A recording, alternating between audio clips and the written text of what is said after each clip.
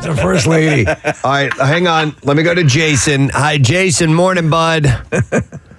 Morning. How are you? Good. Do you know the two ladies? It's Abigail Adams and Barbara Bush. Barbara Bush. Not Linda Hunt. That is correct. Hang on, Jason. We're going to give you a 4-pack of tickets for the Auto Trader Echo Park Automotive 400 NASCAR Cup Series race Sunday, June 20th, Dover Motor Speedway. NASCAR returns to Dover Motor Speedway July 18th to 20th. And you can see NASCAR's best drivers race at speeds of up to 200 miles an hour. And an amazing fan zone and more. Get tickets at DoverMotorspeedway.com. So we got lots of things to talk about. Blake Lively and Taylor Swift's text message must be turned over to Justin Baldoni and Lively's sexual harassment retaliation lawsuit after a judge ruled the texts are relevant to the case. Baldoni and Wayfarer Studio successfully argued that Swift's texts could provide key evidence, though the It Ends With Us director initially tried and later dropped a direct subpoena against Swift. Hearing the story, it occurred to me I don't know the parameters of what becomes available to the court in a case like this. I know they can subpoena phone records. Mm-hmm. I know email that would probably fall in that as well. At what point through this do you reserve the right to not incriminate yourself through your communications? Do you know what I'm saying? No. So in other words, what would is everything up for grabs? Is everything subpoenable? Yeah, I don't know. I don't know. Yeah. I'm pre-med. Lively's legal team fought the request accusing Baldoni of using Swift to generate headlines, but the judge, Louis J. Lyman, disagreed. The judge wrote, given that Lively has represented that Swift had knowledge of complaints or discussions about the working environment on the film, the requests for messages with Swift are reasonably tailored to the case. He also said public interest does not invalidate Baldoni's discovery request, noting the mere fact that the request has been discussed in the press does not render it illegitimate. Harumph. Yeah, exactly. So we'll see how that plays out. This is pretty fun. Hugh Jackman, got to give him some props for this little getaway stunt that he pulled after leaving his From New York with Love show. After getting mobbed by fans outside the theater, he spotted a random car, asked where they were going. They said 6th Avenue, so he jumped in the car and took off with them. It was not a rideshare service, but Hugh made himself right at home like it was totally normal. The group of surprised passengers were more than happy to pick up the Wolverine actor, leaving the endless amounts of selfie seekers to hang out. Hugh has been lighting up the stage with his One Man from New York with Love show at Radio City Music Hall. And he's been singing hit songs from throughout his musical career and more. That kicked off in January. It's going to run through August 16th, but he just jumped in the car. You should try that, and right? took off. What? Try that down in the Center City, yes. Yeah. I assume that they recognized that it was Hugh Jackman. I believe so, yeah. Wendy Williams' ex-husband, Kevin Hunter, is taking her guardianship case to court, and he's naming names. In a new lawsuit, he claims that Wendy has been the victim of unrestrained abuse, maltreatment, and fiscal malfeasance since 48 defendants, including her legal guardian, Sabrina Morrissey, the judge overseeing the guardianship, Lisa Sokoloff, and even Wells Fargo. The bank petitioned the bank, it says. That's kind of weird. For the guardianship to begin with. See me in court. I think so, anyway. Oh, you will you? The suit alleges... I will see me in court. ...that Wendy was denied adequate legal representation and claims the guardianship has since been a weapon, not a shield. These claims are scurrilous and exculpatory. According to the filing, the former... My recalcitrance is ridiculous. It's goddamn ridiculous. You're not saying anything that makes any sense. The former TV host wasn't given an independent medical evaluation and was subjected to over-medication and unique undue restrictions. On top of that, the complaint also claims the staff and at the facility that she's kept in tried to sell photos of her in a state of undress. Oh, man, you can't do that. Wendy spoke to TMZ insisting she is not part of the filing, while Hunter's attorney, LaShawn Thomas, noted to people that Wendy is not legally aware of all of the evidence that supports our claims. Her ex maintained that he is not looking to end the guardianship, but wants a new impartial guardian. How is he? I mean, he's her ex. I know. Yep. She hates him. Yep. He cheated on her. Remember, I think it was like a nurse or somebody from Lankenau or whatever. There was some sort of relationship locally. Oh. Yeah, and that was the whole thing. And then they parted ways.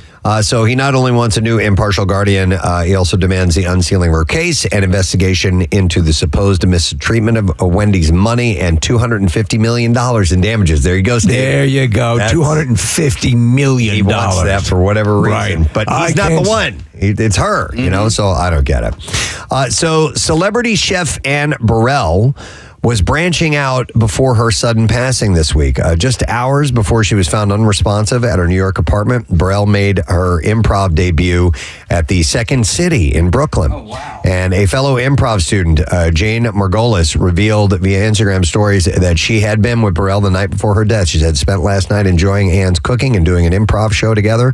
Still in shock, but so glad I got to know you.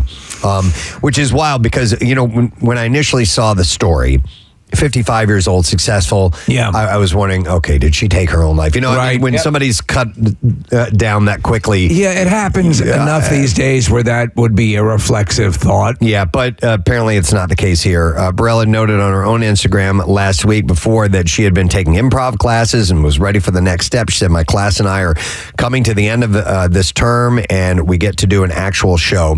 No official cause of death has been announced, though it is thought that cardiac arrest was a factor and her heart just may have given out on her. That's what I heard as well. Preston, yeah. Mark Summers was in the studio yesterday speaking very highly of her, said she really knew how to have a good time. Yeah. And he was completely caught off guard as well. It's terrible. Yeah. Yep. This is sweet, and it's great when Johnny does this. Johnny Depp has had a rough couple of years, but he'd be the first to tell you that it's nothing compared to what seriously ill kids living their lives in a hospital are going through. So this Monday, he donned his famous Captain Jack Sparrow outfit. 15 straight minutes. No, he wasn't. He was Whitey Bulger. He didn't go to this visit the kids. Wasn't your big fat Whitey Bulger. Whitey Bulger, kids. Which is filled with God knows what kind of what a special visit. And you take the same big fat filthy fingers. He's talking to some kid. Cancer patient. Ask you something you ever gonna get out of that goddamn bag? Oh, you're so sick. No, he dressed as Captain Jack Sparrow. Just saying. And stopped by the Nino. Take the candy, take the goddamn candy. The Niños Jesus University's Children's Hospital in Madrid, Spain. It's something he's done from time to time, and the response is always off the charts from the kids and parents and staff. It's pretty amazing. Yeah. He really, I mean, first off, he clearly loves playing the role, but for kids, I'm just amazed at this point the kids kind of know who that is. Yeah. It's you know, chronologically a little bit out of their wheelhouse. Yeah, it's been around for a while, and that's a good question. I don't know if they get advance word, and maybe they show kids maybe the movie. Maybe he should do Whitey Bulger, Preston. Yeah.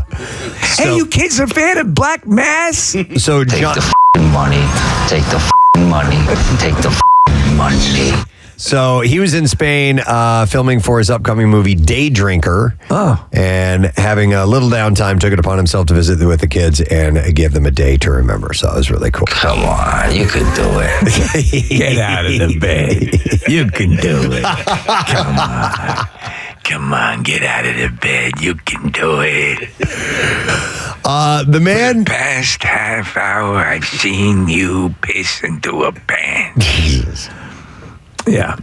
No, there's tons of footage, by the way, if you ever get a chance. Just on YouTube, call up him going. Oh, man, I love it. It's heartwarming and wonderful.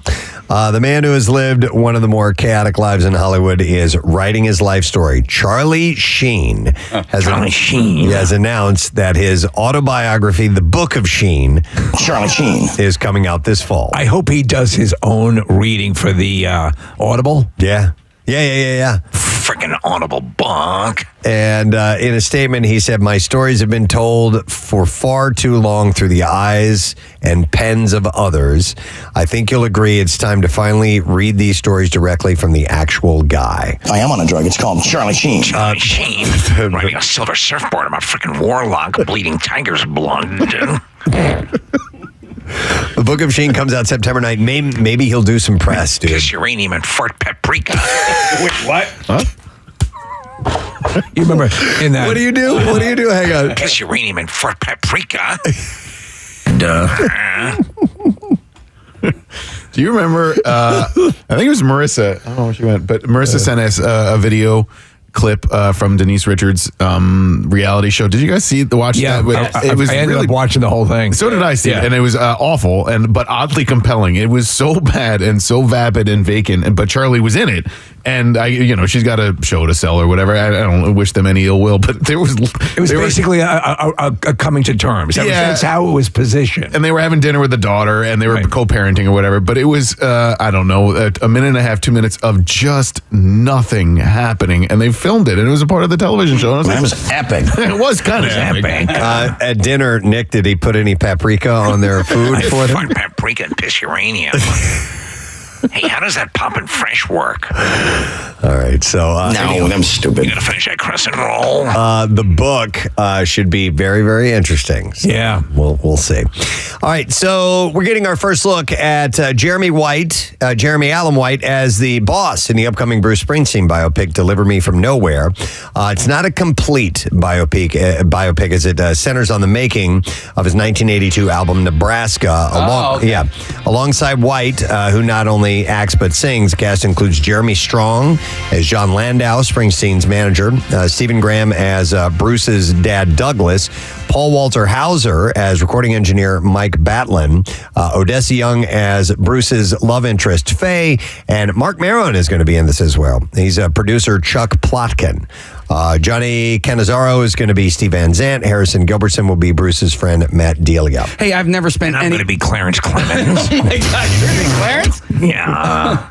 I have to bulk up because I'm the big man. I've spent zero time with Nebraska, the album. Is it good? Listen, I assume. it was so. This is a smart move when they do this. They did it with Dylan, Yeah. and they locked on him moving from acoustic guitar to electric, Rather than try to do the whole life. story, it's too much. I agree. However, Nebraska. I would have picked Born to Run. Yeah. But I mean, but this is the same sort of dynamic, Preston. It is him going in a different. shift. He was no longer the Asbury Park Bruce, who I happen to prefer, but he became the sharecropper. Hey, mister, can you get your tractor? And I get that. And there's a lot of great stuff. Nebraska's not everyone's favorite album, but it is a definitive shift. So I guess that's why they went with it. Yeah, probably. It's more songwriter stuff, and then Born in the USA just became this huge record, and that came out 2 or 3 years later. Right. Oh, sorry. Born in the USA was after Nebraska? Yeah, Born to Run was in the 70s, Born in the USA was 84, and Nebraska was in between the two. Okay.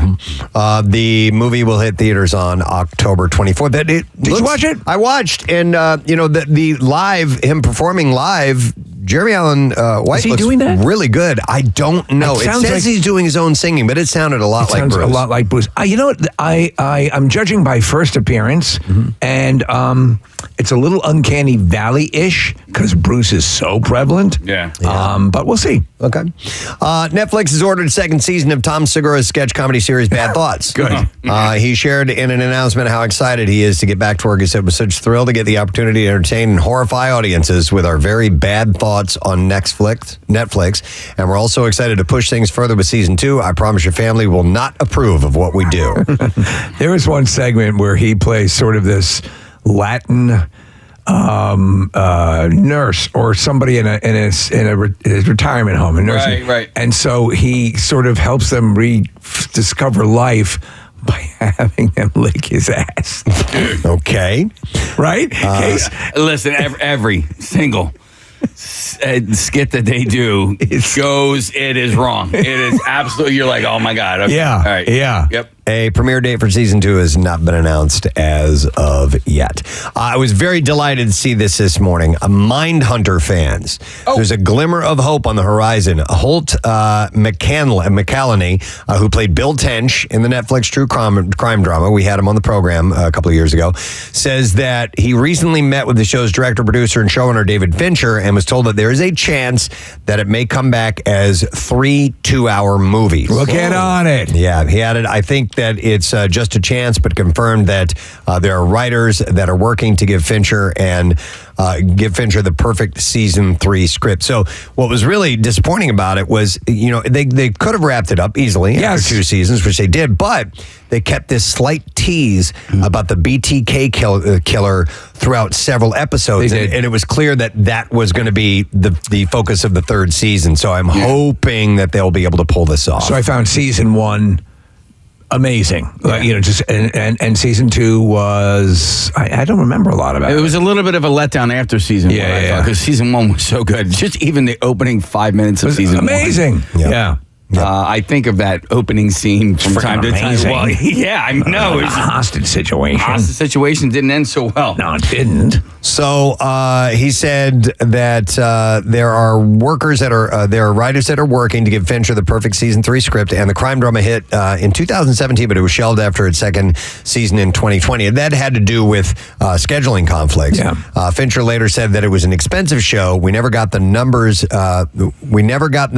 That justified the cost. But still, McCallany said that he gave me a little bit of hope, though it all depends on Fincher being happy with the material. So playing J. Edgar Hoover. Wow. I think if they were to bring it back, fan it a little bit, give it a little bit of promotion, I bet you it would kick in again. Yep.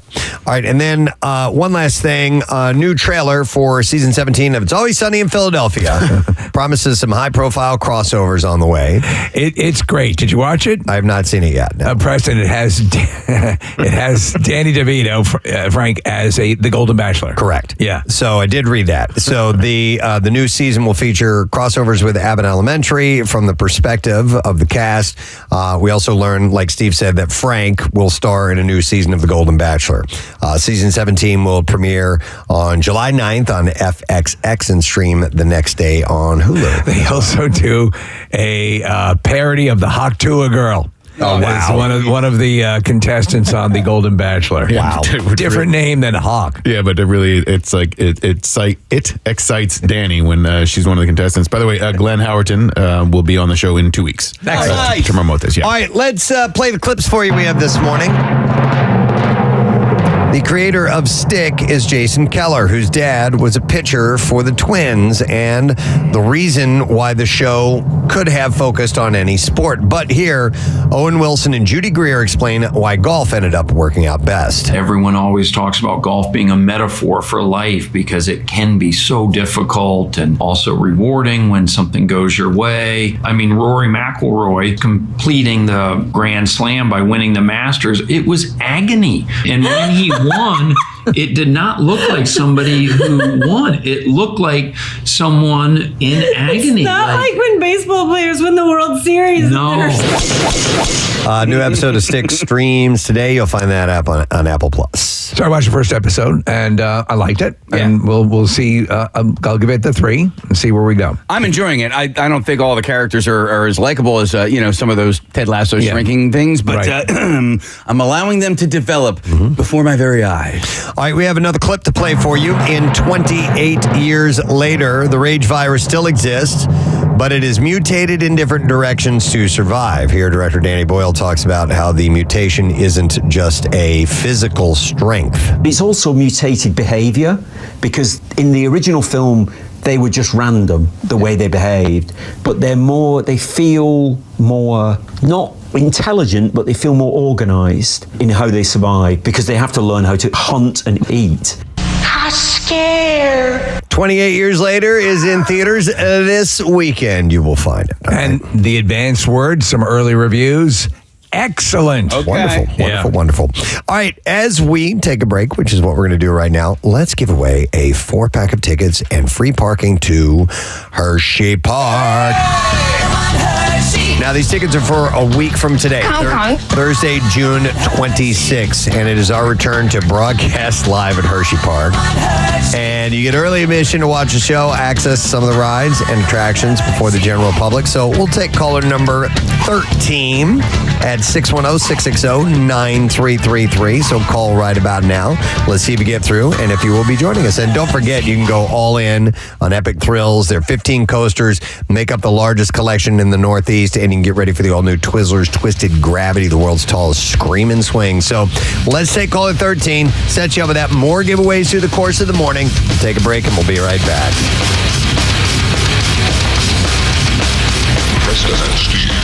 Wedding in June. And Lauren, it says here that he sells used computer equipment, correct?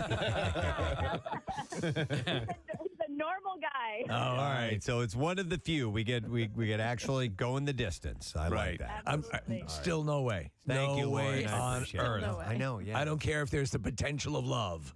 Yeah. All right. Well, anyway, this show, Netflix's Worst Roommate Ever, does it cover several stories? Yes. I assume. Yeah. Okay. Yeah. I like stuff like that. Yeah. So it makes me feel uncomfortable, but I like stuff. It does. Like that. And the first one out of the park, the first episode is a real mind blower. Okay. So, Wow. Interesting. All right. Well, thank you for sharing. We appreciate it. We got to take a break. We'll come back in a moment. Some bizarre file stories on the way. Got some really good ones for you today. We're going to talk to James Murray a little bit later on. Murr from Impractical Jokers.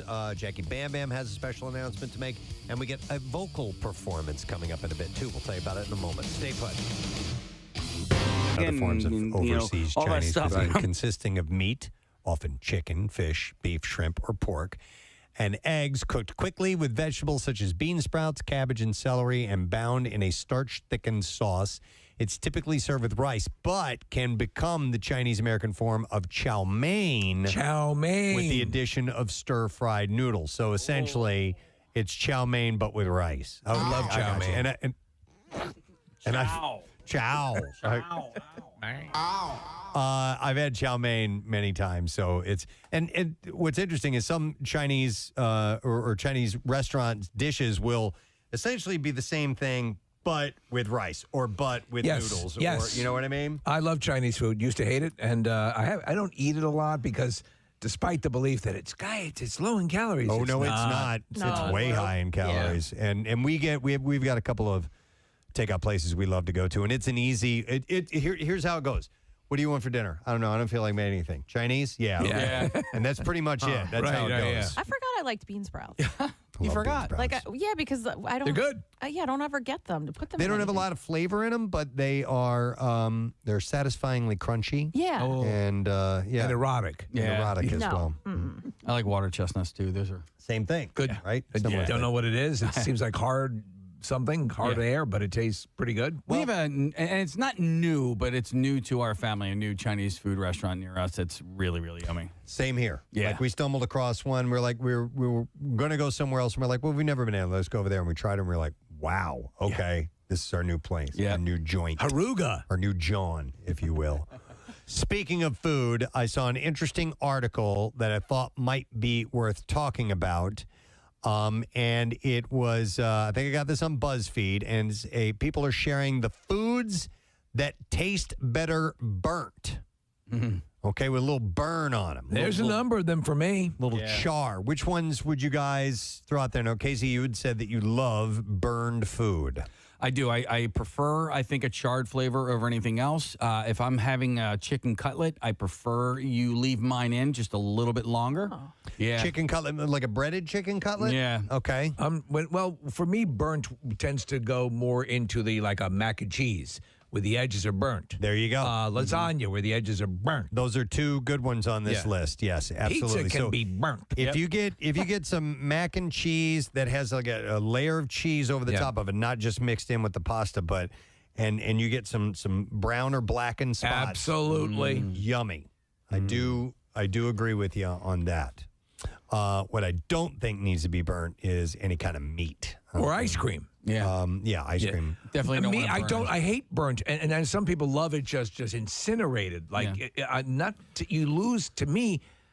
Like in those other cases, like mac and cheese, to me that's an actual taste that I think is a unique, accentuating taste. Yeah. I think what happens when you burn meat, it robs it of its taste. Although it does have a different flavor to it. Yeah. My dad, whenever we would go to a carving station, if they'd have like a big roast beef or something like that, he'd always ask for that. Give me that burnt end right there. Well, that's a thing. My Burnt dad ends. would come in from the barbecue after he'd had a few pops, and he'd come in, and the meat would be literally on fire as he was bringing it in. He loved it incinerated. It doesn't necessarily rob it of its flavor. It just adds a new flavor to it and a new texture as well. All right. A couple of weeks ago, I had just this amazing thing that happened to me where I cooked a bag of microwave popcorn, and as it turns out, only one kernel went unpopped in the entire thing.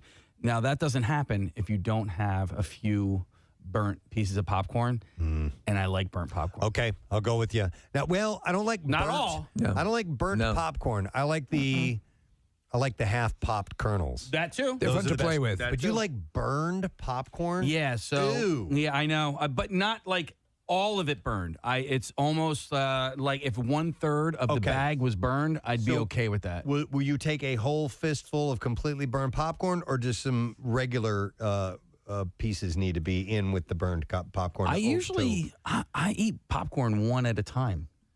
Yeah, I don't do fistfuls of popcorn. One little thing at a time. It's a great Clint Eastwood film, A Fistful of Popcorn. Fistful of popcorn.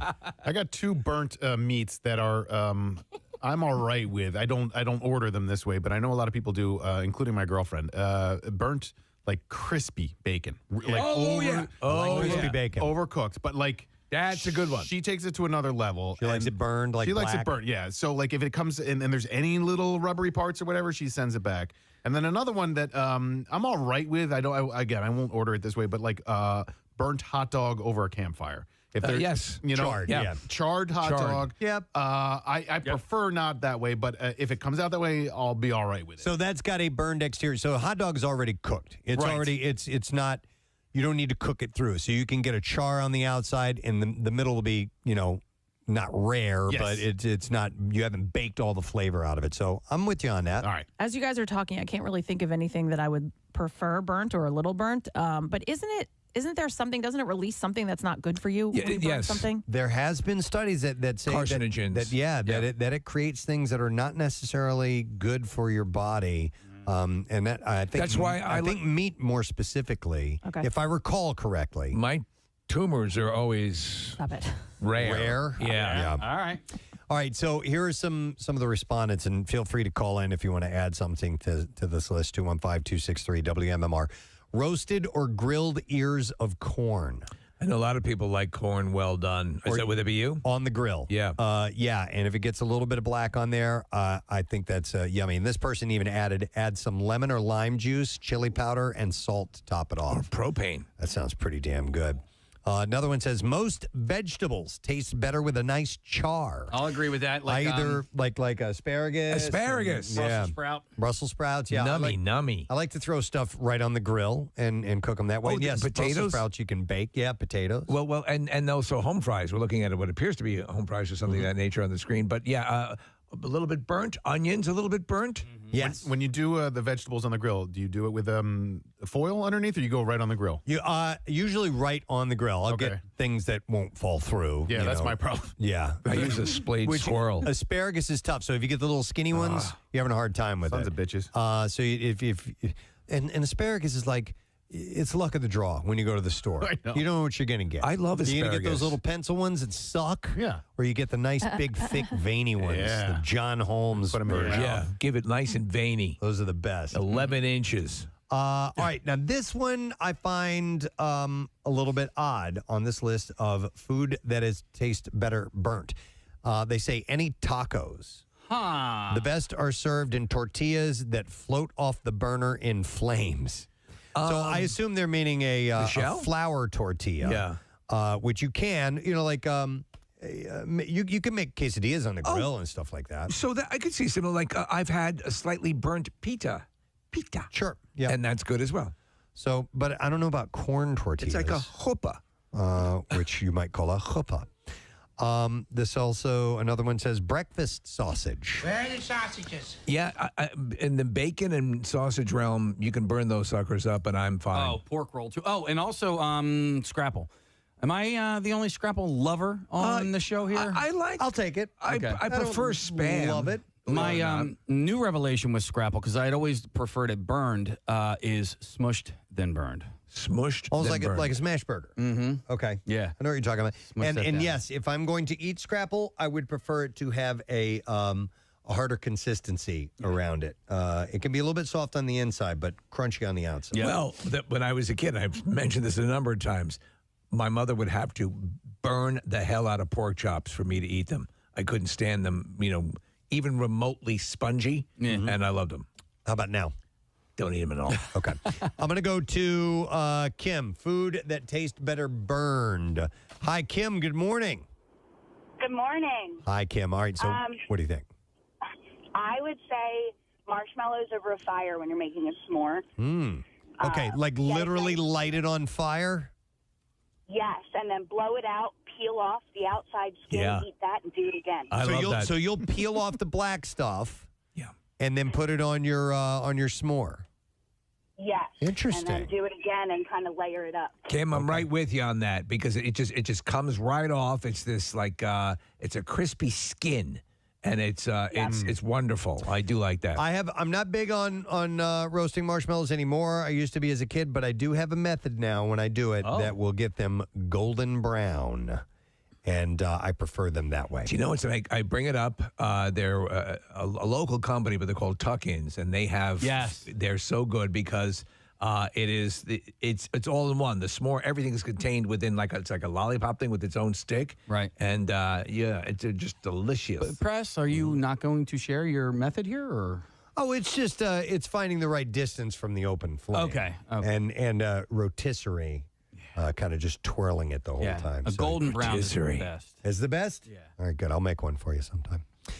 Let's see here. Somebody says on this list, corned beef hash. Oh, man. Crispy and crunchy corned beef hash with a runny egg on top is one of my favorite meals. I haven't had corned beef hash, but I think I want to try it. So good. Is it? So good. You know where you can get it?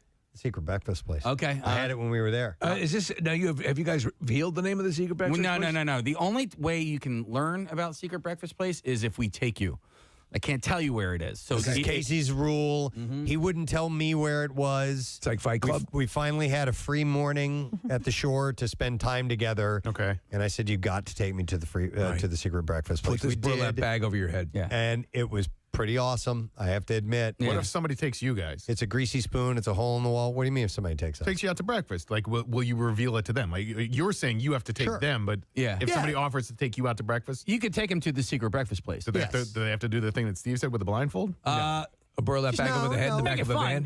Hit me over the head with a hammer. You just need an escort. That's it. And so don't email me. Don't. I'm on 93.3 WMMR. Thanks, Marissa. A little while, we're going to have former Flyer Brad Marsh stopping by and the new alumni service dog of the Flyers, Stanley. Always wanted to meet Stanley. So he'll be in. There's a big event coming up this weekend. We'll get the details in a little bit. Real quick, I want to do a shout out. I didn't get a chance to get to this yesterday, but this is from our friend Michael Hertzler, and he said, hey, I want to request a shout out for Emma, who graduates high school. Wow. It was actually yesterday she graduated. Oh, my God. It's unbelievable. Part of the 2025 senior class at Kingsway Regional High School in Swedesboro, New Jersey. He writes, with the struggles she has, we knew the middle school and high school road was going to be a tough one. However, she walked into this new world with her usual optimism and willingness to try. Emma has autism, and we've known her for years. In fact, if you ever tune in on our YouTube channel, these little bracelets that we have hanging around our microphones were made by Emma for us. Yeah.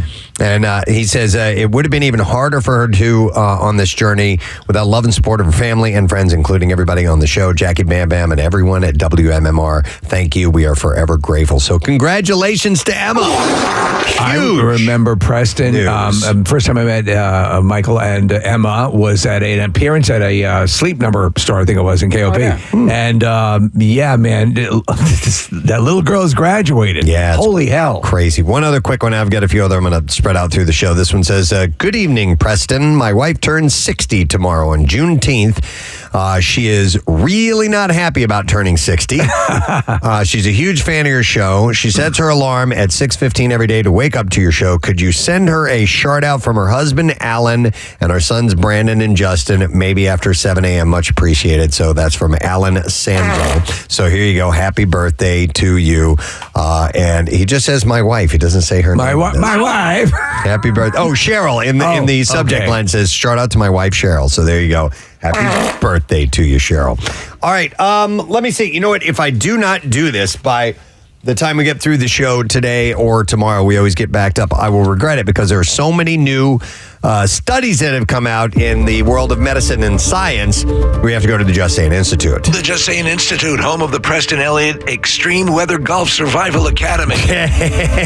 You're playing today, right? I am playing today. It's going to be gnarly. It's going to be hot. It's going to be stormy. We'll see if we survive. I'll get back to you tomorrow on that. All right, so cannabis, marijuana, you can find it all over the place now. Mary Jane. People who use marijuana, who use cannabis, have a much higher risk of heart attacks, strokes, and even dying from heart disease now. And you're not going to stop, are you? Oh, God, no. Now more people use cannabis, and the products they are using are stronger than before. Today's cannabis has more THC. That means stronger effects on the brain and body, especially the heart. I'm sorry to interrupt, Preston. I saw a study on THC yesterday, and even in the last 20 years, it has skyrocketed in marijuana bought and sold. You know, we've talked about this and how people who are, say, students or at least who would partake decades ago find themselves way out of their depth with the new strains. So this was an orientation thing. My son's going to Northeastern this fall, and I said kid and son at the same time, and it came out as almost a dirty word. My son is going to Northeastern this fall, and so it was a preview, Steve, about kids dealing with alcohol, kids dealing with sex, and kids dealing with weed, which I thought was a nice thing to learn. But they had this chart, and it just mapped from 2005 to 2025, and it just goes like this the whole way up. And it was just percentage of THC in an ounce of marijuana. So a quick question, and I just surface skimmed this article, Preston, but we're assuming that this is on the smoking end with the or maybe I'm wrong.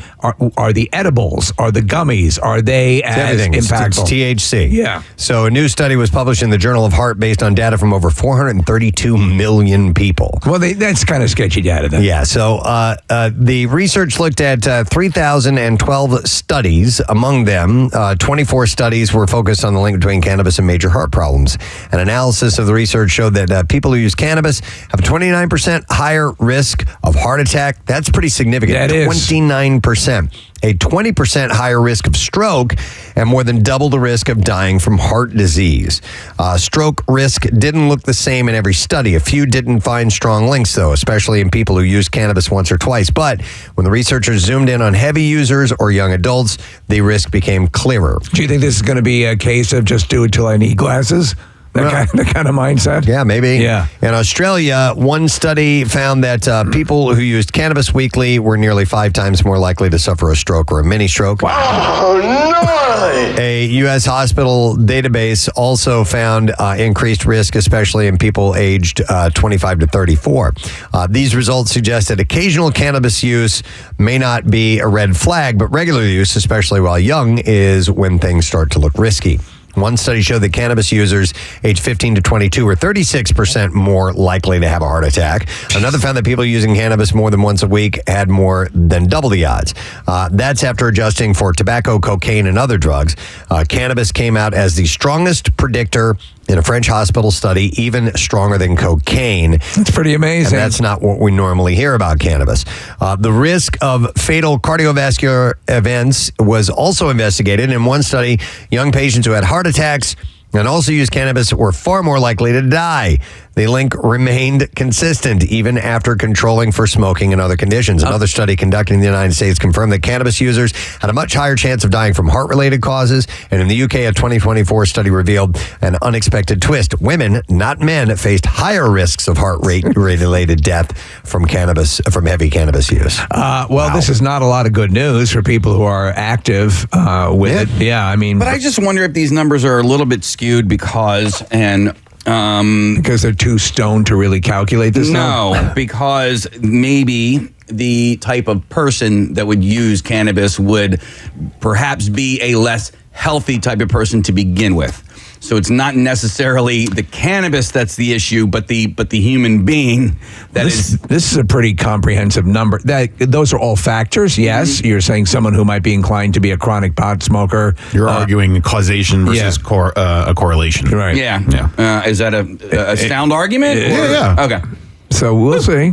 So cannabis is shown. Here are the health benefits to smoking weed or to ingesting THC. So a general good feeling. A general feeling. Better overall sensation. The disappearance of commitments. Proven medical benefits, especially when used under a doctor's guidance. One of the most recognized uses is for managing chronic pain.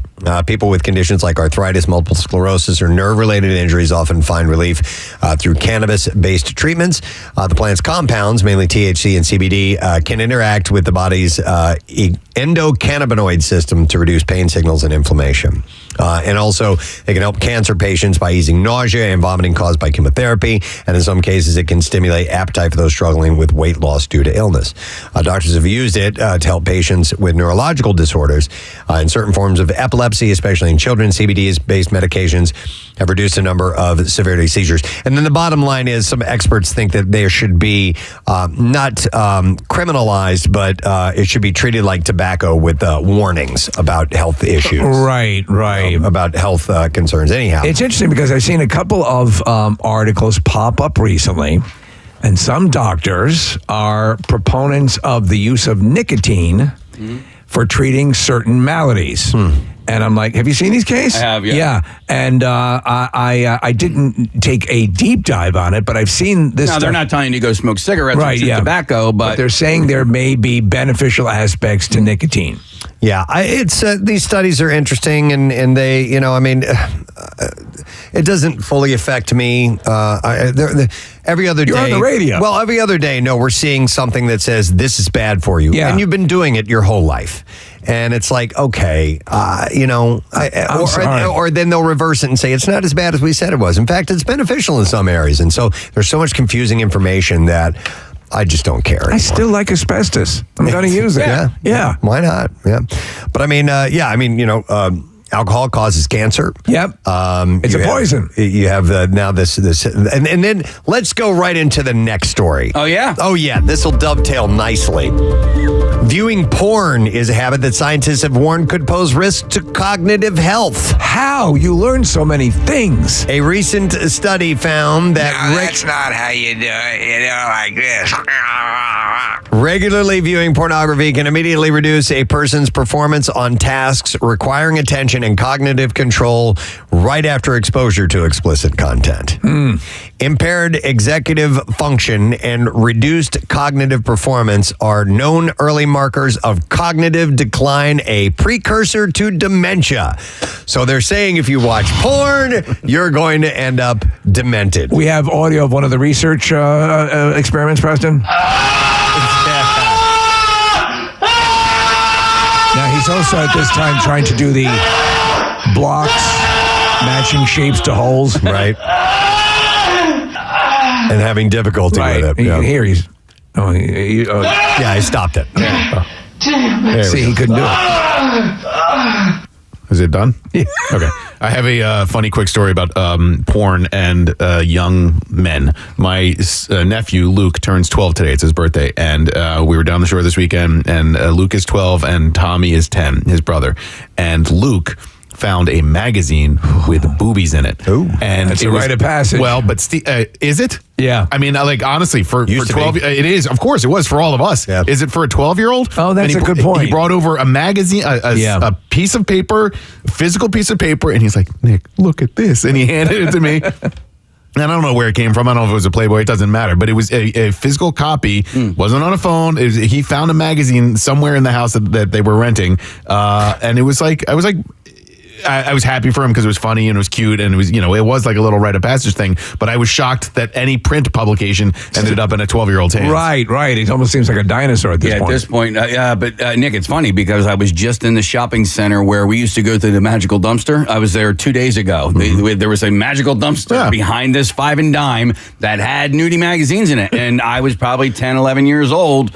You know, and that's where you saw it. But it used to be more than that. It would be the famous thing was the Sears catalog and the bra section of that catalog. These were things that were very, no pun intended, titillating to young boys. Case, you need to write a book called The Giving Dumpster. The Giving Dumpster. That's Shel Silverstein. Mm-hmm. So, impaired executive function and reduced cognitive performance are early known markers of dementia, possibly. Like I said, researchers had suggested that if such effects are sustained or repeated over time, they could potentially contribute to long-term health risks.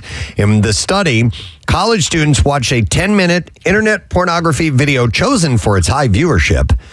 Before and after viewing, they completed a test that measures focus and attention control by requiring them to name the ink color of a word, even when the word spells out a different color, along with 3 psychological questionnaires. Scientists observed that after watching pornography, participants had significantly slower reaction times and made more errors on the test compared to their performance before viewing. I wonder if that's just simply because they're spent. Additionally, the brain activity patterns seen in these students resembled those found in individuals with drug addiction and schizophrenia. Oh, man. As well. So pot and porn, she said, we're learning just terrible things, man. Yeah. It's killing a lot of weekends here, Preston. Each group completed 18 rounds of the test, with each round lasting 2 seconds. The results revealed clear differences between the two groups. If the third story is golf, you're going to be up on the roof. Here are the 2 differences between the groups, the clear differences. Low-frequency users demonstrated stronger connectivity in brain regions involved in language processing, movement, coordination, and sensory input, while the high-frequency users showed increased connectivity in areas associated with executive functions, which are commonly linked to addiction and emotional regulation. So in college, high school, as a friend of mine, and he was even at that time, this is pre, on your phone anywhere you want, Pornhub, X Hamster, all that stuff. He was addicted to porn magazines. I mean, this was his thing, and everyone joked about it. And he kind of displayed what we would assume would be like a classic pothead thing. I mean, he was distracted constantly. Okay, yeah. So yeah. I guess that could be it. Well, here's like chronic addiction. Well, they also examined emotional responses during viewing. Participants who watched porn less frequently displayed a wider range of emotions, such as surprise, fear, and disgust, while frequent viewers showed more muted or neutral facial expressions. So I've seen porn that's made me very disgusted. So I think you can have both. Maybe. The best of both worlds. Maybe. And I'm referring to 2 girls in a cup. But it supports the idea that repeated exposure to explicit content may dull emotional sensitivity over time. I think that's a standard. And we've talked about this. People who've been weaned on porn and expect intimacy, real life encounters to be like that, always end up in a bad way. Yep. So sorry, got bad news about weed and porn for you this morning. But I'm going to bring up something else. We need something on a positive note. Inspiring. And this was a really cool article that I read. It's about cancer. And obviously, it's still a terrible health threat, one that is responsible for 1 in 6 deaths around the world, killing nearly 10 million people a year globally and over 600,000 people a year in the U.S. But apparently, we have turned the tide in the war against cancer. This is an interesting article. The age-adjusted death rate in the U.S. for cancer has declined by about a third since 1991, meaning people of a given age have about a third lower risk of dying from cancer than people of the same age more than 3 decades ago. Which is quite an achievement. Great. Yeah. That adds up to over 4 million fewer cancer deaths over that time period, thanks to breakthroughs in treatments like autologous stem cell harvesting and CAR T therapy. There's no doubt that just as the rise of smoking in the 20th century led to a major increase in cancer deaths, the equally sharp decline of tobacco use eventually led to a delayed decrease. Smoking is one of the most potent carcinogens in the world, and at the peak in the early 1960s, around 12 cigarettes were being sold per adult per day in the U.S. You take away the cigarettes, and after a delay of a couple of decades, lung cancer deaths drop in turn, along with other non-cancer smoker-related deaths. But we just heard the story about, and Marissa was sort of hepping us to the fact that the cigarette has now become sort of a fashion statement, right? The people are being there. In fact, at the Met Gala, people were openly smoking as they were coming in. Yeah, I just see it being used a lot in fashion. Not as much smoking, but just like a prop. Oh, I see. Okay. Makes it look cool. Even before the decline of smoking, death rates from non-lung cancers in the stomach and colon have begun to fall. Just as notably, death rates for childhood cancers have fallen significantly as well, declining sixfold since the 1950s. In the 60s, for example, only around 10% of children diagnosed with acute lymphoblastic leukemia survived more than 5 years. Today, it's more than 90%. It's amazing. And the 5-year survival rate for all cancer has risen from 49% in the mid-70s to 69% in 2019. So this is good news. This is great news. Yeah. My nephew would never have found that piece of paper with the boobs on it if not for the research that's been done and the funding that's been allotted by the government and other cancer research industries. I mean, he had leukemia and he had pre-B-ALL, and now he's doing fine and he's looking at porn. This is little Jimmy. He might never have seen jugs were it not for the work of CHOP. So the dramatic bend in the curve of cancer deaths didn't happen by accident. It's the compound interest of 3 revolutions. All right. So while anti-smoking has been the single biggest lifesaver, other inventions have helped reduce people's cancer risk. One of the biggest is the HPV vaccine. Oh, get out. A study last year found that the death rates of cervical cancer, which can be caused by HPV infections, in U.S. women age 20 to 39, it dropped 62% from 2012 to 2021, thanks largely to the spread of the vaccine. Other cancers have been linked to infections, and there's a strong research indicating that vaccination can have a positive effect on reducing cancer incidence. The next revolution is better and earlier screening. Yes. Obviously for things like, colon cancer and colonoscopies and all that. So according to one study, incidences of late-stage colorectal cancer in Americans over 50 declined by 1/3 between 2000 and 2010 because of colonoscopies. Do you know what they are seeing, though? Is they're seeing a large increase in younger people getting colon cancer. 30s, early 40s. And that's sort of alarming. So that's a bad thing. That's a bad thing. And most promising are, the most exciting are the frontier developments in treating cancer from drugs like lenalidomide and bortezomib. I don't know. Not zombie. Help double myeloma survival and the spread of other stuff. So the bottom line is this is good news. Yeah, the most promising is the development of CAR-T therapy or CART therapy, a form of immunotherapy. So I wanted to throw some good news in there.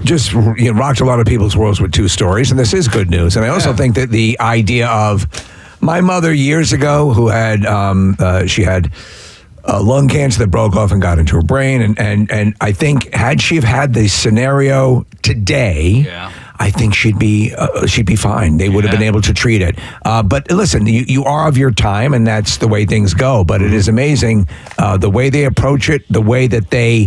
It's not always to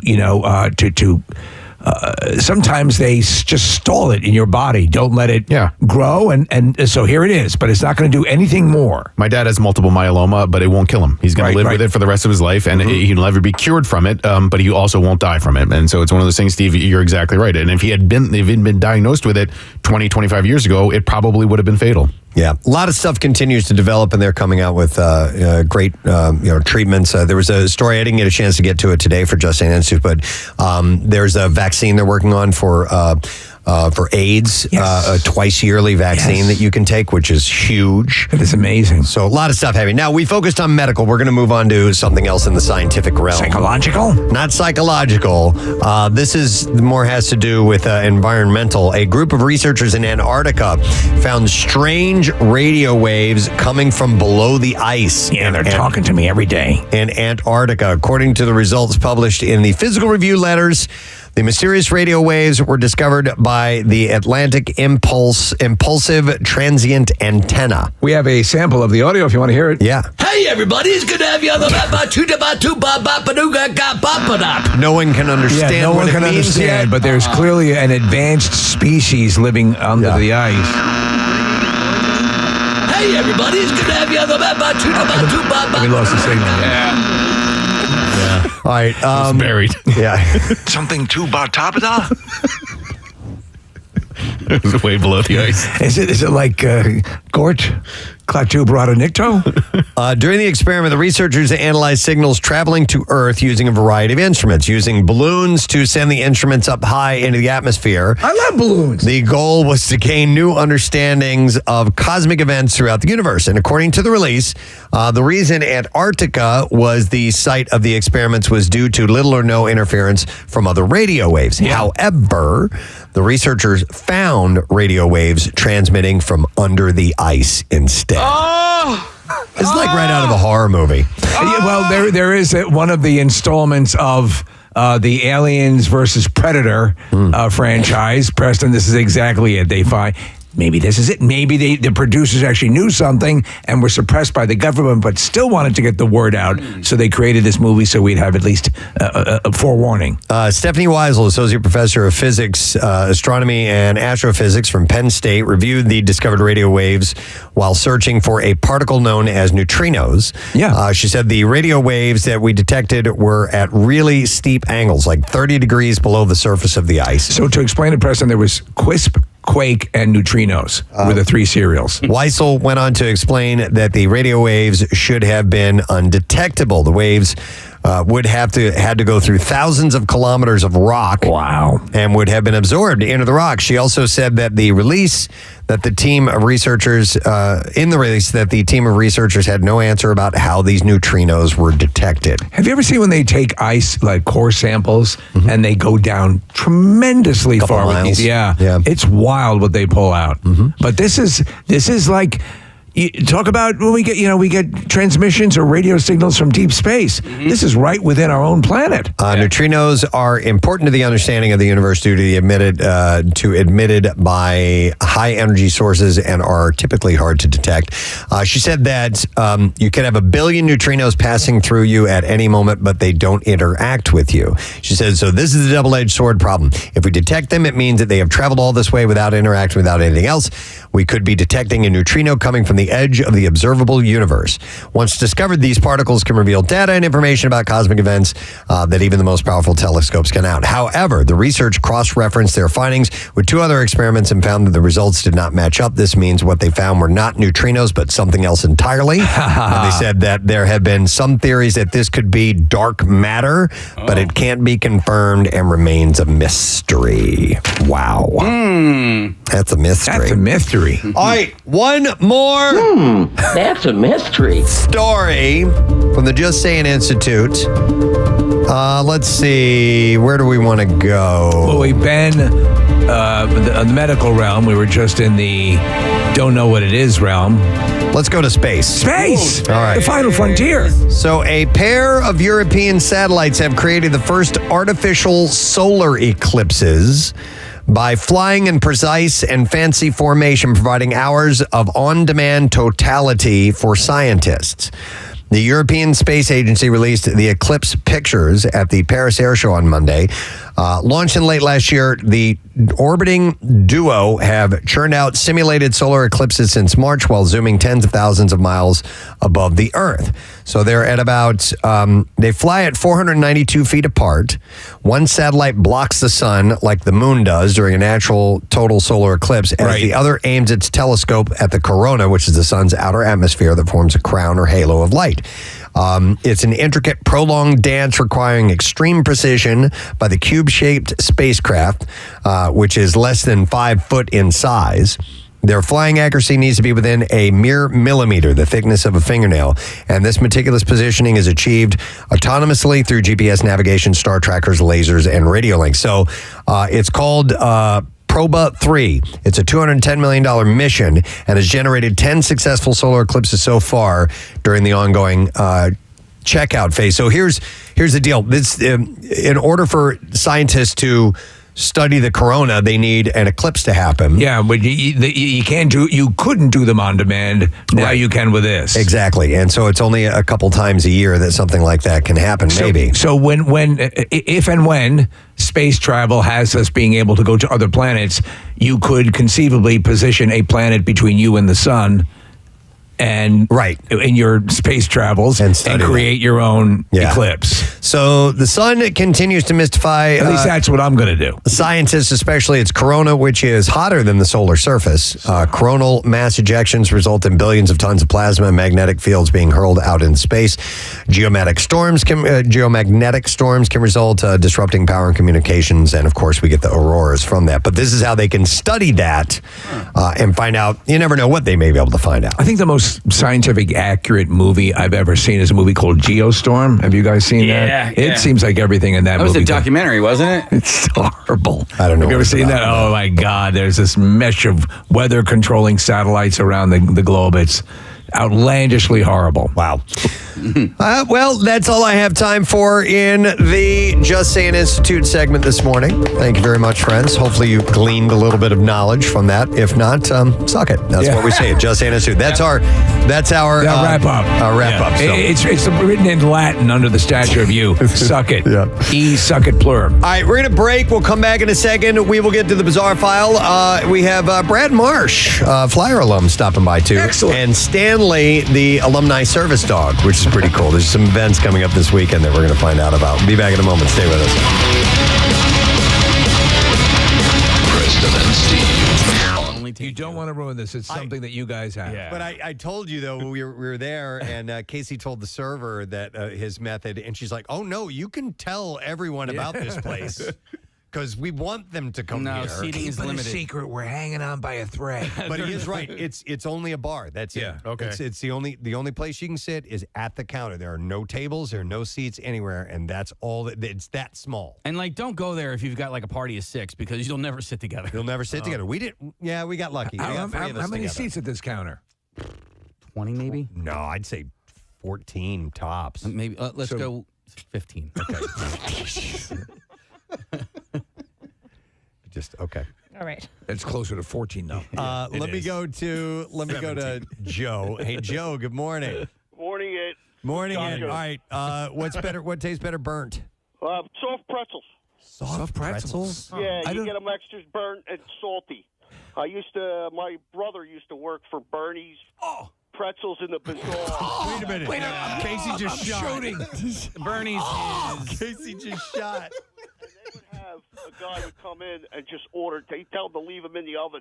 God make damn. another cycle. Bitch. And I got into it like that. So, and Casey, you want extra burnt scrapple? Put it in an air fryer. Dude, okay. So my buddy Jeff, he told me about air frying scrapple. He's got the perfect combination. I haven't tried it yet. Fries. Kind of like French fries, yeah. Air fryers for fries are awesome. Yeah, well, I'm talking about just burnt up scrapple in there and let it burn. Oh, I like that, man. All right, cool. All right, man. Thanks, man. Appreciate it. Have a wonderful day. You too. And by the way, Bernie's, there are a few places that are like Delco. Like if you were to go the top 5 Delco food places, Bernie's is probably top 3 at least. Wait, there's a small chain called Bernie's. It's not that, right? No. So Bernie's used to be sold. You're thinking of H&R Block. Yeah, no. Bernie's was at the Bazaar. And I don't know if they also were in where they're at now, which is in Alden, but they're in Alden now, like on Providence Road. But that was the OG. Bernie's is top 3 restaurants of all time, Delaware County. Fooderies. I wouldn't even call it a restaurant. Okay, so not. It's a place that serves food for consumption where you can come in and sit down, but I wouldn't call it a restaurant. Well, I don't know if you. I don't know if. No, I mean it's just a place where you go and you get your pretzels and you get a bag of pretzels and. It's a standalone. It's a standalone. Okay, because the one that I'm thinking of, there's one in Glenside. But you don't go there for dinner? No, it's a soft pretzel place. Oh, okay, all right. But it's one of the top 3 fooderies. Fooderies in Delco. So it would they be take reservations? Bernie's, I don't think so. Bernie's, like Charlie's. I would throw Zach's in there as well. Okay, all right. Yeah. As a foodery. Not as a restaurant. Yeah. What would restaurants? Any idea? Or do you go to some of the finer dining in Delaware County or not? Fine dining in Delaware County? Okay, never mind. That's a stupid question. Let me go to Kyle. Hey, Kyle. Kyle, you're on the air. Good morning. Yo, Good Kyle, morning. what's Sorry up, about buddy? you guys at work. Oh, it's okay, Kyle. It's all good. What's up, man? Hey, sorry, cutting out a bit. No problem. For me, home fries and hush puppies. Home fries, in the potato realm, I agree 1,000%. A burn on that. Hush puppies, I'll have to think about that. Yeah, I like well done, crunchy hush puppies. Not a bad idea, Kyle. Very good. You're talking about the food, not the shoe. I'd wait for your response, but it's going to take 20 seconds. But thank you for the call. Well, I think it's our phone lines, by the way. It was happening yesterday with callers that were calling in. I think there's a slight delay. Okay, Yeah. there might be. Marissa pulled up some suggestions from the texts, which are people that prefer certain foods burned. Grilled pineapple. Kathy, you're all over that. Oh, yeah. She hates cooked fruit. I love grilled pineapple. I love pineapple, though. I love pineapple. You ever had it grilled? Yeah. It's good. It's even sweeter. I used to despise pineapple. You know why? Because I was getting canned pineapple. When you get fresh pineapple, it's a world of difference. Peppers and onions cooked over charcoal, someone says. I love to eat charcoal. ABBA. And I guess, charcoal does give you a flavor. It gives you a certain flavor in the food. All right, so this was on the list, and somebody had texted in about this. Burnt Cheez-Its are great. Oh, really? Well, they have the extra dark Cheez-Its. And I think that's what they're referring to. So there are ones that are like well done or extra toasty. That's what they're called. I have not had those. I do those, and I also do the extra dark pretzels. And I believe Butts is the only one that does those. But that would fall under the same umbrella that the caller said. With the soft pretzels. Yeah. Okay. So then you have burned onions and home fries. There you go, Yeah, Steve. man. Toast. Yeah. No. I can take a little bit of a burn on a toast. Yeah. Not I think it for me personally, it crosses over a line of bitter, and I don't want I don't. Toast I don't is want one of that in those my words that brain. could be singular or plural, right? You know, I'm going to make some toasts. Yeah, right. You don't say Just toast. Yeah. How many pieces? Pieces of toast. Yeah. Did you enjoy your toasts? Be the same thing with bread, I guess. Can I have some breads? Various breads. I do think like you how could. some toasts are dessert-like and some are meal-like. Like ones with raisins and cinnamon? Cinnamon raisins. Which, by the way, is Yeah, great, for too. real. And toast that bread? Yes. All right, here's one. I like to do this from time to time. Charred lettuce, believe it or not. So you take a head of romaine lettuce. Let's just think about that for a minute. You get some olive oil on it. You throw it on the grill. All right. And then you add your dressing to it afterwards, which a lot of times you can make your own, maybe just a little lemon and oil and salt and pepper for a really light dressing, or you can do like a Caesar or something like that. It's fantastic. Really? Excellent. Yeah. What noise are you making? I'm not. No, there was a squeak of a microphone stand or something Okay. like that. Yeah. I thought you were. I saw your hand going like this. I'm sorry. I thought you were jerking it. Casey, don't jerk it on air. All right. Burnt tips of kielbasa. Kielbasa is another one of those that you can char the outside of because it's already cooked through. Usually, I think I would need anything in that kielbasa, any of that stuff. I would need it incinerated because I don't like it. No? I just don't like those meats. My wife. Kielbasi and bologna. And I know people love it. Yeah, I love them. We made Polish sausage. As a matter of fact, we had Irvine in, and we did the Crockpot challenge, and he dug my kielbasa. He did. Really I did. Even I did. It was quite good. Yeah, it's made like brown sugar and apples and what's that other stuff called? Sauerkraut. Yes. Okay, here's one I fully do not agree with at all. Burnt scrambled eggs. No.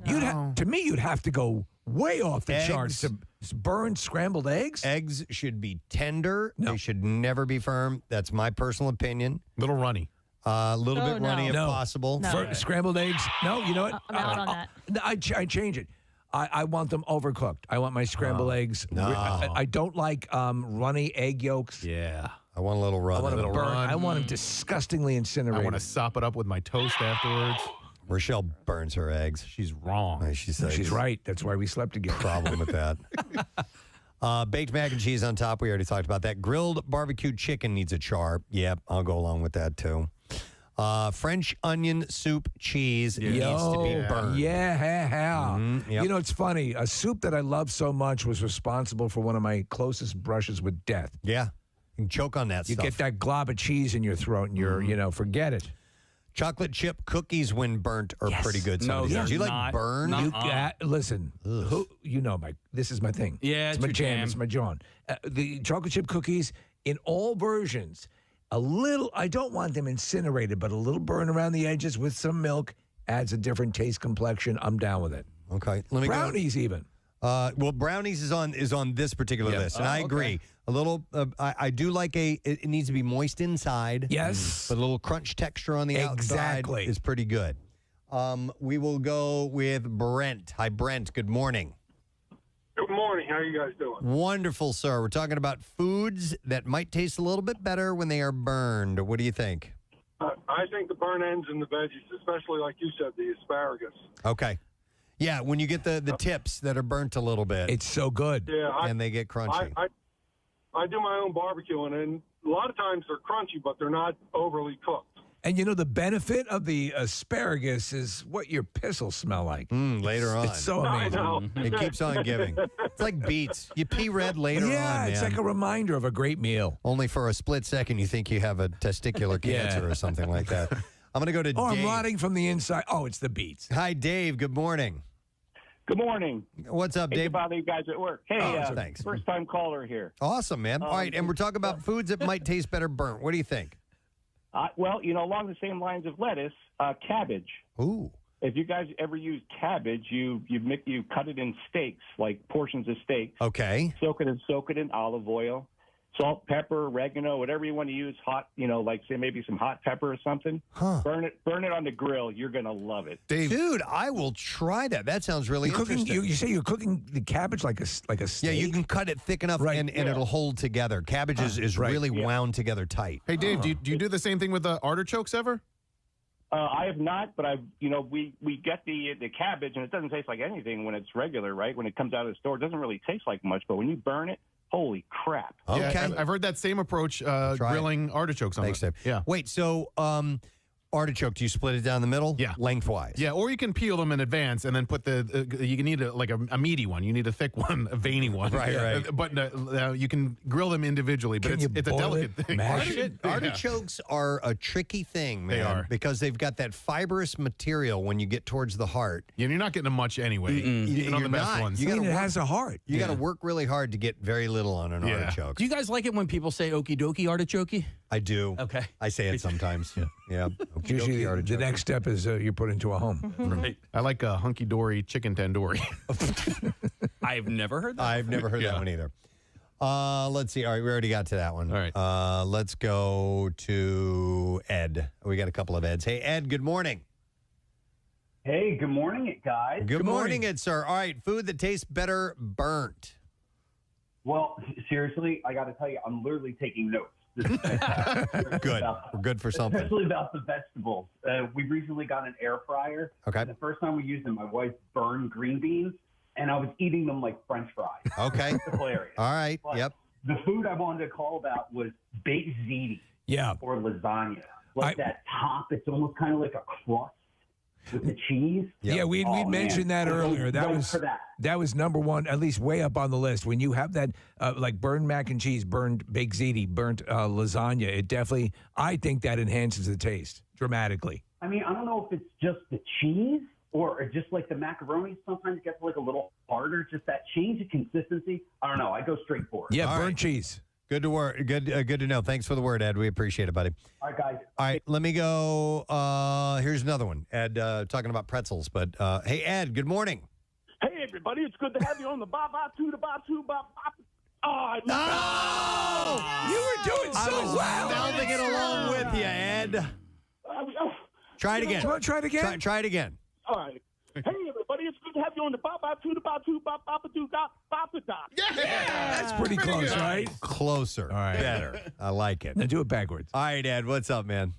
A Philly soft pretzel, without question, is absolutely the best when it is burnt. All right, so we had a caller who said he orders them that way. How do you get your? Are you taking a soft pretzel you might buy somewhere and then going home and burning it yourself, or how do you get keep this? a lighter? All right, like I said, a couple of guests. We're going to do the bizarre file first, and then we're going to welcome them to the studio. WMMR presents Preston and Steve's Bizarre File. Brought to you by Pella Windows and Doors, celebrating 100 years. And right now you can save $250 off windows, $700 off doors, and 0% APR for 48 months. So a 36-year-old woman is being held on felony stalking charges in a bizarre case where a wedding was held without the groom present and without his knowledge.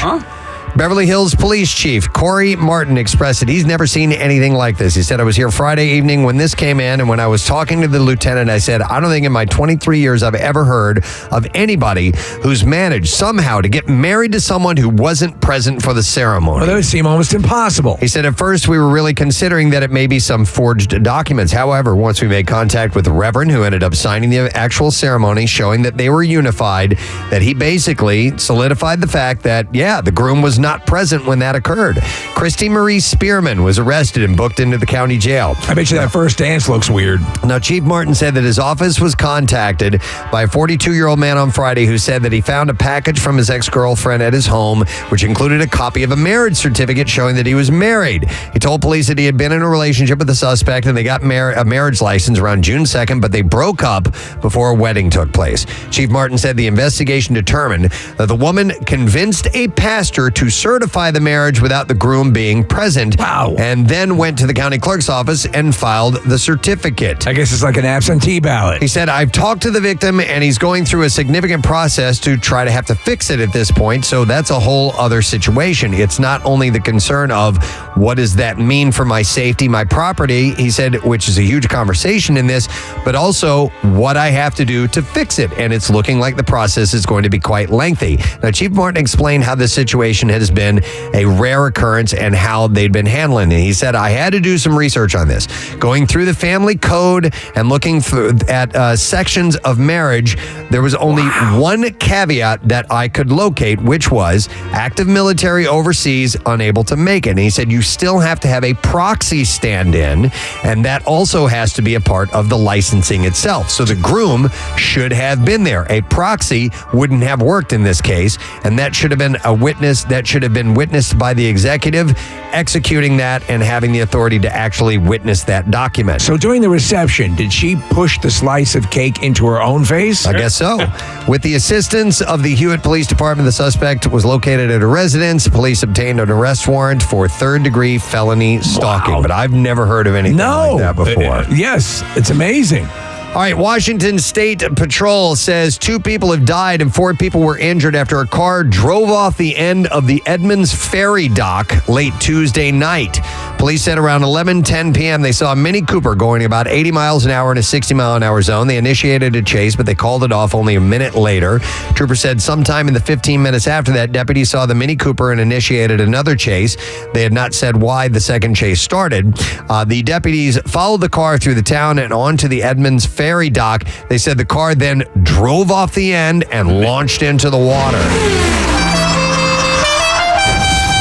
There was not a ferry nearby at the time of the crash. Troopers say that there were 5 people in the car. 2 of them are dead and 4 others are at the Harborview Hospital with injuries. Yeah, but they just flew right off the end of that, and 2 of them didn't make it. Wow.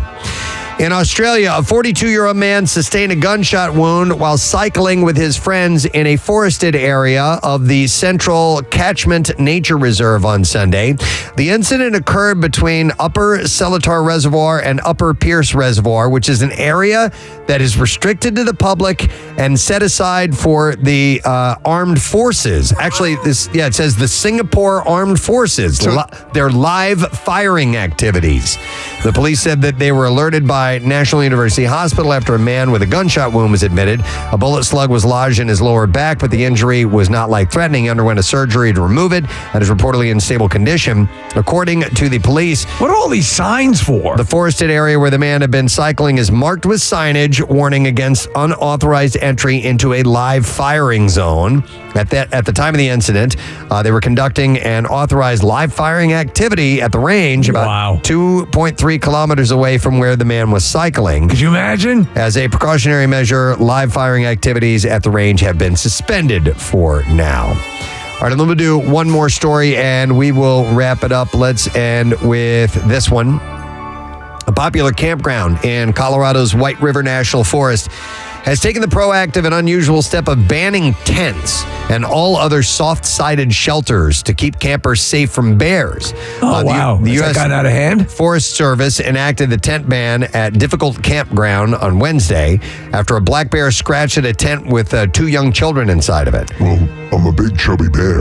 Yeah, the incident took place in the mountains east of Aspen. I'm a big chubby bear with a furry little tail. The campground host said that the bear seems nice. Left puncture marks on the tent but did not get inside. There was a young boy and a girl, both under 12, that were sleeping. Their parents, who were in another tent next to them, didn't learn about the incident until they woke up Tuesday morning. The next morning, they were like, "Hey, Mom, a bear was here." So if you, let me get this straight. So if you have a particular kind of tent, you can still be in the area? No. Okay, you don't go in the area, right? Soft-sided tents are not allowed. If you have a camper, it's okay. I don't even want to have a camper. Yeah. After notifying Forest Service officials, I won't go there. The campground hosts worked with the agency to clear out all of the tent campers from the site. There were roughly 20 tents there, and campers were either refunded or relocated to another nearby site. The campground host said that the tent ban would remain in place for the next 2 months. They said they experienced similar issues last year with food-conditioned black bears breaking into tents and coolers, and they added that the bears were here first, and this is their home, and that campers are the real guests. Yeah. So, let them have it. For now, yeah. And I was reading the article, had a headline on it that said that burritos are no longer allowed, as they call the tents for bears. Oh, yeah, yes. A burrito. Of course. Yeah. All right, and there you go. That's what I have in the bizarre file for you this morning. All right, our guest is here this morning, and there is an event with the Flyers coming up this weekend in Conshohocken. It's a 3-day event, starts tomorrow, and we are happy to welcome this morning Flyers alum, Mr. Brad Marsh, to our studio. How are you, sir? I'm doing wonderful. How's everybody here? We're doing wonderful. Great. It's nice to see you. And you brought a buddy along with you. Yeah, our newest teammate there, Stanley. Yeah, the Flyers alumni service dog, Stanley. I was reading an article about Stanley just a couple of weeks ago, and I was hoping we would get to see him sometime soon. And our friend Nick from Team Foster is here with Stanley. How old is Stanley, by the way? Stanley is 16 weeks old. 16 weeks old. He's a pup. And just recently named an ambassador for the Flyers, right? That's correct. Through Team Foster and our partners at America's Vet Dogs. And courtesy of Brad and the Flyers alumni, they put on actually a great fan voting opportunity, and the fans are actually the ones who picked Stanley's name. I love it. It's perfect. It's a match made in heaven. Yep. Brad, the event that's going on this weekend, a lot of alum involved in this one? Yes, 3 events in 3 days. A lot of people think we're crazy for doing something like that, but the whole weekend was designed, let me get that out, to bring alumni back so we have a chance to get together, tell some stories, tell some lies, tell how good we were back in the day. And at the same time, with us having so much fun, we'll raise some significant money for charity so we can continue to do things like provide a veteran with a nice, cute little puppy like Stanley. Right. It will mean the world to that veteran once they get Stanley. So that's terrific. But and so what are the various events? Is it mostly just a fan fest? No, on Saturday we start with a pickleball tournament, the first ever alumni pickleball tournament. We got about 22 guys playing in that tournament. So the fans that register get to play with and against the Flyer alumni during the round robin. That's tournament. awesome. Yeah. Are you playing pickleball? I'm going to attempt to play pickleball. Have you ever done it? Twice. Okay. Yeah, so there's a good chance that I will be beaten. Paul Holmgren, he was a fierce hockey player, as you guys all know. Yeah. And he's a fierce pickleball player. Really? Do they call it spiking in pickleball or whatever it is? Yeah. Don't do it on Homer because he might come across the net at you. I think you guys just listen. You became world-class competitors for a reason. You have that competitive spirit,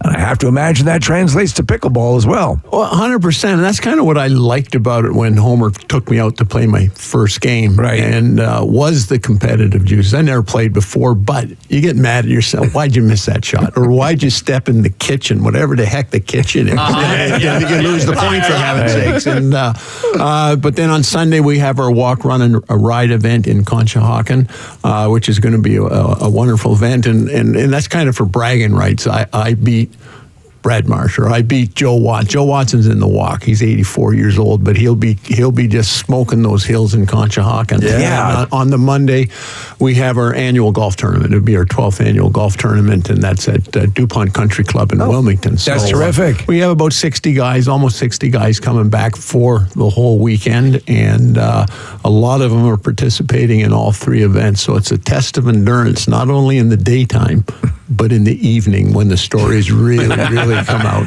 Well, who is there somebody coming that you have not seen in a long while that you're particularly excited to get reunited with? Well, you know what? We have a number of guys coming in from the original team, the 1967 inaugural team. Gary Peters is coming in. I know these are names that many of your listeners have not heard of, but they were integral to building the brand of the Flyers, if you will. Andre Lacroix is coming back, and he's pumped. He's pumped to be back, and he doesn't travel much. He's coming in from Cleveland, so he can't wait to get here.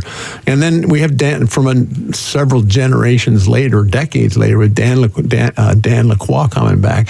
And he said, I'm pretty excited to meet this Andre guy. I mean, we got the same last name. I've heard all about him and never met him. And so it's going to be cool. That's great. To have everybody reminisce again. Yeah. The alumni events are run so well. They're so much fun. I went to the alumni game two seasons ago, and it was oddly emotional. You know, people like, I got teary-eyed, and seeing Rick McLeish and you know, these really tough guys out on the ice, also getting up, you know, reminiscing and looking back on their golden years. It was really cool. It was fun to see, and I'm sure that there's a lot of similar stories that are shared at events like this. 100%. Like the hockey game, let's face it, we're all older, and so the game is what it was. But everyone that sits in the stands, they don't look at it. Look how slow Brad Marsh is, or look how slow this guy. They remember back when that particular played, when they were sitting in their seats. In most cases, the Spectrum, and then the younger generation, the Wells Fargo Center. Yeah. And they remember back to the 80s and how good that particular player was then. And quite often they're sharing, the grandpa's there, his son's there, and the grandson's there. That's very cool. And it's a really neat atmosphere. Well, with temperatures in the 90s, it's going to feel like you're back out on the ice. So it's going to be great. Yeah, we're making arrangements to get more ice into Conshohocken now. Pickleball might be the safe bet. It's indoors. Yeah, and bounce pickleball out in Malvern. So listen, the fan base is so, and just people, you know, the fans are loyal, as Nick points out. The things that the Flyers do are just, there's a certain pedigree and a certain polish to them that make them really great experiences. So this is, you're going to have a lot of people just thrilled to be in your sphere and the collective sphere of all the former players. So I think it's going to be great. Yes, great weekend. Hey, Brad, so the Panthers just won the Stanley Cup, obviously. Is that something you still keep an eye on? Of course, you watch it, and this year's playoffs was phenomenal from round one right until Game 4. Game 4 of the Stanley Cup final, because the last two games were stinkers. But I got to be honest with you, I watch the games, follow the games, get excited about the games. But when it comes to the end and they're presenting the trophy, I just turn off the TV. It takes me back to 85 and 87 when we fell a little bit short against Wayne Gretzky and the Oilers. So one of the highlights of my career was playing with the Flyers and in the Stanley Cup in the finals. But the low light of all of that was I didn't win. Well, that Gretzky went nowhere. So who's he? Gretzky was in the building for a lot of it because he does the commentary, and they referenced the 85 win for the Oilers a couple of times in the playoffs because Gretzky, I think that was his first Conn Smythe, and he had an incredible series. And the 85 series was a challenging one for you guys, I'm sure, but the 87 one is the one that I remember the most because I was 12 at the time. It went 7 games. That was the game where who scored the game winner in the third period? A defenseman. Oh, man. It was the loudest that the Spectrum ever was in Game 6. Oh, J.J. Daniel. Game 6. I thought you were talking about Game 7. No. I blocked Game 7 out of my memory. No recollection of Game 7 whatsoever. Yeah. But I got to go to Game 3 of the Stanley Cup Finals with my dad in 1987 at the Spectrum, and it's a core memory for me. And then and the Flyers were down 3-1 in that series. They fought back in Game 5 in Edmonton, then won Game 6 at home. It's just it really is the stuff. These lifelong memories for me as a fan, but I'm sure for you as an alum as well. Yeah, I was sitting on the bench when JJ went up the ice and had the big one-time slap shot. So I had a perfect view of it going in, and man alive, it was just, as you said, crazy. It was the loudest. Aerosmith, all them rock concerts didn't hold a candle to a Flyer fan, man. That's awesome. That's true.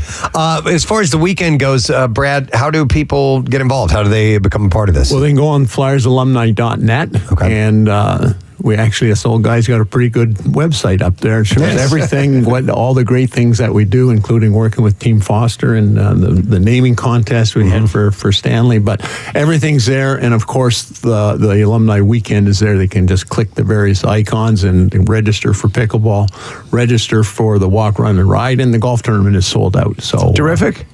Nick, is Stanley going to be making appearances at this event over the weekend? Of course, he's going to be a regular not only at the Flyers alumni events, including this weekend. He'll be there for a puppy kissing booth Sunday. I'm going to insist on liberal amounts of chilled dog water bowls around the area because he's going to be working hard. Well, it's just funny. I was talking to Eileen before we came on today. There's a couple of locations nearby that Brad and the alumni are working with, so we'll have some temperature-controlled areas. All right, excellent. Nice. Just a little word again to remind people of what the organization, what you do, and the great benefit it does for people who are suffering from post-traumatic stress situations and who need and really flourish with these dogs. Yeah, it's absolutely life-saving work that Stanley and the other service dogs are doing. He's going to go through training for 2 years to provide any range of services needed for someone with post-traumatic stress, physical or mental health injuries. So anything from nightmare interruption, anxiety attack detection, or epileptic seizure detection, or blood insulin detection, or there's all sorts of capabilities these dogs have, and when you take the time and you get them to the right hands. They're amazing, and I had you were very gracious to name one of the dogs after my father, who passed recently, and was 82nd Airborne Division, and I understand he's doing well. Gene. Yep, little Gene is doing fantastic. We're trying to get him up here for a visit for you, man. Yes, I'd love to see him. Absolutely. Awesome. Well, gentlemen, I hope the event goes well. Brad, great to see you. Nick, thanks for bringing Stanley by. Hey, thanks for having us. Adorbs. All right, thank you guys. So details again one more time at the Flyers Alumni. FlyersAlumni.net. Excellent. All right, well, thank you. Stanley! Thank you, Stanley and Brad Marsh and Nick. Thank you guys, Team Foster. We're going to take a quick break. We'll come back in a moment. Make sure you stay with us. Preston and Steve. If I go there and I see that there's a burnt, rack of pretzels, I'll ask for those. You'll buy them all up. Yes. Okay. Now, I have to try this. At work, when they had pretzel day, and what I would do, I would, buy the pretzels, take them into the toaster oven, put them in there and jack that thing up to like 450 for like 5 minutes, and come out. It's almost like eating a Snyder's hard sourdough. Oh, yeah, I love those. I do love those. So, I got to try the burnt soft pretzel. That sounds intriguing. All right, okay. Ed, we'll give it a shot, man. Thanks, bud. Appreciate it. Peace out. I assume you do the mustard or cheese with that, right?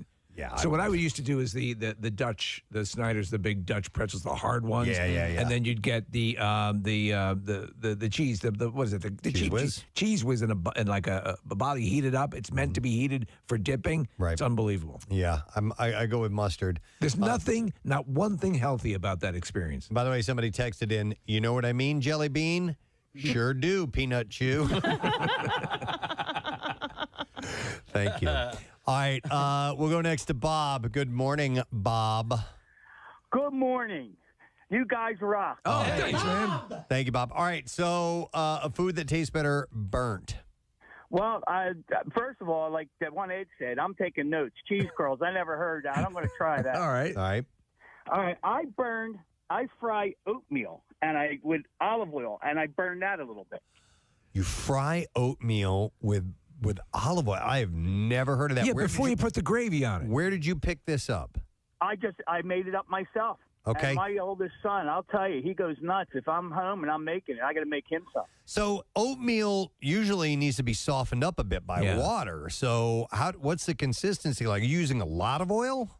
Well, what you do is first you make the oatmeal like normal, the instant oats. You put it in the water in the pot, and you get it normal. And then what you do is you get the olive oil in a frying pan, and you get that nice and hot. Yep. And you put this in there. You just make sure you leave it in there long enough just to burn, just a little bit brown. Are you making like little patties, like little crab cakes out of oatmeal, or what? Oh no, I make like a big pancake. Okay. All right. My mind is reeling at this. Did you discover this recipe during a house fire? No, it's just the way my mind works, I guess. All right. No, and then do you throw anything on that? You throw some fruit on it or sugar? Oh, you could throw whatever you want in there. You could throw cayenne pepper. You can put onion salt, whatever you want. Onion salt? What the hell? So you're having savory oatmeal? Oh, yes. I always think of it as a sweet treat. I love oatmeal. Wow. It's crunchy and soft at the same time. You got the best of both worlds. All right, you're changing things up here. You're making my mind freak out. I like the unique thought. All right, thanks, Bob. He's like you, Casey, because Casey, did you see what Casey did with the cinnamon toast crunch? Oh. Yeah, he made. What'd you make out of it? French toast. French toast, yeah. Cinnamon toast crunch, French toast. So, would you crunch it up? I crunched it up. You batter and then dip it in that. Yep. Okay, that sounds pretty good. The only thing I would have original idea. Well, no. I mean, I initially I follow Blackstone Griddle on Not Instagram. the magician. No, and they had Fruity Pebbles, and I don't have Fruity Pebbles. Okay. I have cinnamon toast, so I did it with that. The only thing I would have done differently is I would have crunched up the cereal a little bit finer, made it more of all powder. I got right. you. Yeah, throw it in a processor, something like that, and doing it that way. Martin's Potato Rolls commented on your recipe. I know. Well, I tagged them on it because the other thing is I didn't have any bread in the house. The only thing I had left over were potato rolls from the cheeseburgers that I made on Saturday night. And that worked well for you? It did, as a matter of fact. Those potato rolls were real. I'm going to go to Walter. Hi, Walter. How you doing, man? Walter. Walper, are you there? Chris? No. Chris? Is your name Chris? Yeah, my name's Chris. Where the hell did Walter come from? This is my version of good morning to Connor. All right. I told him mine. All right. What's up, buddy? So I got married in 2009 to my wife, and she gave me 2 terms of divorce. One would be if I ever gave her a Dutch oven. Okay, and and the other one is if I ever steal the little French fries that are burnt from like the batch before that accidentally make it into yours. Sure. She loves them. All right. I agree. The itty bitty crunchy ones, they're almost potato chips. They're really good. Yeah, I like them too. Yeah. Yep. They're amazing. Would she like save those for last, or just savor in them and point out how much she loved them? No. She will dig through the bin of French fries to find them. You know what you should do? And honestly, put the whole relationship to the test. Do a Dutch oven, but when you put the blanket up over her head, between your legs is a bowl of those burnt French fries. There you go.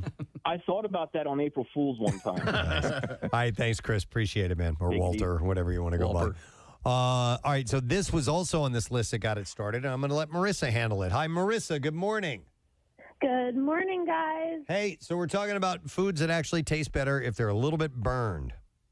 So I love burned food in general. Just like Casey, I love my chicken burned. Yeah. But I like pierogies, like you know how you normally boil them. I like to pan fry them, and I like them really, really crispy. Mm-hmm.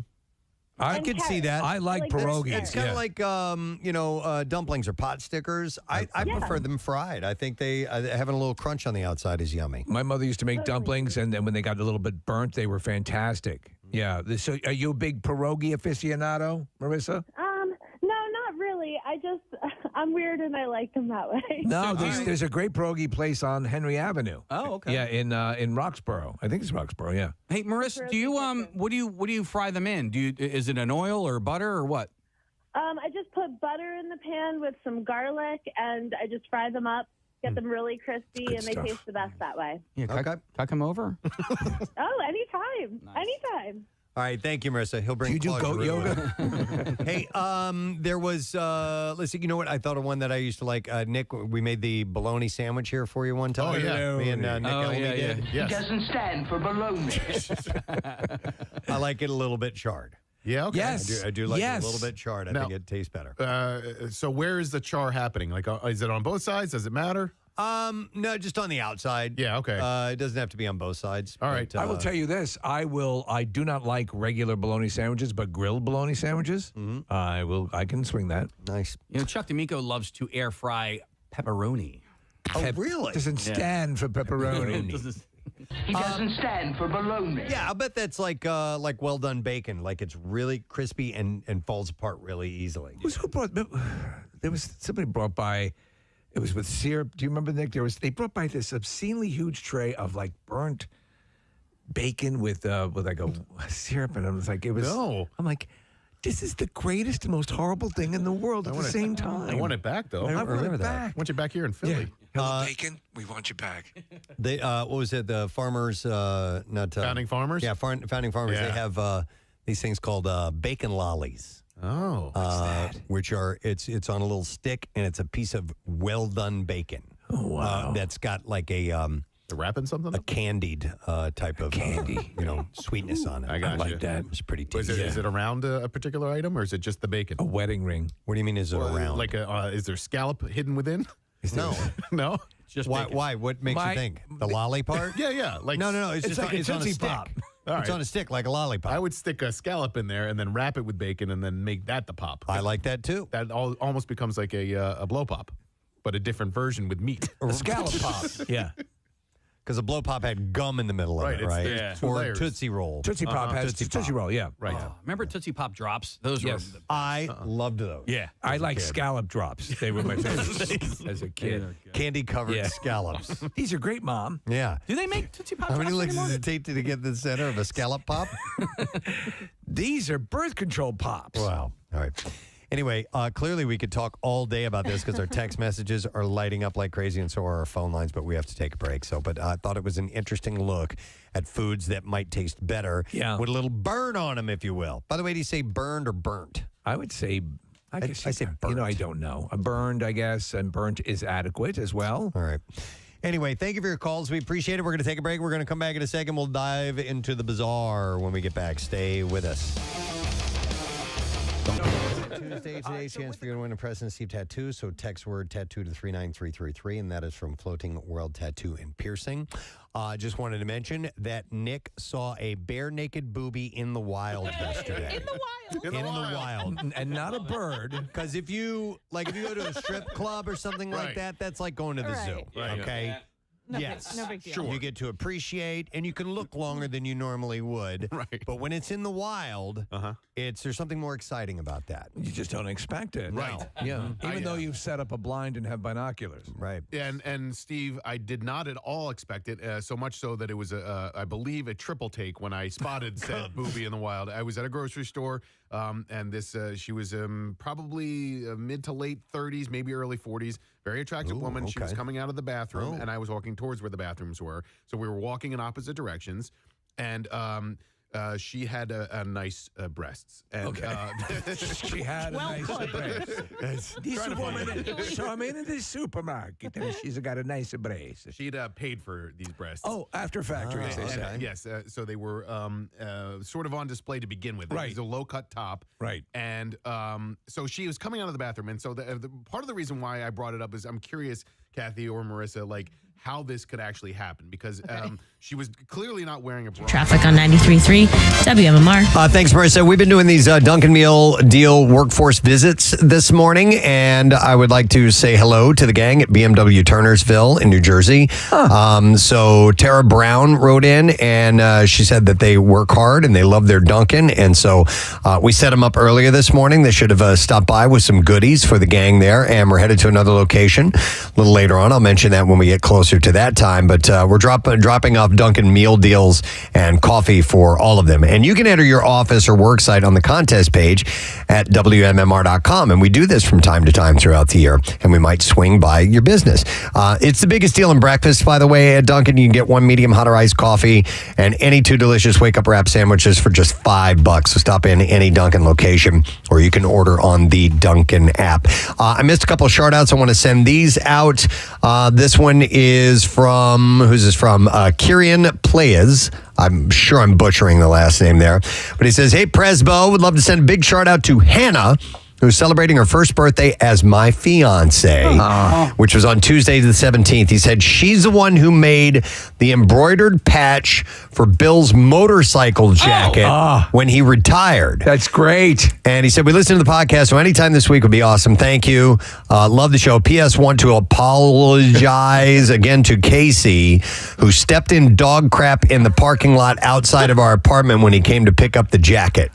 I do remember that. He said, "You guys were." So you stepped in a pile of steam. But listen, it was hilarious because it was literally my first step out of the car. Right? So I stepped out of the car. You could not have avoided it. No. There was no way to know. Oh, my Dude, God. you know what happens on rare occasions is, have you ever stepped in a fresh pile of dog crap in bare feet? Yeah. Oh my God! That's why I try to do that once a week. It's horrible. You actually make the decision. Can I live without my legs? Yeah. It's like for a moment, it's like, what do I do? And then you have to walk around only using the part of your foot that's not covered because you're going to spread it. Yep. You can't handstand it in. It's just gross. It's the worst. That's why I will go with our yard, our dog Kissy. I will go around and I do poop patrol to make sure that I can, everything's picked up. I know you do it as well. No, I don't. At home here in Delaware County, I do not pick up dog crap. I just run it over with the lawnmower and I let the nature rain and everything. Yeah, I pick it up. Down the shore, the lawn is smaller, so less surface area, and because I just don't. Dude, you have big dogs. I have Kissy's a big dog, but you have two big ones. Fozzie kind of he leaves little turds. Reggie definitely drops some bombs. Yeah. Can you hear it from inside the house? When we were growing up and we had dog Steve, we called it duty. That was duty. Yeah. That was the responsibility for me and my brothers cleaning it up in the yard. Let me pose this question to you guys.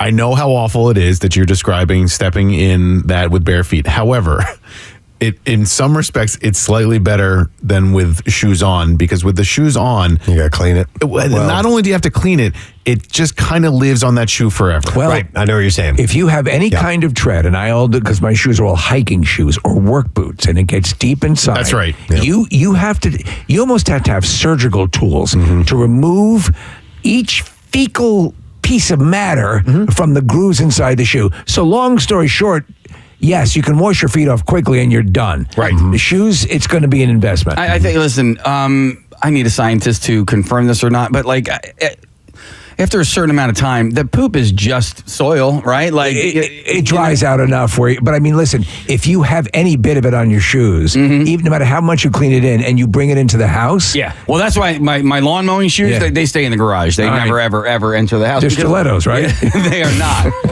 No, they just graduated. I see you guys probably saw that video last week or 2 weeks ago when my shoes graduated from lawn mowing shoes to trash shoes. And then, but yeah, so I don't at home. I'm like, if I step in it, then I step in it. Whatever. I don't really care. I'm about to do an apparel graduation as well. I'm about to graduate some of my T-shirts that will now go to the shore. Those will be my shorts. Oh, that's the genesis. Yes, I will graduate. I don't quite want to get rid of them, but I don't wear them regularly enough anymore. So I'm going to take those off the racks and I'm going to take them down, and then I'm going to get rid of the ones that I don't wear down there anymore. And they'll be gone for good. So my hiking workout shoes, my boots, they're all in a line, and they move down the line. And as they move down the line and get to the end, then they are good-willed. Those are shoes, boots? Shoes, boots. Okay. But they all know, and I can see them getting a little emotional as they're moving down the line because they know. And then the new ones. They get more neglected as they move down the line. Right, exactly. Yeah. My process happens with my T-shirts. They come from a daily shirt to a sleep shirt. Okay. Do you guys sleep in your daily shirt, or do you have separate? I don't sleep in shirts. You guys are shirtless completely. I sleep just a bra. Yep. Yeah. No, I do. I don't like the neck or know. Yeah, I just need to be less constricted. I do sleep in a shirt. Yeah, because also I'm not sleeping under blankets. So do you do what Marissa does? Graduate those to sleeping shirts, or does any shirt? I just roll right into the shirt I'm wearing at that time. I'll maybe pop a fresh shirt on later on in the day, and that's how I do it. But they all do make. There are shirts that I've had that are pop culture shirts. Yeah. That. and I have to go through the process of like, okay, it's the message has been made now. I'm a fan of this, and I'm moving. You know what I'm saying? This is a show I watch. I've advertised it enough. I'm moving this on. I eventually got rid of my Game of Thrones shirts. Game of Thrones. Yeah, it was. I had a good several year run on those, and the show's not around anymore. I'll tell you something. You've got me some pop culture shirts, and they all make the cut. Okay. You got John Wick as a perennial. Yes. Yeah, the Baba Yaga. Yep. Baba Yaga. I'm sorry. Go ahead. Oh, this is kind of the opposite, but I'm also known for archiving, like especially with sports stuff now, because if you buy like a hat at the Phillies game, a new hat, everybody's wearing it. Right. But if you get it and then you put it away for a year or two, then it is kind of like new again. To that point, it's one of the hardest things to do is to get rid of a good sports jersey, no matter how frayed it gets, because it almost looks, because it adds more credibility and more cred to it. In my closet right now, Steve, is a really nice Sixers jersey with Ben Simmons' name on the back of it. And I'm just like, in 2017, 2018, that was something. This was something to have. Let me ask you, because I have one in my closet. It's a Jaleel Okafor jersey. What's worse? Wow. Jaleel Okafor? Well, he was a nice guy. I don't think he's as hated as Simmons was. And if you wore an Okafor jersey to a Sixers game, people might giggle, but they're not going to get mad at you. I think he let me limbo under his leg. Jaleel? Yeah. Didn't we have him in studio? Yeah, we did. Limboed under. Yeah, he was massively tall. I really like the new this year's Blood Drive T-shirt for the Blood Drive we had last week. It's really well done, and I like the colors on it. And I washed it over the weekend. And for me, that first wear after the first wash is something like, it's like a little experience in and of itself. Like, it's my first time owning this T-shirt. I felt like really good about putting it in the washing machine and put it on immediately afterwards. It fit perfectly. It looks nice. I was like, this is a good feeling. Really? Yeah. After washing it for the first time, you get a sense of joy out of it. And it's not putting it on for the first time at the Blood Drive. It's taking it home, washing it, taking it out of the dryer, and then putting it on. I found Nick to be an alien concept, and I'm sure Kathy would echo this. Mercer might as well. There are people, when they purchase clothes, wash them before they wear them. Yeah, I usually do. Yeah, I never do that. I never do that. I don't care. It actually makes me sad. I have the complete opposite feeling that Nick has. The first time I have to wash something, it's not new anymore. I'll right off the rack, I wear it, and I'll wear it, maybe it gets a couple wears. I feel like, and I understand what you're saying, Marissa, but I feel like once I've washed it, and now it's like officially mine. Like it's no longer at all part of the stores. Loan. It's now become part of the family. That's right. It's seen the inside of your washing machine. All right. What is the oldest piece of clothing that you own and actually still actively wear? I had a really almost record breaker one to about 6 years ago. I had a shirt that was my father's shirt that I wore, that he wore as a young. I don't know what this thing was made out of. I'm assuming asbestos or whatever it's made out of. But I had that. But it's one of my longest lasting shirts right now that I still wear. Is the Shyamalan, the Night Trilogy shirt, when he was planning out that whole series. Really? He came by. It's a tri-blend. It's held up, and I still wear it. So my best friend Steve just texted me, and when I moved to Philadelphia, after I was here for less than a year, I went back for his birthday, and he and I liked the Flyers before I even moved here. We were first and foremost St. Louis Blues fans, but the Flyers were our backup team. Yeah, right. And so I bought him a Flyers sweatshirt, and not only does he still have it, he still wears it. 27 years old. That's cool. Dude, it is barely hanging on. I mean, it's in phrase, and he still wears it to this day. So he's had it for 27 years. The interview that just occurred on CBS with the Belichick, with the he always wears super frayed, almost falling off his That's kind of his style. That's his thing. That is his style. I don't necessarily The know young if it's chicks old. love it. Oh, they love it. Yeah. They love it. First off, they love the old man pee smell. And then if you can marry that with a ratty shirt, you're getting a hand job. I have an old shirt that I always wore underneath the Eagles jersey that I wear, and it is so frayed, you can't, but I cannot get rid of it. It was my dad's shirt. Yeah. So I hang on to that. Press, I wore a shirt the other day that I haven't worn in years, and it is definitely at least 25 years old. Wow. Yeah. What was it? It's a polo shirt. It's a green and blue striped polo shirt. Did you wear it here? No. Okay. I wore it out to an event, but awake. Well, no. I mean, the reality is I love that shirt, but I got too fat for it. Right. And then I was looking for something in my closet. I'm like, oh, I could maybe fit into that again. And I could. All right. That happens with like going out clothes, I call them. Because you only wear them like 2 or 3 times a year. Right. And then if you don't wear it for another year or two. So it could last years and years and years. And like, you guys know if somebody calls it like a going out shirt for like girls, like I'm going to wear pants and a cute top is like an outfit that you might wear out. Right. So like the going out tops are kind of a separate section in your closet. You don't wear those to work. And then sometimes they just kind of like have a swing, and right now all of those going out tops are back in. I'm pretty predictable, Marissa. I'm usually a pencil skirt and some flats. Maybe a little peplum, Steve, bow in your hair. Yep, they're back. The Casey Moses lawn and stilettos. Well, that way stuck again, hon. I have to. He's out there doing it again. I'm aerating the lawn as I cut it. All right, guys. It's called efficiency. That's a brilliant idea. You got any wedges? That's actually a brilliant idea. Hang on a second. I'm going to go to some calls. I have Daryl checking in. Daryl, you're on the air. Good morning, buddy. Hey, good morning to see you. What's up, man? Good morning, it. Hey, as far as the oldest clothing that I still wear, I have an original Pink Floyd Animals concert T-shirt from 1975. It's a little tight. How often does it see the light of day, Daryl?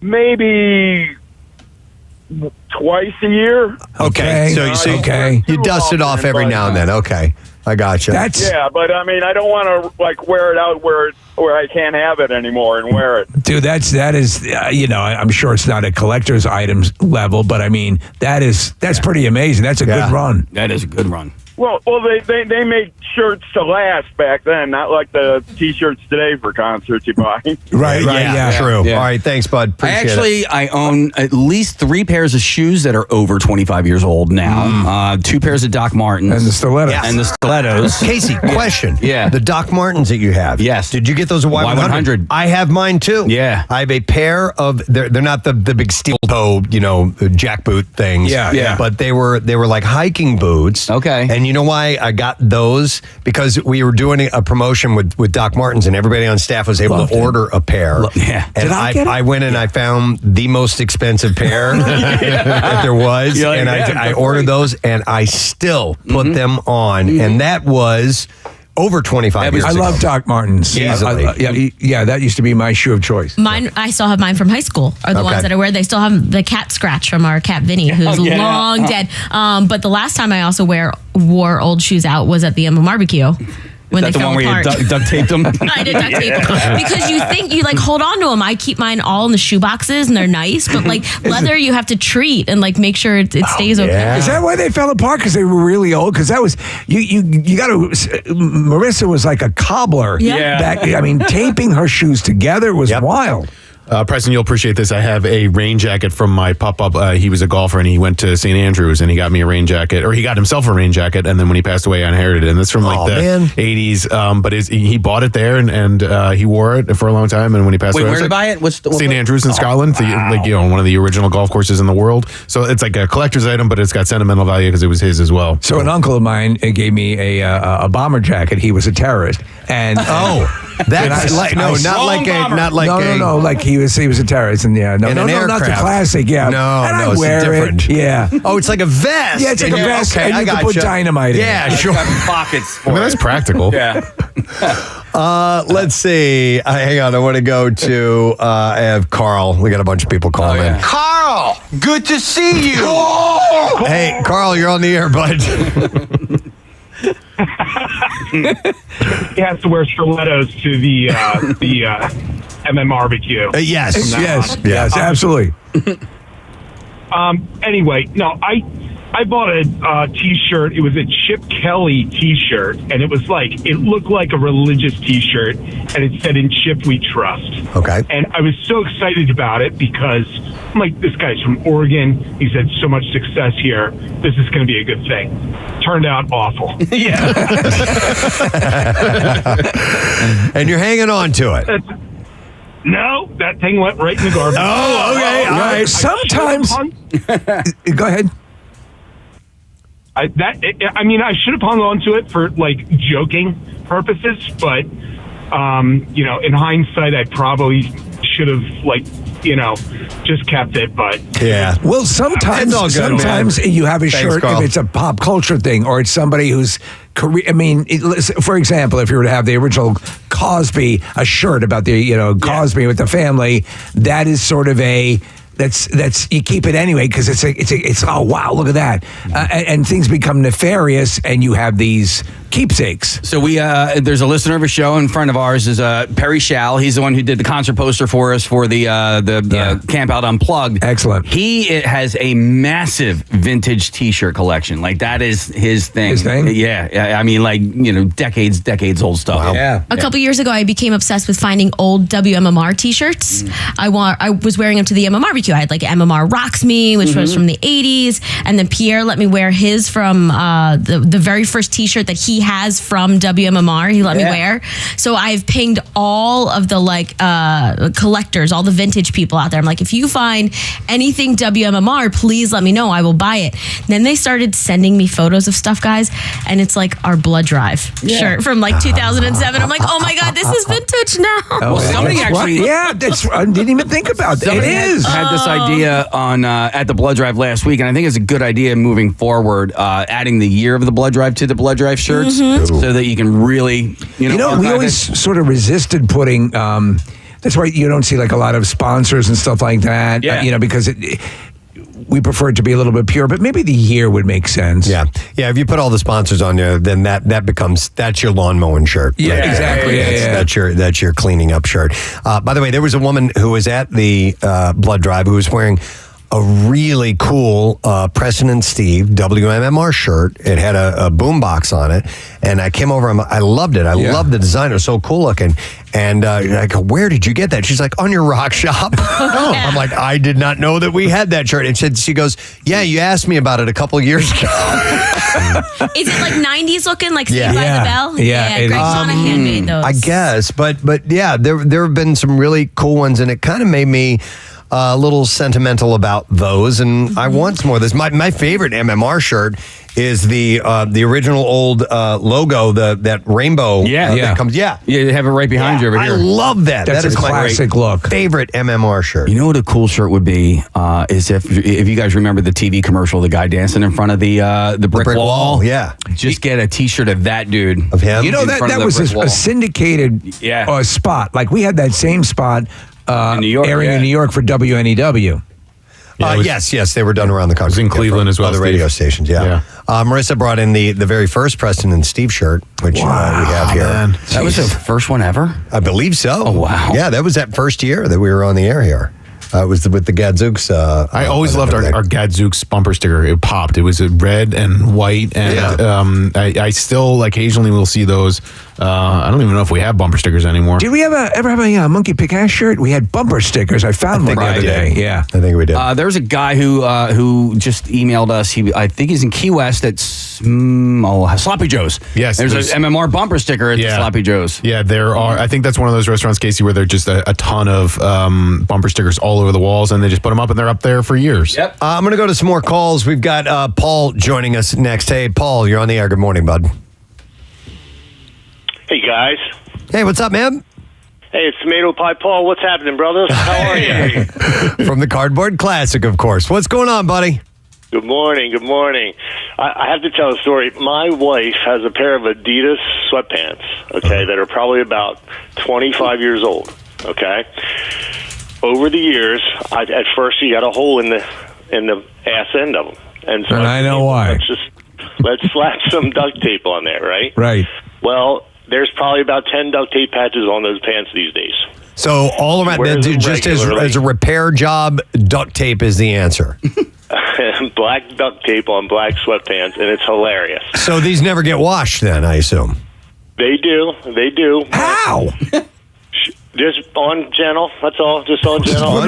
Put it on the duct tape setting. Okay. Kids tease her. It's hilarious. She will wear them no matter what. She'll be out in the front yard at the mailbox, bent over, doing weeding and gardening. It's like it's a security blanket. I'm it's like, your what whoopee. the hell are you doing? You never want to let go of it. I got a great picture of her out there at the mailbox one day. It's That's absolutely great. hysterical. I love it, Paul. Thanks, man. Duct tape and safety pins. It's literally why I have a safety pin tattooed on me, because it just lifesaver. And once the duct tape wears off, you just replace it. Have you ever learned to sew at all? Sure. Okay. But so when you're my height, you get jeans, and if you hem the jeans, then you can only wear them at that height. But if you like them and they're long jeans, you can wear them with wedges and heels, or you can just pin them up and wear them with sandals. No, I wasn't talking about that. I'm talking about like for repairs. Like holes and things like that. Not in jeans, because that can be fashionable. But if there's ever been like something you really, really love and it rips or tears or whatever, and you just want to fix it, you can. I ended up, and maybe you can inform me, help me to the fact on this, Marissa. I saw a thing, I think it was QVC, and this woman was pitching what they were calling, of course it's always a revolutionary thing, where if you can't sew, don't worry about it. It is fabric glue. Yes. For rips, Yep. for hemming, for doing all that. Is that just BS, or does that work? No, there are all sorts of tricks. There's fabric glue, there's hem tape, and then there's also this patch that you can put on the inside of jeans or pants or something like that, and then you iron it on. Yeah. Yeah. No, it's as good as you think it is. I got ones that were just adhesive. Yeah. Sure. Do you guys want to do something tomorrow where we wear our oldest piece of clothing? Wow. Because somebody texted in, I have a Pearl Jam t-shirt from the first Pearl Jam show I ever went to. It was 1998. It was Voters for Choice, Constitution Hall. And I bought that. It was one of the first times, if not the first time I ever bought a concert t-shirt. And I wear it occasionally. And I could wear it tomorrow if you guys want to do something like that. I don't know if mine is as impressive. It's that Shyamalan shirt, but I'll wear it. Remind me. All right. Tomorrow I'll try and dig through my closet and see what I can find, because I don't even know. And the clasp on my strap-on doesn't work anymore. It doesn't work anymore? No. It's okay. Just bring it in for show and tell. I'd stopped a while back trying to be so sentimental about apparel. Yeah. Just because there's stuff that I hang on to, and sometimes I'm not going to wear that anymore. But there are a couple of things, but I don't think I have anything that goes way, way back. But I'll take a look. Is it the oldest thing that we own that we bought, or the oldest thing we own? Because I have a ton of my grandmother's purses and dresses and jewelry and things like that. So you were robbing from her as she was? Yeah. No, I think Where's my it's goddamn pocket? I think it's yours. It needs to be yours, and something that you have worn, and not an accessory, something that you wear. I know what it is. I got to find it. Okay. I think you and I do purges. I do comprehensive. So that's how you know something means something to you, because it starts to fall into that. I've had this for a long time. Yeah. I'm going to keep this. Hang on. I'm going to go to, we have Eric, who's joining us next. Eric, you're on the air. Eric! Good morning. You guys rock because you can tell Uma Thurman the word. Yeah, wow. Jesus Christ. Everybody's heard about the bird. Oh, you bastard. You devious bastard. All right, what's up, Eric? So, two very quick things. First off, I have a bootleg Ozfest shirt from 2006 that I still wear today. Yeah. My story of my other shirt, I have a shirt from the 1996 Kiss reunion show in Philadelphia at the Wachovia Center. Yeah. Every city had a city-specific shirt. And on the back it said, I was there, and it had this big explosion. Well, I was wearing it up until about 5 years ago. Somebody in my house, other than me, washed it. When it came out of the dryer, it looked like a 1980s heavy metal where they used to just like make the bottom look like fringes. I looked it up to go buy another one to see if they sell them. These city-specific shirts are going from anywhere for $200 to $300 a piece. Jeez. Wow. Yeah, I don't doubt it, man. Yeah, because they were city-specific. They had all kinds of beautiful shirts, but my eye fixed on this. It said Philadelphia was in big letters. If you Google these shirts, you'll see them, but yeah, $200 to $300 to replace this. I am not throwing my shirt away. Yeah. No, keep it. Wow. That reminds me, though, Preston, and I used to do this. I used to, when the counterfeit T-shirt guys in the parking lot, when they're dealing with prehistoric equipment, Now a lot of the stuff they do is sometimes better than the T-shirts are selling inside. But I would get the hokiest, most ridiculous crap T-shirt and I started to build a collection because they would just crack you up. Yeah. Some of them from time to time, though. I remember when we were doing the Y100 festivals, some of the parking lot shirt designs were cooler than the ones we were selling inside, man. It's like, you bastards. I thought they were pretty. That's what I have, and that's what the first one, the guy who was getting me vintage stuff, he's like, "Do you want this shirt?" And I was like, "Oh my god, I have that actually." Wow. Steve, in somewhere in the early 90s, there was a Midnight Oil Ziggy Marley double bill at the Man, and we used to go to the Man quite a bit, and I was like, yeah, sure, Ziggy Marley and Midnight Oil, they're fun.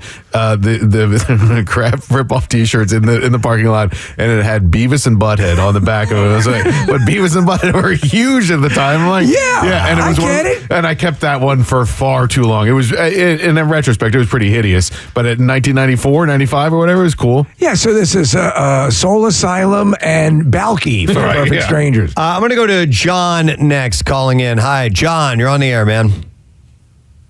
Hey, Presbo. Hey, what's up, bud? I got everyone beat.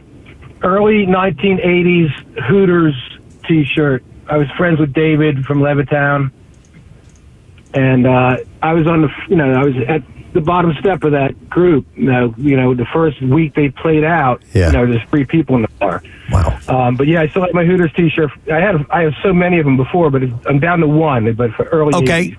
Is it something you still wear? Only for special occasion. Okay. Weddings. Like one of their shows. Weddings. Yeah.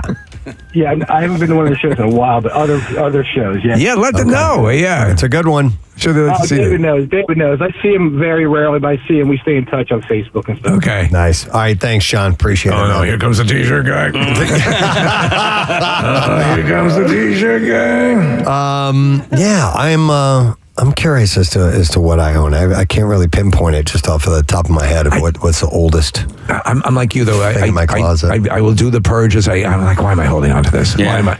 I've held on to radio station shirts just to have something as a reminder of where I worked once. Yeah, I should have, but I didn't. I got a couple of those. I definitely have a pair of pants, really awesome mesh pants. Radio station pants? They're not radio station pants. Yeah. Like, like a mesh lacrosse shorts. Oh, like that. Oh. But like meshies? When you were in Right Said Fred. Except the last time I picked up my brother stole a pair of lacrosse shorts from UVA. Ooh. And they were the best. And then I stole them from him. I found them recently, and the waistband disintegrated. Of course, that's what happens. Yeah. Let me go. Hang on. We'll take a break here in just a second, but I've got Tom joining us next. Tom, you're on the air. Good morning. Sweet. Good morning. Gadzooks. Gadzooks, sir. What's up? So, before we go into the T-shirt, going back to Pearl Jam. So, back in 91, Pearl Jam played at Rec Hall at Penn State with the Chili Peppers and Smashing Pumpkins. Wow. I had no idea who Pearl Jam was. We were right up on stage, and he started bragging about how great they were going to be. He started spitting on us, and he spit on our T-shirt. We had our own homemade Smashing Pumpkins T-shirts, so we tore them up with his spit on there. I probably could have sold that by now. Oh, wow. You have DNA. 91. So the T-shirt, so people don't realize this, but my father used to work at Graterford Prison as a guard. The Eagles used to scrimmage the Graterford prisoners until the Eagles were getting injured too often. That's like the longest yard. What? Yeah. I got a Bergie, signed Bergie jersey with Bergie's blood on it. Is that, did that happen? I haven't touched it since my dad gave it to me. And I don't know, it was probably 1985 when he gave it to me, but I think they were there in 77. We need to do a little digging on the fact that the Eagles would scrimmage. We're sending you over to play the prisoners. Prisoners at Graterford. They used to play. They'd scrimmage, and I think it was August. Wow. Yep. Okay, that's crazy, man. Got All right, wow. Got the blood to prove it, the DNA. And that's the one you got a story to. All right, thanks, Tom. Appreciate it, man. Wow. I never heard that story. No. The longest yard. That's what I find that hard to believe. We have some multi-million-dollar athletes we're going to send over. I mean, it was no the 70s, shifts, guys. Yeah. It could be. It could be. Less contract. I mean, what? I mean, they used to put them up in like college dorms for training camp. I know. Oh yeah, it was a different time. They were not as pampered back then. Yes, but college dorms is not prison. No, I know that. I know that. I understand what you're saying, Case. Yes, it was a different time, but I don't buy that story. Nick, maybe you know this. In the earliest days of the Broad Street Bullies, wouldn't they occasionally send them into the bear enclosure in the zoo? Yes, they would. To fist fight bears? I do know that the Broad Street Bullies ended up in an episode of The Simpsons one time where with several people who had come from hell, including Richard Nixon, Satan, and the Broad Street Bullies. There was the trial. Yeah, and Ned Flanders played Satan. Oh, that's great. Wow. Yeah, I don't think this story about Graterford playing the Eagles is maybe true. it's what his Maybe dad. it is. It's what his dad told him. His dad was in Graterford. And I robbed a liquor store. Things got testy. I shot someone. But I got a great... No. I mean, it's not inconceivable, as you point out, Casey. They were a little bit more rough and tumble in those days, and maybe a good prison fight was what got him in shape. Don't know. All right, well, anyhow, thanks for your calls. We appreciate it. We do have to take a break. Before we do that, there was one more shout out I needed to get, and this is from our buddy Castile Kyer. I say it that way. That's his name now. That's his name now. Cast Iron Kyle. No. It's Cast Isle Kyron. Cast Isle Kyron. Yeah, that's better. My name is Cast Isle Kyron. You know why? Look, Casey, he wrote it that way in the email. Yep. Because you said it so much. Kyle Kyron. I'm just stuck on that. He said, my birthday is on June 18th. Can I get a shout out? He said, it's a great one. And I don't know what he means by that. Like, is he turning 50? He doesn't say. All right. He doesn't look 50. No, 40 max. Maybe. He said, I'm so thankful for the life that I have, and you guys are a big part of it. Thanks, big dog. Love y'all. Kyle W. Sipe, also known as Cast Isle Kyron. So there's a shout out to you, Kyle. Kyron. All right, we're going to break. We'll come back in a second. And McKeever, is he here yet? I have not received any messages just yet. All right, well, we'll see if we can get him in here. He's here. John McKeever. There you go. Season 2 of Tires is out on Netflix. We'll talk to him amongst other things, too. Back in a moment. Oh, wait. No. Hold on. Everybody, shut up. I got 4 packs of tickets for the Hershey Park Live broadcast to give away. All right, we'll take caller number 7, 610-660-9333. You'll be able to join us in the park before it opens and see our show and maybe ride some of the rides that open up before everybody else. So let's take that caller now. You can go to WMMR.com. There's another chance for you to win there as well. So we'll take a break and we'll come back after this. Preston and Steve. My guess was, when she went to the bathroom, when she was in the facilities, maybe she was lifting her shirt back up, after tucking her pants back in or whatever. Where was the boob hanging out from? It was left boob under. No, to the side. Cleavage? So the shift, the cleavage shift had gone from in the middle of the boobs to the right boob entirely. I gotcha. And so the left one was fully exposed. So it was like Wait. I don't understand. Hold on. The left boob was coming out of the cleavage part, the V? No, I'm sorry. The left boob was coming out of the left side. So like the armpit, like the tank top. Was it a tank top? It was a tank top. Yeah. Okay, It was a low cut tank top. Okay, I'm sorry. So the armpit hole had basically shifted over a little bit. And so you're getting drastic side boob, basically. Yeah, and so all of this is Wait, did you see nipple? Yes. Okay. Oh my more God. than side boob. Whole boob. No bra. And all of this is happening in real time. And it's one of those things where, like, when you look at a woman and you see cleavage or whatever, you sort of do the side eye. You glance more than once. But this one, I was like, wait, no, that's not what I saw. Oh, that is what I saw. Wait, is that what I saw? All of that is spinning around in your brain as quickly as humanly possible. Before you answer this question on how something like that could happen, Kathy, do we, as responsible men, Well, that's what I was going to ask. go over and say something? I think you have to. Hey, your knockers are hanging out. I mean, Nick, did you say anything? No, and I thought about it, and I was wondering what the approach should be. Because, look, when that type of thing happens, unless you're doing it blatantly for attention, which I don't think that she was. I think it was by accident. I didn't want her to be embarrassed in the store. Could you do it cryptically and say, hey, melons are on sale? Wait, you didn't want to embarrass her, but the poor thing probably walked into so many people. Somebody texts in and said, Nick should have said, guess what I get to do? All right. Oh, I just should have yelled it right there. I think a great question. That's what I get to do. Kathy. How could that happen? Well, no. Yeah, to some extent. But also, would you prefer, I think I might do what Nick did and just say, I know. there's no way as a guy you can. And I thought about it. And I think you wait for a woman to tell her. So what would you do? I mean, would you prefer that a guy told you if you were exposed that way? Oh, I mean, it would be so embarrassing. Yeah. But if I was walking out of the bathroom, I think I'd rather catch it instead of walking through the rest of the store and like more people seeing it. Or do you go find a random woman to go tell this woman? Honestly, I think There's that a would woman on aisle 5 with her knocker hanging out her armpit. I mean, this lady's going to walk through the entire supermarket. I think you failed. I think you and anybody would have.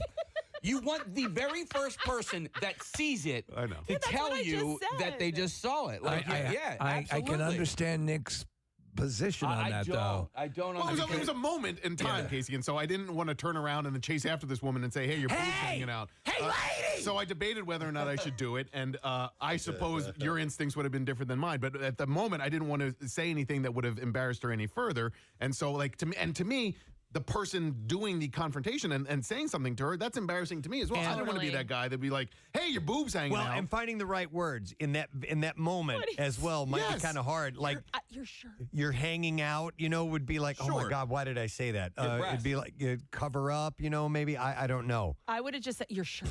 Your shirt. Check your shirt. Your knocker plopped out. So in hindsight, I kind of wish that I had said something, but at the moment in time, I did not. Oh, but let me explain, because I can see how this happens. Now, I don't have fake boobs, but either way, like if she was in the bathroom, because this has happened to me, not where my boob is fully out, but if we don't sit on the toilet and we're hovering, like you're kind of hovering forward, the boobs are hanging. I think that's what happened. Yeah, I think that's exactly what happened. So that left her in this precarious predicament. There's a whole bunch of I think, moral questions here as to how you approach that and what you would do in that situation. I could see you. It's like when you see a fight in real life. It's like you're so used to seeing it in the movies or whatever that you don't. What did I just see? What did I? Yeah. And by the time you processed it, the moment is gone. I mean, listen, I had a similar situation. I was at Wonderland Pier in Ocean City, and there was a guy in a wheelchair, and his testicles were hanging out of his shorts. That's right. And I went up and I told his caretaker, I'm like, and I'm like, yo, his nutsack is, I didn't say that, Did you tuck it back in for him? I did with my mouth. No, but I said to the caretaker, I'm like, excuse me, this gentleman's testicles are exposed, and it's as simple as that. Like, yes, it sucks. It's embarrassing. I was at a wedding one time, and it was a daytime reception, so the room was well lit up. It wasn't a dark room, and everybody's dancing. We're doing kind of slow dancing, the traditional man and woman dance, whatever you call that, not a foxtrot, but anyhow. And there was a gal who was there, and we had met her earlier in the day. They were I think the dance instructor that helped the bride and groom learn this really cool fancy dance that they were going to do for their first dance. Right. So anyhow, they're dancing together, and her top is slowly slipping down and down and down. Yeah. She wasn't overly well endowed. Right. Okay, but nonetheless, it came all the way down. Nipple, the whole thing, everything hanging out. I didn't say a damn thing. Right. And I feel a little bit bad about that to this day, that I could have easily, because I met her earlier and I could have been like, hey, pointed. Could you have stepped on the back of her dress to make everything pull up in the front? Would that have worked? Yeah, I guess that could have worked, right? Yeah. I know but I hear what you're saying. You don't, because it seems like such an affront because of you being a guy, but then I also see the merit in how long do you let that go on? If you may want to adjust yourself. I do think I think I would prefer if a woman came over to me, like if you're with your wife, like, Rochelle, go tell Kathy your knockers are hanging out. Right. I'd rather that than you be like, hello, Rochelle, it's Preston. Can you drive down to the supermarket? I need you to tell a woman that her knockers are hanging out. It could have been, Nick, could have been like an invitation. She could have been like, In the whole quick thought process, one of my thoughts was, should I meet her in the bathroom? No. Whoever, is she doing this on purpose? Is she doing it for Oh my God, that's Nick McElwain out there. How do I get him? Now's my only shot, girl. Better flop out a knocker. I don't think that's actually what the case was, Kath. But for a moment, I'm like, he's by the guacamole. I do love guacamole. Nick, the flood of stuff. I don't care. The flood of everything is like, and it's comical too, Steve, because it really was triple take. Like I looked, and then I looked again, and then I looked again, and I was like, wait. And now I feel like an idiot because I'm the one staring at this poor lady's boob, solo boob. But they're in the men male mentality, there's a split second. Yes. Lightning fast. Jumps across the synapse very quickly. Flash of. Did you do that on purpose? Yes. Is that for me? Boom! It's gotta be. Gotta be. It's at the supermarket. How could it not be? Boom. Yep. I've seen videos where right. they do this at grocery stores. Yeah. Right? And that seems. Sorry, I didn't realize I was exposed. Hang on. Did she have a shopping cart? No, she was. She did not. She was walking out of the bathroom without a cart. She was. I think by herself. Did she have her boobs in the child seat? Well, I wasn't sure if maybe there was an upside down pineapple in the shopping cart. That is a sign that you're looking to swing, right? But case like it was not. It wasn't like an elderly woman where you're like, Yeah, sorry about that. Right. It was a younger, attractive woman who had fake boobs. So like it was not like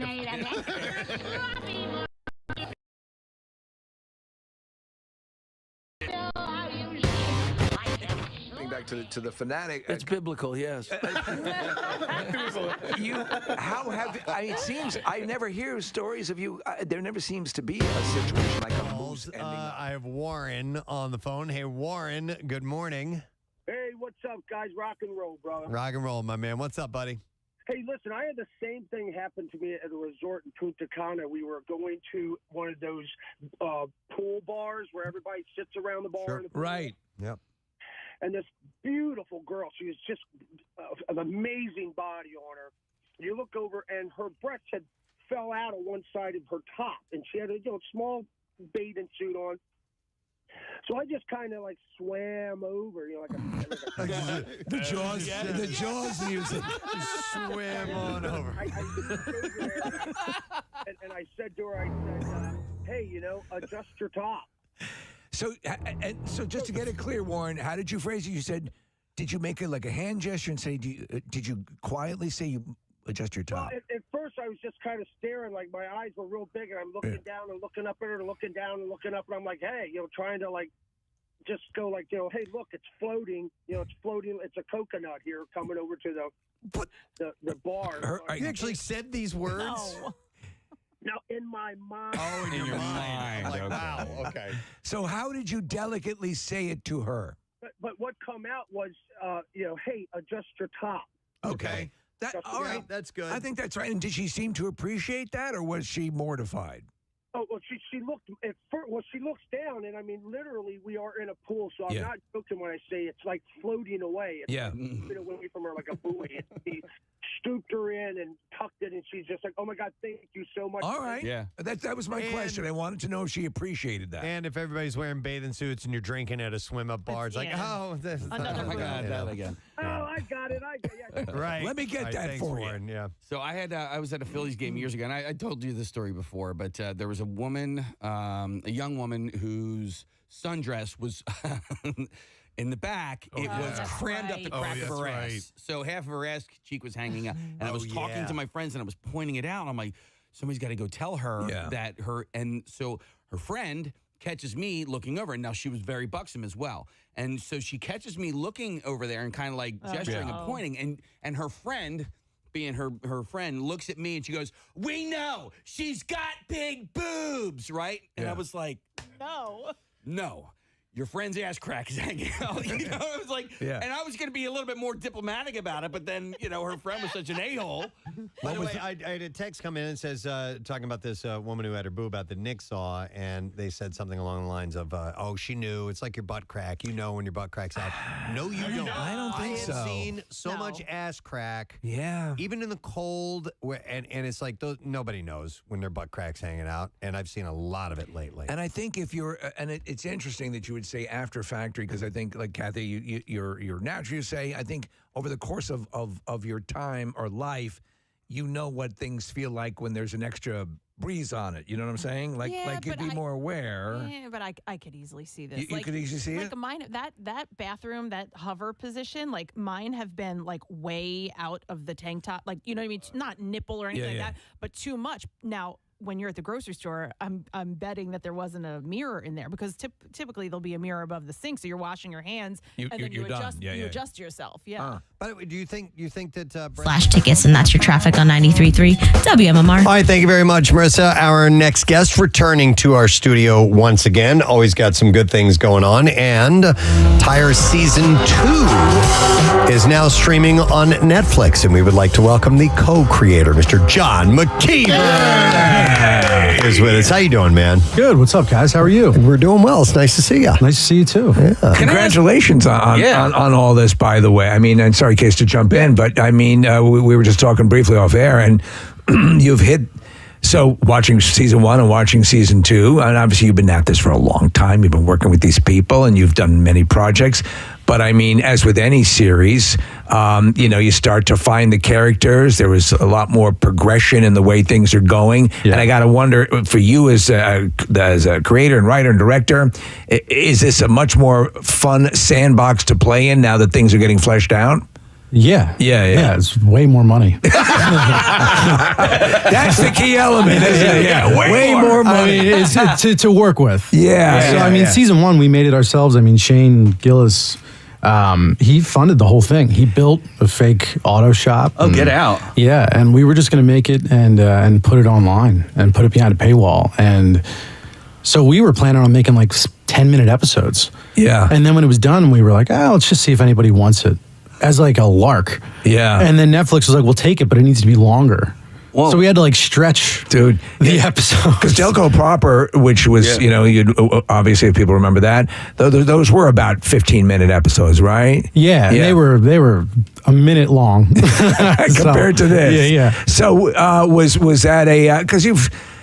was that a bit of an eye-opener that you had? I mean, because there's to fill up an additional 50. When we first started doing the show decades ago, it's like, how the hell are we going to talk for 10 minutes? Yeah. And now it's 5 hours a friggin' day. But when you're looking at that, you guys are accomplished comedy writers and performers, but still, it's like, okay. Yeah. Well, when you write for 12 minutes. Yeah. And then you have to make it 18. There's a lot of air in there, Yeah. But this time around, we had plenty of time. We had a writer's room. I mean, last season we wrote it in I think 14 days, and then we shot it in 13 days. Wow. It was a quick turnaround. Twice as many episodes too. Yeah. This time it was like we had 3 months to write it and like develop the characters. And I love that, man. Yeah. And you really developed these characters. Okay, like.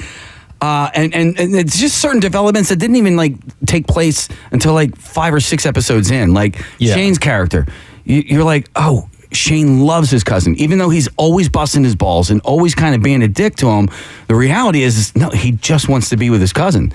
Yeah, like that was a really, really special moment. I thought in the series, it gave it heart, like more heart that I thought. Yeah, I don't know if that's I dig that stuff. I mean, last time I was here, we were talking about our love of rom-coms. Yeah, that's kind of the stuff I like. But Shane likes stuff that borderline shouldn't air. But, so when you mash those two things together, you get like a nice outcome. Yeah. But I love that. When it comes to writing, I'm sure like the hardest part is probably creating it in the first place, and then once you get one season under your belt, you get to know the characters a little bit more. But there's also like just more people in the room that can bring a voice to what you're trying to put together. And so just because there are more people, does that help with the creation of content in and of itself? No, I would say the more people you add to that, like it's kind of Steve and I and Shane's and Chris O'Connor's baby. Oh, so when people start to come in, they are thinking more like traditional TV writers. Oh, and but the writers we had, we had Amy and Bobby and Mike and. But like all these people that came in and they were once they kind of got the feel of the show and the characters, then it became like. Yeah. It became a lot easier. But it was hard at first. Like the first 2 weeks, it felt like we were trying to write 2 different shows, Well, tell us about Thomas Hayden Church getting on board, because that's huge. Yeah, that was huge. We had, I was eyeing him for a while. I thought it was impossible. I've always been a big fan. And then I just, long shot, reached out to him. And I think we had like a week before we had to cast it. We were shooting like 10 days from then. And I was like, let's try Thomas Hayden Church. And everyone was like, he's going to say no. It's not enough money. And which it definitely wasn't. First of all, how do you reach out to him? What do you do? So What are the steps you take? our producer, this guy who works for Rough House, who works for Danny McBride, works with Danny McBride, he knew him. He knew Thomas Hayden Church. He was like, I can text him. Yeah. So I was like, yeah, text him. Yeah. Send him a gift. Do It's that. funny. Yeah. So A delightful meme. yeah. So he texts him and not radio silence. So I'm like, all right, that's over. I expected that. Yeah. And then like 3 days later, I got a text. It was like, Thomas Hayden Church wants to talk to you on the phone. Shut up. And I'm like, what? And so I'm like, yeah, of course. Even if this fails, I get to hear that silky smooth voice. And then he called and we talked for like 2 hours and talked for a long time and talked about comedy and talked about the writing process. And he wanted to be a big part of the writing process, writing his character. And has he been able to do that? He definitely was. Because, I mean, he was first we became aware of him as Lowell on Wings. Yeah. You know, I mean, so his comedy chops are amazing. But I'm sure that in his mind was rattling around the Danny DeVito edition to It's Always Sunny and how this and you guys are on your own, creating your own path, but it's a dynamic that worked. You know, we have someone who's a little bit more of a seasoned pro coming in and just adding that little polish. Yeah, and I mean the things that he was able to add were. There's a reason he was nominated for an Oscar. Right. You know, once he showed up, it was a totally different beast. And also, I think he's one of the best comedic. He's unbelievable actors from that generation, and he doesn't really get to stretch his legs like that. No, and I want to ask about a specific scene with him. It was when you guys were having the party with the Revolutionary War people there, and he and Shane are exchanging lines, and Thomas Hayden Church's character says something and he laughs, right? And I'm like, that had to have been a blooper because it just seems so real and authentic. And you kept it in. Is that the case? Yeah, it was kind of, but at that point, first of all, that was Thomas Hayden Church's idea, that whole scene. Yeah. Oh, that's great. Because he was supposed to be dressed as something else. Okay. And like it's a Revolutionary War for as a promotion. Yeah. And like Shane wants to dress as George Washington, and Thomas Hayden Church was going to dress as like some other soldier. And a couple weeks before, he's like, what if I'm also George Washington, you know? And I'm like, yeah, that's actually really funny. And he's like, and then me and Shane can battle about who's the better George Washington. And obviously he's very handsome. We got him like a fitted George Washington outfit. He looked incredible. But then when they laughed, it was real. But at that point, they were kind of acting like father and son a little bit. That's great. So when he did laugh, I just thought like, oh, this feels very natural. Yeah. Like once in a while, like that happens. Even if you don't get along with your dad. Right. Like if you laugh, you're still like laughing with each other. No. You know? So two things. You have graduated, the series has graduated to, and I love blooper reels, and they're available now on YouTube. The outtakes from 1 and 2, season 1 and 2. It's great to see also, I think the shows that are really, really well done with a great ensemble, any one of the bloopers could have easily inserted back into the show because it has that dynamic. And I want to ask you as a director, this kind of comedy is very reliant on pauses and looks and reactions that can be just slay you, but you got to find that gold. So how much time do you have? Because you say you got money on the show. How much time do you have to sort of play around within a scene and get that? We have a good bit of time, but each episode took like 2.5 days to shoot. So maybe like 3 at the most. But we didn't have. Last year it was mostly improv. Like the first season was like 70% improv because it was just a bunch of guys like in a room shooting as fast as they could. This time it was like 70% written.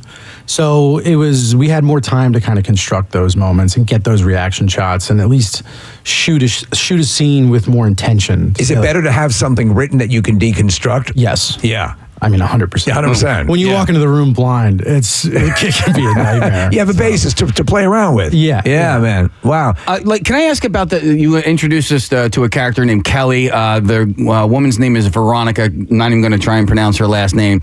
What a revelation she was. I hope she continues into season 3. Who is she? Where did you find her? She's really big on Instagram and TikTok, and I think she was. I could be wrong, but I think she was almost on SNL.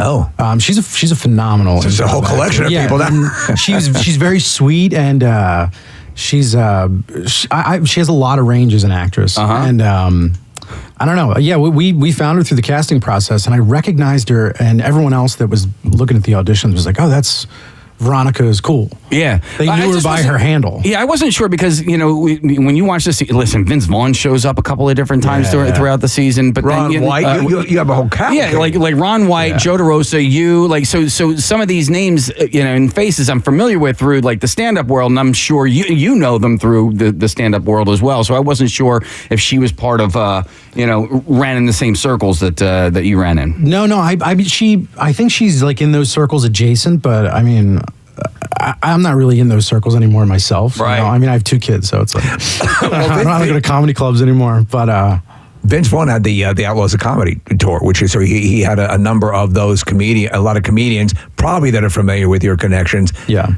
How did that come about? Getting him on the show? Was it Shane texted? There you go. Okay. Yeah, he just said, "Do you want to be on the show?" And he said, "Yeah." And then we sent him a script the night before. And I don't know if you saw the scene, but he's got like a lot of dialogue. He does. Yeah. And that's his wheelhouse. Yeah. Spitting out 1,000 words a second. Yes. And I don't know how the hell he does it. He got a script the night before, and then the next day he showed up in my hotel room, and I was so scared because I thought he was going to be like, "This script sucks. I'm going to say whatever I want, Right. and you're going to just deal with that." And I would have been like, "Yes, Mr. Vaughn, I will deal with that." Yeah, I would too, man. But he read the script. He stuck completely to the script. It was incredible. There's a guy named CJ Calando who used to work here in our sales department. He was an intern, and now he's like Vince Vaughn's right-hand guy. He's one of his assistants. And get out. CJ's a really nice guy, and I've known CJ for a while. But to Casey's point, like, it's funny when you run in these circles for long enough, and your Rolodex, to use an antiquated term, is big enough where you can make those phone calls, or you can have Shane send a text, or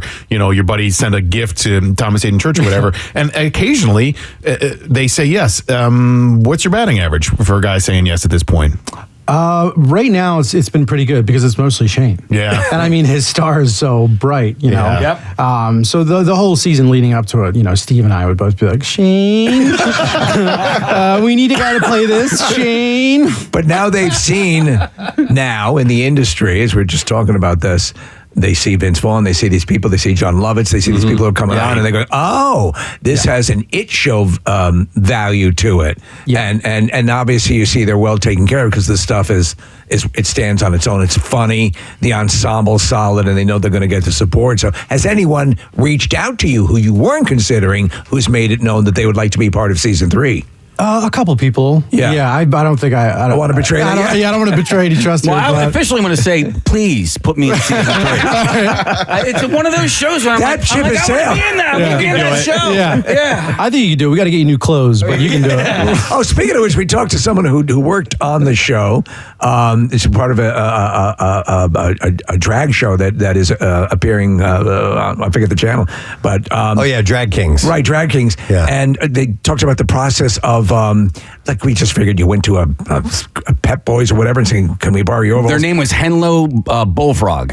Does that sound familiar? Oh, costumes. Yes. Talked about just stressing the costumes and buying stuff and making them look. Yeah, she did an incredible job. So that's you don't even think about stuff like that when you're doing a show, and how you have to, now you have a set or you're replicating all this stuff, and that adds cost. The entire design, we had this girl Amber Uncle who was our production designer, and she replicated this shop so well, and it looks like a lived-in shop. She puts like tiny scuffs on the floor, like stuff you wouldn't even notice, but stuff when you walk in, you're like, "Oh, this is like feel like you're on a movie set." Yeah, it was very impressive. I saw Shane and Steve on Seth Meyers not that long ago. We were chatting about it a little bit, John, and Shane and Steve both shared sort of their story about how they started working with one another. And I didn't know Steve at all before the first season of Tires. How were you guys friends? How long have you known Steve?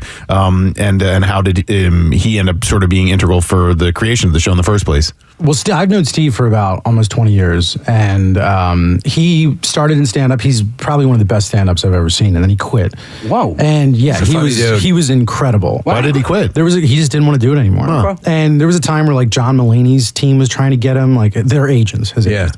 But Steve was just incredible, and Steve always had this idea. His dad owned a tire shop. And he always wanted to do a pilot about that upbringing and kind of, living in that business. And the show is loosely based on what his dad went through trying to sell discount tires. Because it was a lumber. That was with Delco. Yeah, but so it's a similar dynamic. But this is the real. Yeah, and where we shoot it is right next to his dad's shop. Like his dad owned the building next door, and it was empty. Oh, no kidding. And we were like, "Can we shoot in your shop?" And he was like, "No." He was like, "I got to be open. I'm going to lose so much money because my dumb son wants to make a TV show." He's got such a evocative, rubbery, and I mean this in a good way for what he's doing. His face is very malleable. Yeah. I mean, he can sell a pregnant pause like no one else. Oh yeah, he's Steve is a gold mine. I think his star is about to take off. Yeah, hopefully. And he's a decent golfer too. Yeah, he's like I think he's like a +8 handicap. Good Lord. Yeah. I golfed with him last time. I was like, professional. Yeah. I golfed with him last time. I was like, we can't do this anymore. I can't play with someone like this. I'll carry your bag. How about that? Yeah. I play with like these two other guys. They paired us up with this team of guys. And it was me, Steve, and these two guys that were clearly half drunk. And the whole time these guys were like, all right, well, this kind of sucks. Yeah. Like this guy's so good that it's boring. It's got to be boring for him too. I think we talked to occasionally with Alfonso Ribeiro, who's very good. He's a really good golfer. Tremendously good, and he doesn't even mince words. He's like, I will not play with you if you are not at a certain level. I appreciate that. Yeah. I mean, you might as well. Why be a lamb for the slaughter? Yeah, I'd rather play with my buddies who are like, we're just shooting into the woods half the time. And it's like, all right, well, we're out here, we're having fun. We're enjoying the fresh air. Yeah. If you're just tuning in, JUN McKeever is joining us. We're talking about Tire Season 2, now streaming on Netflix. Also, now, last time you were here, we were talking about the project you had done, the romantic comedy. Oh yeah, with the QVC, right? Yeah. Hot chocolate, Holly and the hot chocolate. Yeah. Which, by the way, do you still have any of the hot chocolate from? I never got it. I never got a dime of that hot chocolate money. Are you now? That can be a bit of a gold mine too if you strike, in the right spot. Are you working on any other scripts for that? Because you wrote and directed that. I mean, not that. I mean that genre. Yeah, I mean the feature space is definitely something we're trying to get into now, and something we've been working on for quite a bit. So, I mean, our hope is that we can do more tires, and but if not, we have some things lined up. I think it's looking pretty good. I mean, the response has been really good, and to that point, do you have a sort of a wish list of the progression of the seasons? Coming up, do you have a long-term goal, or are you going to take it organically as you move along? Yeah, I think we have a good arc for at least a couple more seasons that we already kind of figured out that we'd want to do. But yeah, we just need more people to tell friends to watch it. Yes, we're going to absolutely get the word out. But to Casey's point earlier, also about when you start to populate it with something that is deranged in many levels, I'm talking about how Shane's pushing it to, we can't air this, but when you do have those moments that frame it, the contrast makes it's like putting a little bit of salt on your ice cream or hot chocolate. It counters it and makes it resonate more. So, and you said you enjoyed putting that in. Yeah, I mean, I'm a big heart guy. Yeah, so I was more. The stuff that I was writing and Steve was writing is definitely a lot different than what Shane's writing, but we also like each other's style. Yeah. So I think his style really is accentuated by ours, and vice versa. So I feel like there's more forgiveness for his style when it's coupled with something a little sweeter, and vice versa. I think his fans are more like, all right, I'll put up with this corny stuff. That dynamic is real. Yeah. That's real. Yeah. I mean, you buy some cred with the audience that may not be directly your audience. It never got too corny. No, I don't think that. I'm just saying, like, there's. I agree. Yeah. Hey, do you cast extras and whatnot from friends and acquaintances? Sometimes, but we have to use a casting company. Oh, and that's okay. like Huey Loftus. Yeah. They're Huey, local, yeah. and they do most of it. Yeah. Okay. Dude, this made me so uncomfortable, but it was so funny. But the Shane getting the gun in the beginning of the season, like, I'm telling you, man, I was so uncomfortable during those scenes. Like in a very, very, very funny way. Yeah. And I'm glad, I don't want to give anything away, but Shane gets a gun Yeah. I'm just going to leave it at that. That was a very fun episode. We also were trying to keep the episode in the shop because the first episode back, you want to introduce the viewers to the characters again. You want to make sure you kind of establish a home base and the tone. And our thought was like, let's go here, let's go there. But then it's like, how do we keep him in the shop? We have to give Shane something to play with in the shop. Well, the shop is a character. Yeah, right. And we want to make sure that's introduced. And we just thought a gun would be a lot of fun. And also, the second you put a gun in his hand, he turns into like Magellan with comedy. It's like he just thought of a million funny things. Yeah. And we just, there's probably like 15 straight minutes of footage of him holding that gun. Doing everything you're not supposed to do. And like holding it sideways and like putting it in his mouth and stuff like that. Yeah. But he says, he's like, I haven't gotten bullets yet, right? Yeah, but you don't know. Yeah. He said it, but he didn't show you the clip. Yeah. Alec Baldwin could tell you something about that. Oh, yeah. That's changed the game. McKeever, I thoroughly enjoyed season 2. I enjoyed season 1, but I thought season 2 just definitely skipped it up to a whole new level. And I'm excited and optimistic for a season 3. Yeah, thank you. Nick just pulled up a screenshot of you and Steve at a WWE event. Oh, yeah. What was that all about? That was in Phoenix. So Netflix was like, can you guys do a WWE appearance? Not to me, but to Shane and Steve. Right, yeah. And Shane was like, no. And because he was busy. He's shooting a movie. But Steve was like, I'll do it. But Steve has a hard time flying. So I said, I'll go with you. And I thought I was just going to kind of be his like friend chaperone for the whole thing. And the whole time I was like, you don't need to put the camera on me. No one knows who I am and no one cares. Which I don't know if you saw the comments, but people were calling me discount discount Russell Crowe. Discount Russell Crowe. Yeah. Oh, that's great. Discount Russell Crowe is honestly probably one of the nicest things anyone's ever said about me. There's a picture of you holding up and toasting, and you do look a lot like Russell Crowe in that particular one. But discount Russell Crowe. Not movie star Russell Crowe. There is another comment that says McKeever is the most underrated guy in entertainment right now. Yeah. My dad has a lot of burner accounts, so he lights that thing up whenever he can. That's funny. I don't recall. When did you drop John from your credits? You know why I did that? Everybody was like, "Oh, what are you, Madonna?" But which I get it.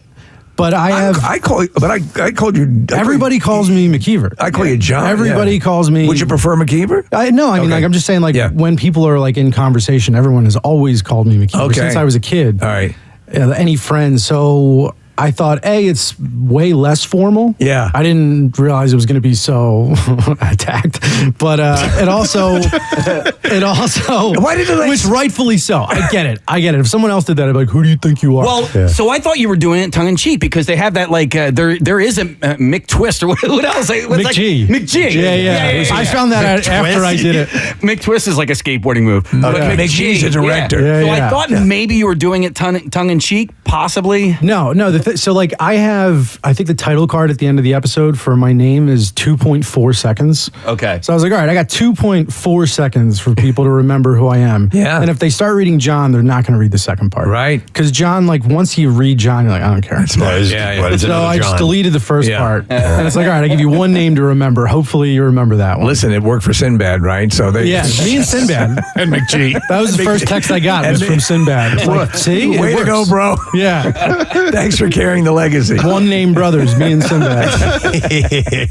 John/McKeever, are you friends with Matt McCusker? Yeah. Did you know that he and Preston had a 20-year-old beef that was recently settled? It was settled. Did you guys settle it? Yeah, we settled it. Yep, we had him on. Yep. Oh, nice. See, I told you he's a nice guy. Last time we were here, we were talking about this. He's a great guy, yeah. And listen, speaking of nice guys, and I hope I don't blow up his spot, but I have been told on many occasions by a ton of different people about what a nice, generous guy Shane Gillis is. Yeah, it's incredible. Right. So you see this persona on stage, and I don't necessarily think that his on stage persona.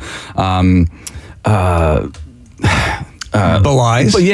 But I heard just time and time again, he is so generous to the people that open for him, is the people that travel the road with him, that he is just the best. Yeah, Shane is it's really hard to explain. With everything that we've done, he's always been He's always had our backs. Mm-hmm. He's always been the first one to put money up for something. And with anyone on the road with him or anyone in his life, anyone that ever needs anything, he's usually the first person to step in. That's great. And help out. And to say he's generous is like a wild understatement. Okay. But good thing his friends are talented. I mean, even the ones that aren't, he hooks them up too. So he's. So who's the one who's not that he hooks up? The dead weight. The Tommy Popes of the world. Yeah, the Tommy Who's Popes, the dead weight? Yeah. But even like, we'll have major companies reach out to us and be like, hey, who else do you want to have in this spot? And the first thing he says is a friend. Yeah. So it's time and time again he's done it. And he's a guy that he's done really well. He's made a ton of money. And I got to be honest, it doesn't seem like he has any interest in having that kind of money. Wow. Like when you hang out with him, it's never about money. It's never about anything like that. That sort of dynamic works well for longevity because you are when you just enjoy the work and you do good work and you're carried along by that.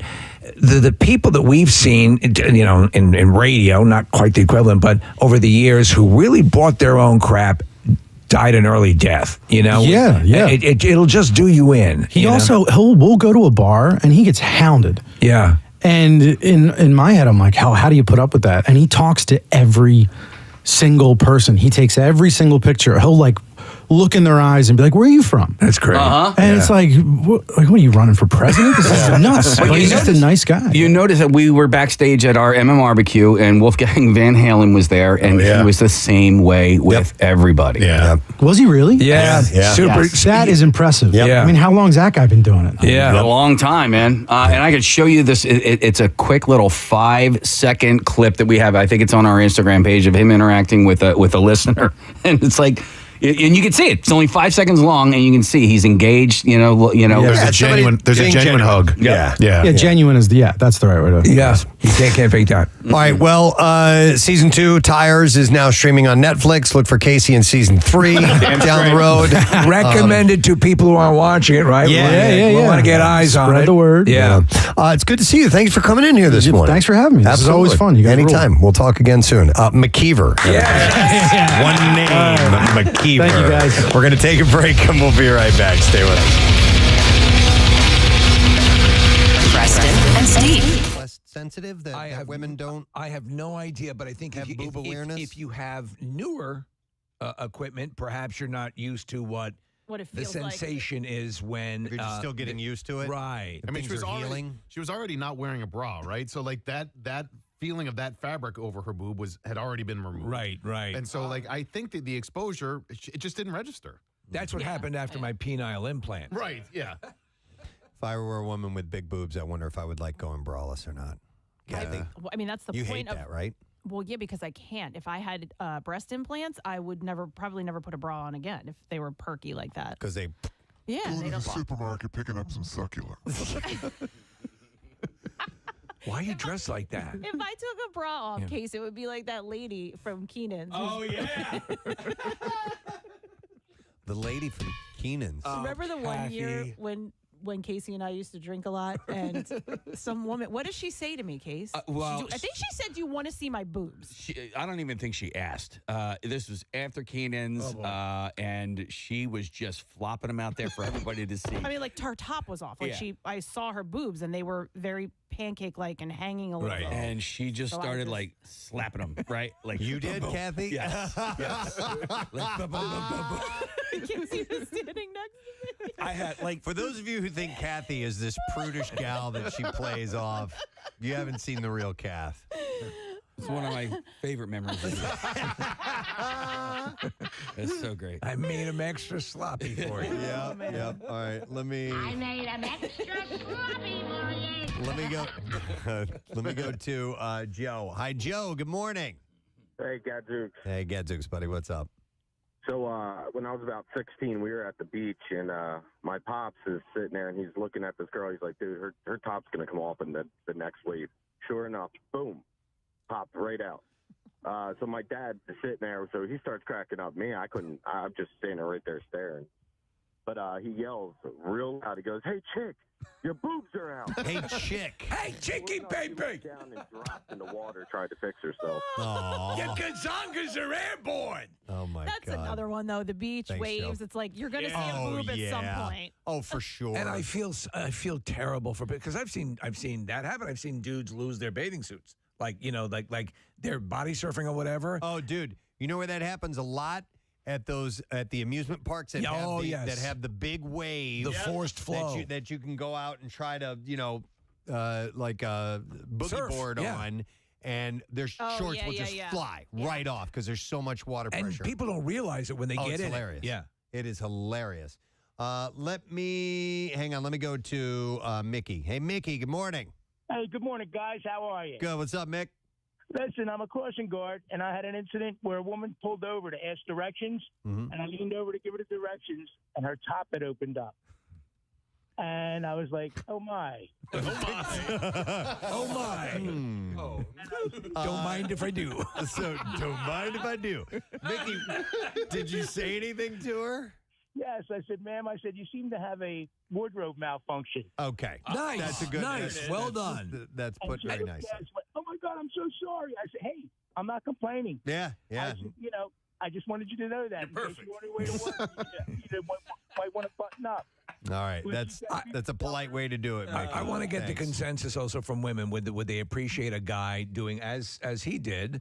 Just you had wardrobe malfunction. In case, as you said, interceding earlier when Nick had this woman come out. I think would you appreciate that, or is it? Listen, man, when you have like a boogie hanging out of your nose, it's super embarrassing, and whoever says it to you, it's going to sting. And It's going to be embarrassing. And I hate to draw the parallel between boogies and boobs. Yeah, but it was a great book, by the way, by Herman Melville. I would prefer. It was his follow-up to Moby Dick. I would prefer the very first person that sees a booger hanging out of my nose to tell me. Yeah. So that I don't walk around the office with my boobs hanging out. I got you. Yeah. All right. Well, let's go. Let's see what happens when the other gender is faced with this issue. I have Jackie who's on. Jackie, good morning. Hi, you guys rock. Thank you, Jackie. What do you want to tell us? All right, so I was a lifeguard and pool manager for a very long time, so you see a lot. Yeah. But so I was very early 20s at the oldest, and I was the manager, and one of the moms came up to me and said, hey, there's a guy over in the pool, and he's like having his daughter swim under his legs, and he had his legs spread so his daughter can swim under his legs, and the moms are all there able to see everything hanging out the bottom. Oh, God. What was it like coming out the side, or? No, he was wearing running shorts, those real small. You can't swim in those. Yes, instead of a bathing suit. Yeah. So, I'm the manager, so they ask me to talk to this guy. Well, that the worst. Well, Jackie, that's extra creepy that he has his daughter's. I Slay know. didn't know. I know. I don't think he had any idea because I had to pull this guy aside and talk to him, and he was super embarrassed, and I didn't, Yeah. everyone was super embarrassed, and I mean, I basically made up a rule that he had to wear a bathing suit. Yeah. You have to do that instead of these running shorts because he's like hanging out, and he's like, there's kids swimming all around. I have to impose a draconian law here. You must wear a bathing suit in the pool. Wow. Yes. Yeah. Yes. And, I didn't see anything, luckily, but, he's there in front of, I'm sure all the pool moms are like, you can imagine them lined up along the edge. It's the real shallow section. Would you say, Jackie, that if you could have, would you prefer that a guy had gone and done that? Well, maybe. Or just, I don't know. Yeah. You're the manager. You're the manager. Dads hanging around. There weren't many guys. I was like the head lifeguard and right. a bunch of girls around. So, All right, so Jackie, in all your years of being a pool manager, what would you say? Did you see more boobs or more dongs? Actually, probably more dong. No kidding. Guys man spread. They man spread. Oh, They didn't all right. hang out. Yeah. I think, There are cases, and Jackie, maybe you'll concur with this. There are cases where I think dudes knowingly go and right will So they're getting a little quasi exhibitionism out of the way. There's a guy at my Thank you, Jackie. who Appreciate it. He is enormous. Okay, his junk. His junk is. But he wears a Speedo, and I'm like, why are you doing that? That's why. That's why. You know why? I know exactly he has why. a huge. And it's. dunk. I mean, it is massive. Oh my God. I cannot express to you how gigantic and it's. Is it a two-hander? It would be a two-hander for Andre the Giant. And I'm like, why is this guy doing this? Like, why. That's why. Right, Yeah, of course. that's He why. wears Speedo because he wants to put on a show. Of this this summer. You got to somehow or another get a picture. Where is this that he shows up at? At his pool. At my pool. Not okay. You don't say what pool it is. I'm not going to say. But try to get a picture if you can. I don't think. Okay. Is he single? You know what? I'll look for a ring the next time I see. You know what, Case? See if you can tag him, and we'll follow his migratory pattern. Wow. All right, let me go to Laura. Hey, Laura. Good morning. Yoo-hoo. All right, Laura. What's up? Good morning. One of my college boyfriends, we were dating not that long, hadn't met his parents yet. Go to the hospital to visit his dad after a full and get a huge show of his balls. Oh, my God. Wow. His dad. Wow. Wait. Yeah, so I hadn't met the parents before, so I'm like, hi, nice to meet you. I'm your son's girlfriend, and there's your balls. So he was in getting. Well, why was he wearing a hospital? He was in the hospital, or was he just walking around? Yeah. Okay. Yeah, he took a fall, and he was in the hospital, and my boyfriend asked me if I wanted to go, visit him, and yeah. That's just an unfortunate incident. The hospital gown is the most unforgiving garment that has ever been created by humankind. I've said. I know, it was just funny the first time meeting him. Oh, absolutely. All right, thanks, Laura. I've said that 1,000 times, Preston. They need to redo the hospital gown. You just feel so uncomfortable and exposed, and it's like wearing victimized. A bad smock. Yeah, it's like you're doing arts and crafts, but your ass is hanging out. Let's see. How about we will go to Erica. Hi there, Erica. Hello. Hello. What's up, Erica? So I'm bringing it back to the boobs. Okay. Back in my early 20s, we were probably 20, 21. Me and my girlfriends would go down to Wildwood every year and hang on the beach. We would always set up our spot a little bit away from the ocean because we'd be drinking and listen to our music. And, we would always dig a sandcastle. So we're all hanging out. There's about 6 of us. And we noticed this guy, staring up, maybe 20 feet from our blanket, staring at us. And we're, all looking at each other, what is this guy staring at? What is he staring at? So we look over, and here's one of our girlfriends, Megan. She has, a nice rack on her. She's, on her hands and knees with a shovel, digging a hole. Her whole boob is just out flopping around. And if she's on her hands and knees, I mean, it's hanging as low as it can. And she was doing work. She was really getting in there. So this guy's staring, and we're like, Megan, and she, looks and then looks away. Here she has headphones in. So we're like, Megan! We're screaming her name. Finally, she pops her headphones out. She pops her headphones out, and my best friend Andy yells, Meg! On the top of her lungs on the beach. Meg, your entire titty is out. The whole beach looks. My girlfriend looks down, grabs her chest, and falls to the sand. It was the most hysterical thing. To this day, when she acts up, we're like, Meg, chill. Your entire titty is out. All right, Erica, I have a question for you. When you talked to her about it afterwards, did she describe the sensation that she felt in her body? Because what happened with this woman yesterday. Is there any way that you would be able to tell physically that it was out? Well, that's what we were like, Megan, couldn't you feel it slapping onto your body every time you dug in the sand? She was like, I didn't know. I had my bikini on. So, I guess it's similar to a tank top where you can't really tell. Yeah, I could see that being a possibility and a liability, but you should be aware. Try to increase your spatial awareness. Yes, be aware of your boobs. Right. All right. Thank you. Appreciate it, Erica. Have a great day. You too. We'll see you. Bye-bye. All right. Well, and by the way, it is cleavage season. Yes. I mean, spring first has already hit, so the first of spring. So it's we're into that season where things might fall out by accident. So you may want to be aware. And I assume that if it does happen, ladies would prefer that you politely let them know. Next time. Next time. I'll say something. Instead of walking through the rest of the grocery store with a boob hanging out.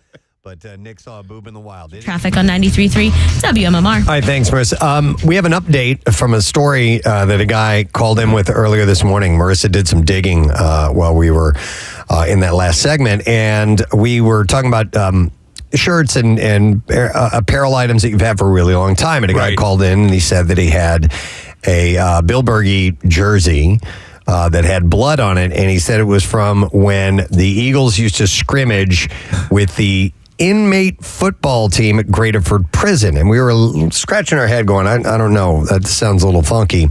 And now Marissa hasn't gotten it all figured out, but the closest she's gotten so far is a Facebook post last year on an account called On This Day in Professional Football History.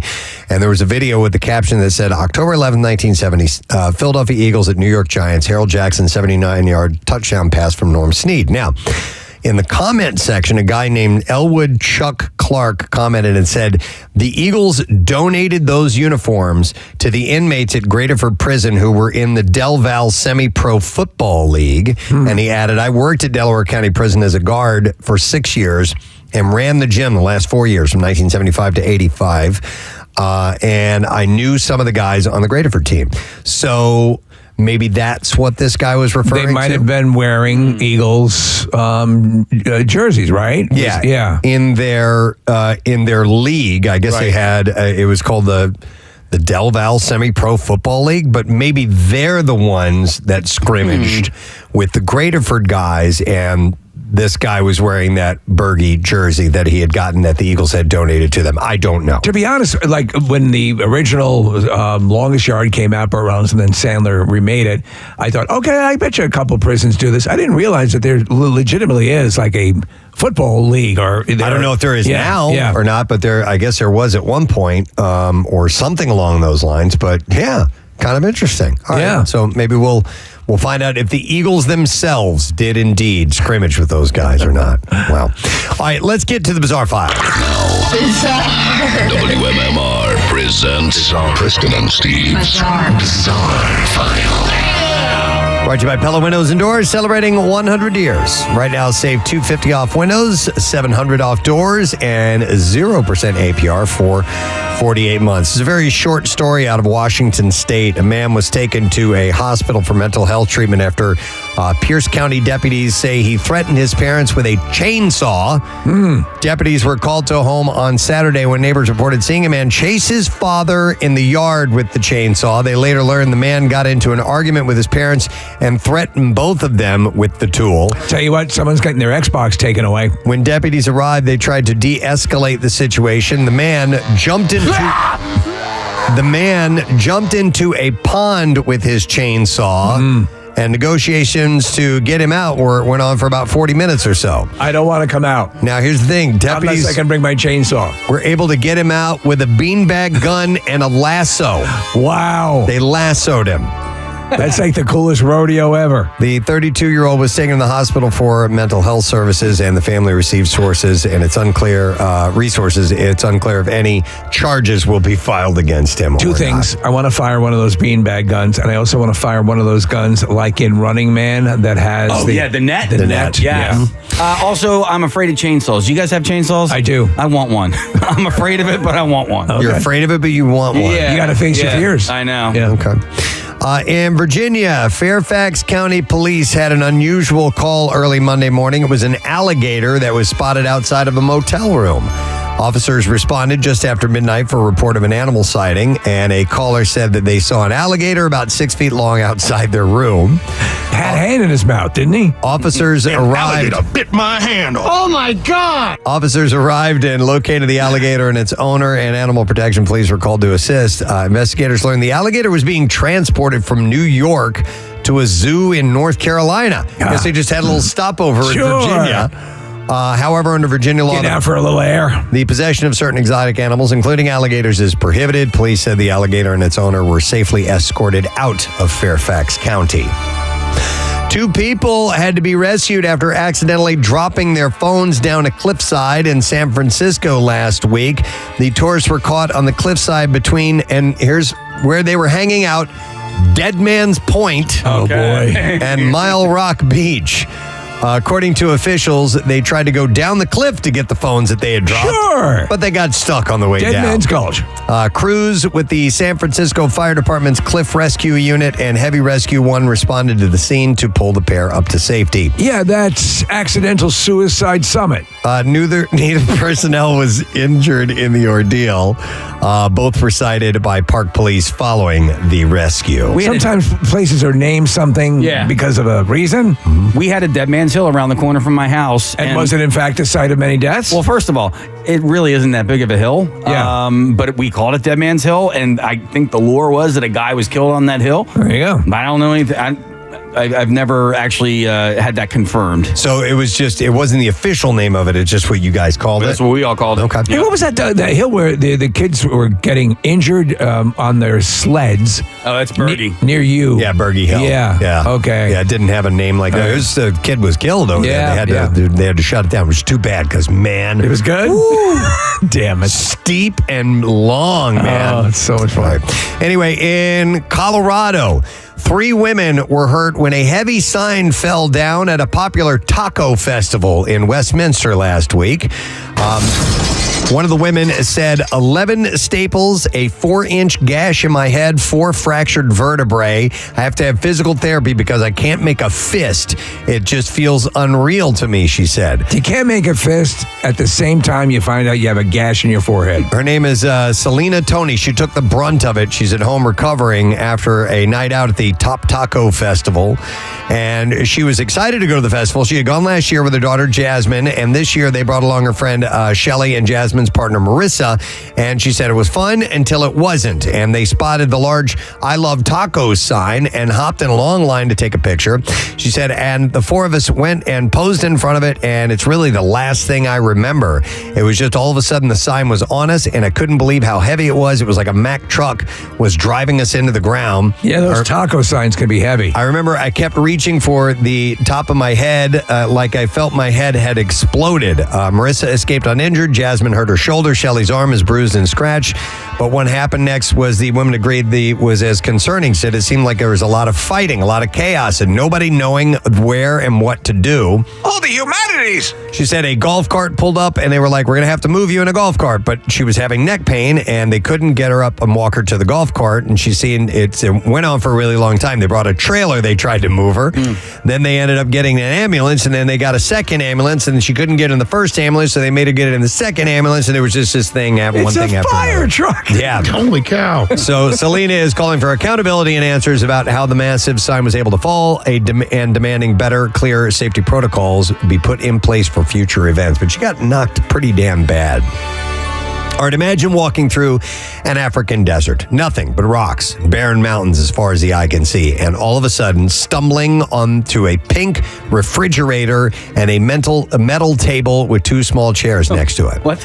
It sounds like a mirage. Yes. But not only is this Barbie-inspired fridge real, it also works and is constantly restocked with refreshing drinks.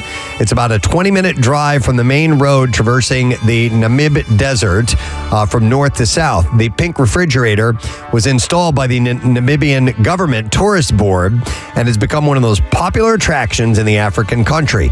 It was designed as a modern take on the desert oasis for weary travelers looking to quench their thirst.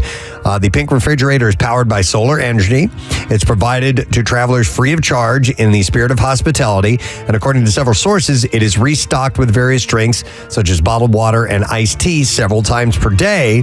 But because this unusual oasis has become so popular with tourists, it can often be empty by evening. At first, people were skeptical about the idea of taking a drink out of a suspicious pink refrigerator in the middle of the desert. But after it went viral on social media platforms like Instagram, people from all over the world flocked to Namibia to check it out in person. It's actually pretty cool. I'm sorry, did you say it was a full fridge or a mini fridge? It's a full-size refrigerator.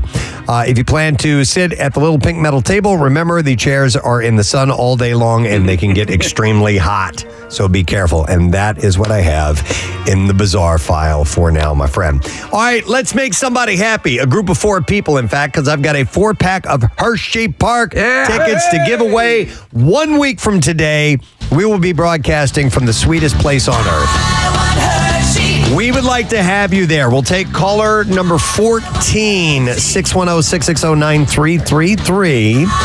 And we will set you up with those tickets. You will get to access some of the rides and attractions before the general public, as you'll be able to get in a little bit early while we will be doing our show. And keep in mind that this summer you can go all in on Epic Thrills at Hershey Park. Their 15 coasters make up the largest collection in the Northeast. Plus, you can get ready for the all-new Twizzlers Twisted Gravity, the world's tallest screaming swing. So, caller number 14, it's yours. Take a break. Be back. Give away some more stuff. Stay with us. Preston and Steve. Spring, ladies and gentlemen. That's a wonderful thing. All right, we're going to take a break. We'll come back in a second. We have bizarre file stories on the way when we return. Make sure you stay with us. Preston and Steve. On 93.3. Today is National Cheesesteak Day. Oh, yes, it is. Got an email that says, "Hey, Preston and Steve Show, happy National Cheesesteak Day from Whizzle Truck. We were at the Camp Out for Hunger last November. They're great. And we are just about to hit our 1-year anniversary of being in business. Over 100 events in the area in such a short time. And today we're feeding some well-deserved hungry people at Pico. Couldn't think of a better way to celebrate the day. Sincerely, that is from Chris and the rest of the Whizzle team. Whizzle faux shizzle. Faux shizzle, baby. I'm not going to have a cheesesteak today. I'm kind of watching what I'm eating. I'm trying to hit some weight goals. I hit my little goal earlier this week, and I want to hit my medium goal by tomorrow. So your weekend, though, you give yourself a little latitude. I think I'm gonna. Yeah, weekend I always give myself a latitude. We've got a Pudge's nearby us, which makes a great cheesesteak. So I might go by there and celebrate National Cheesesteak Day a couple of days. It's been forever since I've had a classic. Really? Like a classic cheesesteak that are, you can find them anywhere here. We live in Cheesesteak Central, but calorically, it's always a tough thing to reconcile. But if you're going to go all in on the weekend, you give yourself a bit of a cheat. Yeah. I have to think now where I want to go, what I want to get. I have a friend who's a member at a golf club, country club called Applebrook, and they make when you go to like an upper level where they use really quality meat and stuff like that, it's to die for. So I'm going to have to dive into one soon. I don't think about calories ever. Like Ever. I really, Right. I don't. I got you. But I'll probably do a cheesesteak every probably 5 or 6 weeks or something like that. Yeah, and I have Thunderbird is the place that I go to. That's just it's a wonderful place. Everyone has a great time. We cut the meat thinly. Yeah, it's slicely thinned or thin sliced. Thinly sliced. No. Thin slicely. Thin slicely.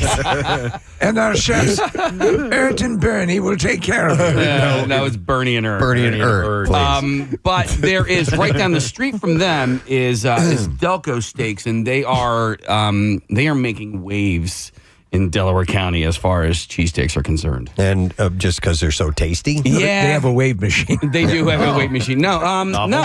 Their approach to the cheesesteak is... They're redefining it? No. It's more akin to like your... Pat's, Geno's, Jim's, it's just real good quality stuff. Sometimes if you just make it in the classic sense, with, as Preston was saying, the best ingredients, you become a thing.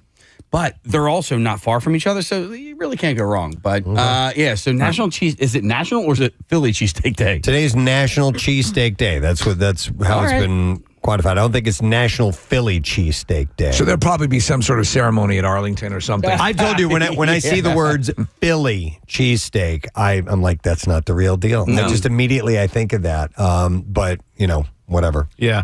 There's a place that Casey's recommended to me that I still haven't been. It's called Nick Filet. I think they have 2 or 3 locations at this point. There's one in Paoli, but I've heard that their cheesesteaks are banging, and they use Preston like really good cuts of meat, and it's like a standalone kind of steakhouse. It's not at all like a fancy place. I think the one in Paoli used to be like Roy Rogers or something. But anyway, I want to check that out. Nick, and you just started talking about variation and Wilson's.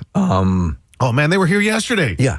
Apparently they stopped by and had some goodies. Meatless. They're Well, yeah, you like the Impossible one, yeah. Holy effing It's hell. good, too. It doesn't taste like a regular cheesesteak. It's something different. Yeah. And it's fantastic. It's funny, Nick. I've recommended Nick-fil-A, but I've never actually been.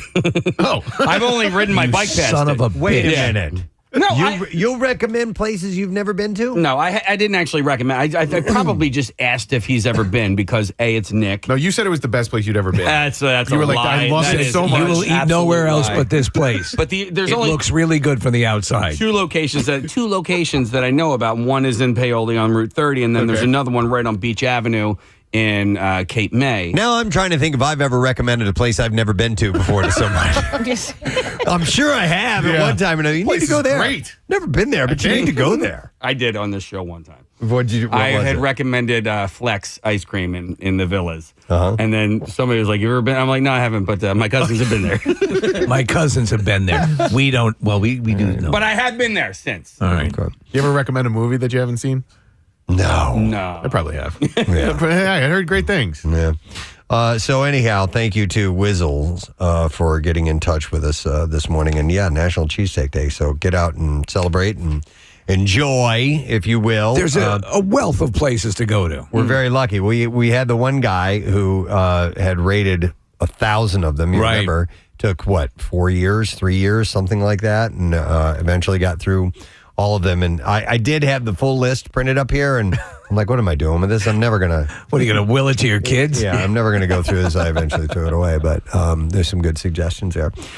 Well, sometimes I fall, though. Again, it's been years. Well, no, I've had the Wilsons. So that's still a cheesesteak. Yeah. Yeah. So I amend my statement. Yeah. Speaking of eating, I saw this interesting survey.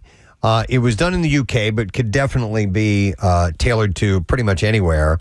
It's a new survey of 2,000 adults, and they asked them about their secret snacking spots. Secret snacking spot. Okay. And so, if you're Kathy, you eat nowhere but the kitchen or the dining room. Oh, like actual locations in your house? Yeah. Right. Sneaking. You will not bring food upstairs. You will not hide stuff under the pillow. No. No. Definitely not. Do you have to eat in the kitchen? Wait, but hold on. Why are they secret?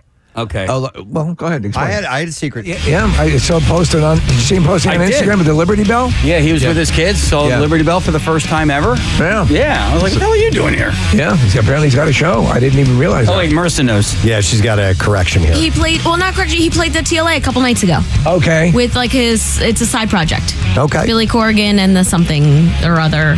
If you're on his page, Nick, and you're clicking it, if you click over, you'll see the marquee from the TLA. All right. Billy Corrigan and the other thing. And the other. That's the name of the band, and the something or other. And the something or other. That was the name of it. The Machines of God. There it is. Yeah. Well, it's cool. Well, hopefully Billy's in town enjoying our fine city. And obviously he's seeing the sights. He's at the Liberty Bell and doing all that stuff. So cool. Swing on by here if you got some time, Billy. We'll plug your band, the something or others, if you like. We're going to ask a lesson question today. And we what I do with these? Oh, hell. We are going to be giving away a pair of tickets as MMR Rocks Nathaniel Rateliff and the Night Sweats. They're playing Saturday, August 16th at the Hard Rock in Atlantic City. I have to go with this. Charlie Sheen pisses uranium and farts what kind of spice? 610-660-9333 is our number. So Charlie Sheen pisses uranium and farts what kind of spice? 610-660-9333 is the number. If you know that, call now. And while you're doing that, we'll do the Trash business is a gold mine. 93.3 WMMR with Preston and Steve's Hollywood Trash. Brought to you by Rita's. Rita's is making waves with a fantastic new flavor, Kool-Aid Shuckleberry Fin Ice. A delicious blend of orange, strawberry, and banana. But you got to hurry. It's only here for a limited time. Be cool. Eat a Rita's. What's going on this morning, Steve? Well, Hulk Hogan slamming rumors that he's on his deathbed in a Florida hospital. Hogan says he is merely receiving his annual do-rag rotation. R. Kelly's attorney revealing the 57-year-old is petrified to be back in prison after being temporarily moved to a hospital facility. Kelly says he's still getting enemas, but now they're administered with a broom handle. God. And finally, Khloe Kardashian opening up about her fear of haters criticizing her over a recent Ozempic weight loss. Khloe says she ended up being afraid for no reason because no one has been able to recognize her since her head transplant. And that's your Hollywood Track. All right, we will see if somebody knows the answer to the lesson question. Charlie Sheen pisses uranium and farts what kind of spice? And we're going to go to Phil, try and get an answer. Phil, good morning to you. Hey guys, this is your friendly neighborhood vending machine man, Bill Cashman. Oh, Bill! Hey, man, nice to hear from you, bud. All right, well, let's see if you know the answer to this. Charlie Sheen pisses your... he said it. Paprika. Yep, that's absolutely correct. All right, hang on, Bill.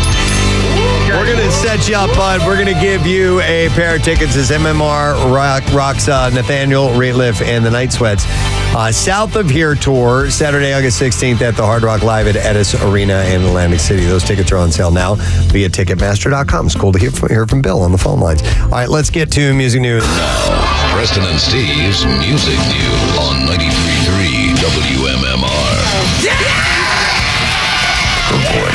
So, Zach Starkey, the Who's former drummer, has claimed his father, Ringo, called Sir Roger Daltrey, quote, a little man over his firing. Starkey, the band's drummer since 1996, by the way, was fired, rehired, and fired again last month in a spat sparked by a Royal Albert Hall performance in March. In an interview with Rolling Stone, Starkey said that after the rift, his father had said, quote, I never liked the way that little man runs the band. Wow. During Starkey's last performance with The Who, Roger had paused the band's rendition of The Song Is Over after just one verse, and he told the crowd to sing that song. I do need to hear the key, and I can't. All I've got is drums going boom, boom, boom, and I can't sing to that. I'm sorry, guys. So on April, Pete Townsend had announced in an Instagram post that Starkey was no longer part of the band. He wrote, after many years of great work on drums from Zach, the time has come for a change, a poignant time. Zach has lots of new projects in hand, and I wish him the best. But the drummer denied the claim that he had retired to focus on other projects and insisted that he had been fired after the onstage spat with the 5'7" frontman. Starkey told Rolling Stone that he had been blamed for missing his cue when, in fact, Roger had come in 4 bars early after being unable to hear the piano. He said he came in 4 bars early and he just asked for the drums to be turned up. And he's just a little guy. And he couldn't hear the piano. Starkey also added he just got lost and he blamed it on the drums being too loud. And then it got made into this huge social media thing and it freaked him out. Starkey said that he was told that he had dropped 2 beats, though he could not hear it in listening to the film back. He said he was fired and that he would be reinstated if he admitted publicly to the mistake. He said, so I did. I posted this, that little toy duck playing a snare drum, and Pete Townsend called me and said, try again without the duck. I took the duck out and I got my job back. On the band's official social media, Townsend wrote, Roger and I would like Zach to tighten up his latest evolved drumming style to accommodate our non-orchestral lineup, and he has already agreed. And he added that Starkey had, quote, made a few mistakes and he has apologized. But the drummer said he was informed 10 days later that the reinstatement was never going to work and was encouraged to put out a statement to say that he was moving on of his own accord. Instead, in a lengthy Instagram statement, Starkey said, I was fired 2 weeks ago after reinstated and asked to make a statement saying that I had quit The Who to pursue my other musical endeavors, but this would be a lie. He said, I love The Who and would never had quit. Quitting The Who would also have let down the countless amazing people who stood up for me through weeks of mayhem. And he said, just because it's The Who, I'm not going to let you walk all over me. We've had 30 years of great music, but I'm also not going to let it F me up, and I'm going to tell the truth. He said that he was unsure where he now stands with Townsend and Sir Roger, who embark on a world tour in July. He said, I spoke to Roger last week, and he said, don't take your drums out of the warehouse. We might be calling you. And Starkey goes, what the F? These guys are effing insane. I've been fired more times than Keith Moon in 10 days. So Starkey was a family friend of The Who's late drummer Keith Moon, by the way, and was taught to play by Kenny Jones of The Faces, who went on to replace Moon after his death in 1978. That is weird. I listen. On the objective side of this, they've both complained, Daltrey and Townsend, about hearing issues. And the how difficult it is now. I don't doubt that. Probably he screwed up, Daltrey. Yeah. But and also, it's not necessarily the drummer's fault. It's the sound mixer's fault, isn't it? If he's not hearing. But he had said that Roger just told him to turn the drums up. Right. Yeah. And so, who knows? I don't recall ever hearing anything about this blunder at this show. No, I just remember hearing the statement that he was let go, and then I didn't see much about it afterwards. But that's the story behind the story. So it sounds like it might be much ado about nothing now.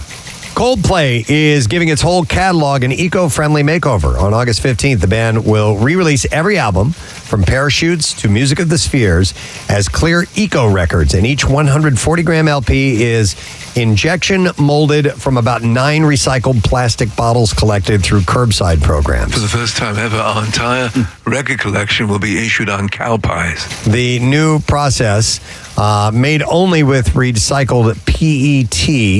Yeah, you know me. Cuts vinyl making carbon emissions by roughly 85% and trims the shipping weight.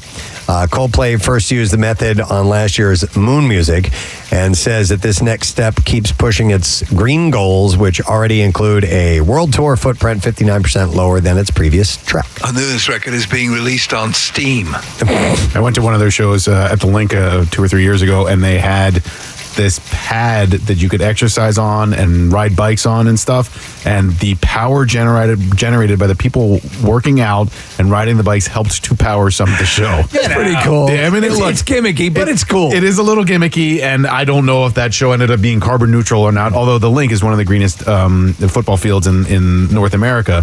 But it was not. It's a cool gesture, and it's a good effort. What if it was actually just a practical joke from Chris Martin? Seriously. Just to make people do that. Yes. Preston, it's powering an auto suck. Yeah, that he uses backstage before the show. That feels great. Yeah, keep pedaling. I mentioned this earlier this morning, but we're getting our first look at Jeremy Allen White as the boss in the upcoming Bruce Springsteen biopic, Deliver Me From Nowhere. It's not a complete biopic, as it centers on the making of his 1982 album, Nebraska, alongside White, who not only acts but sings. The cast also includes Jeremy Strong as John Landau, Springsteen's manager, Stephen Graham as Bruce's dad, Douglas, Paul Walter Hauser as recording engineer Mike Batlin, Odessa Young as Springsteen's love interest Faye, and Mark Maron as producer Chuck Plotkin. I'm glad they skipped, because they had... I think he's actually a suitable choice. They were talking to Ian McKellen. I don't think would have worked as Springsteen. The movie hits theaters. Because Bilbo, we were born to run. The movie hits theaters October 24th, by the way. So we'll see how well it does. There is a trailer out if you want to see it now. John Lennon famously told the world in the Beatles' Glass Onion that the walrus was Paul. More than 50 years later, we'll be getting proof. Paul McCartney will be portraying a left-handed bass-playing walrus in the upcoming animated film High in the Clouds. You're a big old smelly goddamn walrus. It's reported that I'm gonna kill you! McCartney will lend his voice to Paul McKenzie, a walrus who also happens to be a left-handed bassist like the man himself, and who plays in a band called The Sweets. Getting the musician to take the part may have been easier than one would think. The film is based on a 2005 children's book that McCartney co-wrote. High in the Clouds is coming out in 2027. That's right. Yes. For a brief period, I was the Noid. So, Paul... From Domino's? Yes, that's right. No idea. Avoid Sorry, the Noid. I was late. Avoid me at all costs. Yeah. One last story. Classic horn-era Chicago gets revisited with a deluxe re-release of the band's first greatest hits collection. I love that band. Yeah, I know. They're fantastic. For the 50th anniversary of the release of Chicago 9, the band is reissuing the album in an expanded form. Chicago 9 Greatest Hits Expanded comes out August 8th. The new edition nearly doubles the number of songs to 21. And will include songs from every studio album that Chicago released between 1969 and 1980. And when I saw it this morning, I just to spend some time with them, I pulled up question 67 and 68. Yeah. What a great song. So I do love the earlier stuff more. The more it became very Peter Cetera-ish later on. Yeah, a little more contemporary. Yeah, but that earlier stuff, the sort of jazz stuff, the horn stuff, it's just amazing. Terry Kath, underrated guitarist, outstanding, and his vocals. He has like the more baritone lead, and they were a powerhouse of a group. Man, they were progressive. They really were. Absolutely. Yeah. There's a band I've mentioned them before. It's like 50 people in this band. They're from Russia. It's Leonid and something else. And what they do is the music of Chicago was able to be played in Russia. Like we have the guy who sings lyricless songs. Yeah, the Yololo guy. So Chicago is incredibly popular in Russia. So they replicate Preston with precision down to the horns, live, old school Chicago. Nice. It's amazing. I have a question about this song. What the hell does 25 or 6 to 4 mean? I will tell you that story if you want to know. Yes. So the word is they were partying, and I don't know who wrote it, but they were doing coke. Okay, so they were getting high and they were staying up really late, and they were just bombed. And I don't know who it was, but they looked at the clock. And they said they didn't understand the time on the clock, and they said, "Is it 25 or 6 to 4?" Like 4 o'clock in the morning. That's what I've heard. Yeah. So either it was 25 minutes until 6 or until 4. And he just messed up by saying, is it 25 or 6 to 4? Meaning, was the second hand on the 7 or the 6? Gotcha. And just messed it up. And somebody said, that's a great song. Okay. So if you listen to the lyrics, getting up to splash my face, waiting for the break of day. Yeah. It makes next time you hear that song and you're listening to the lyrics, think about somebody staying up all night long partying their ass off. I mean, listen, that's I know that Fish has a lot of like weird, goofy lyrics, but they are lyrics that crack them up. You know what I mean? It's almost like inside jokes and stuff like that. So there's this one song called "Push Onto the Day." It's a Trey song. It's my favorite song that he ever wrote. And there's a lyric that goes, "Chicken on the blacktop pushing steel." And then he finally revealed what that was. And there was a guy named Chicken who was, I think, running. They were having like a football or frisbee catch, and they were in a parking lot. And he ran into a pole, a steel pole. And so that was Chicken on the blacktop pushing steel. I love little stuff like that. Little nuggets. Yeah. Let me read the lyrics. It's short lyrically. It's a short song. It says, waiting for the break of day, searching for something to say, flashing lights against the sky, giving up, I close my eyes. And sitting cross-legged on the floor, 25 or 6 to 4. Staring blindly into space, getting up to splash my face, wanting just to stay awake, wondering how much I can take. And then, this says it all. Should I try to do some more? 25 or 6 to 4. Okay. So there you go. Wondering if do I do another line and stay up longer or not? And then it says, feeling like I ought to sleep, spinning room is sinking deep, searching for something to say, waiting for the break of day. I would contend that the opening to does anybody really know what time it is? Mm-hmm. That horn break in the beginning is one of the absolute best ever recorded. Here we go. Casey's got it for us. It's beautiful. They sound like pianos. Yeah, they do, don't they? I guess this is the little intro to it. But Terry Kath is the guy who sings lead on this song.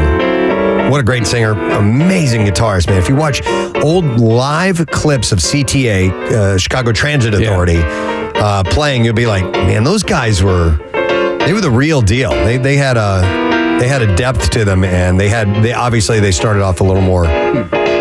I think this is just a version of this? That's all piano? I have never. Here, welcome to the Armada Room, everybody. I wanted to encourage everyone to try the chicken fingers. Our new Rialto sauce is quite tasty. Coming up in a second, the body of the song. Honestly, what the hell's going on here? I don't know. It says, does anybody really know what time it is? Chicago, that Casey pulled up. So maybe this is the album version. This is no way that this gets played on the air this way.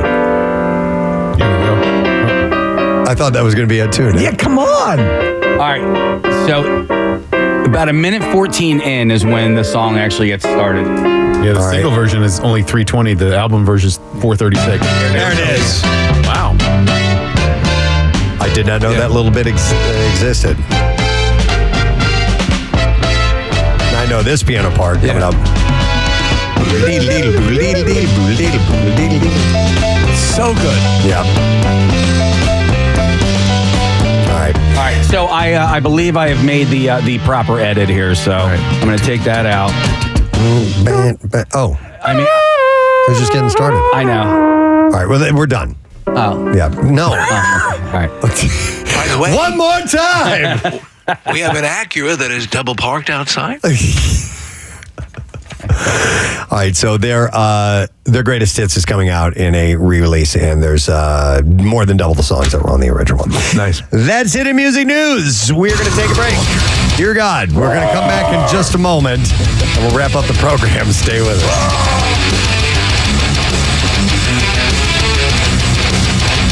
Why? And I do too. I'll explain in a little bit. But you go ahead.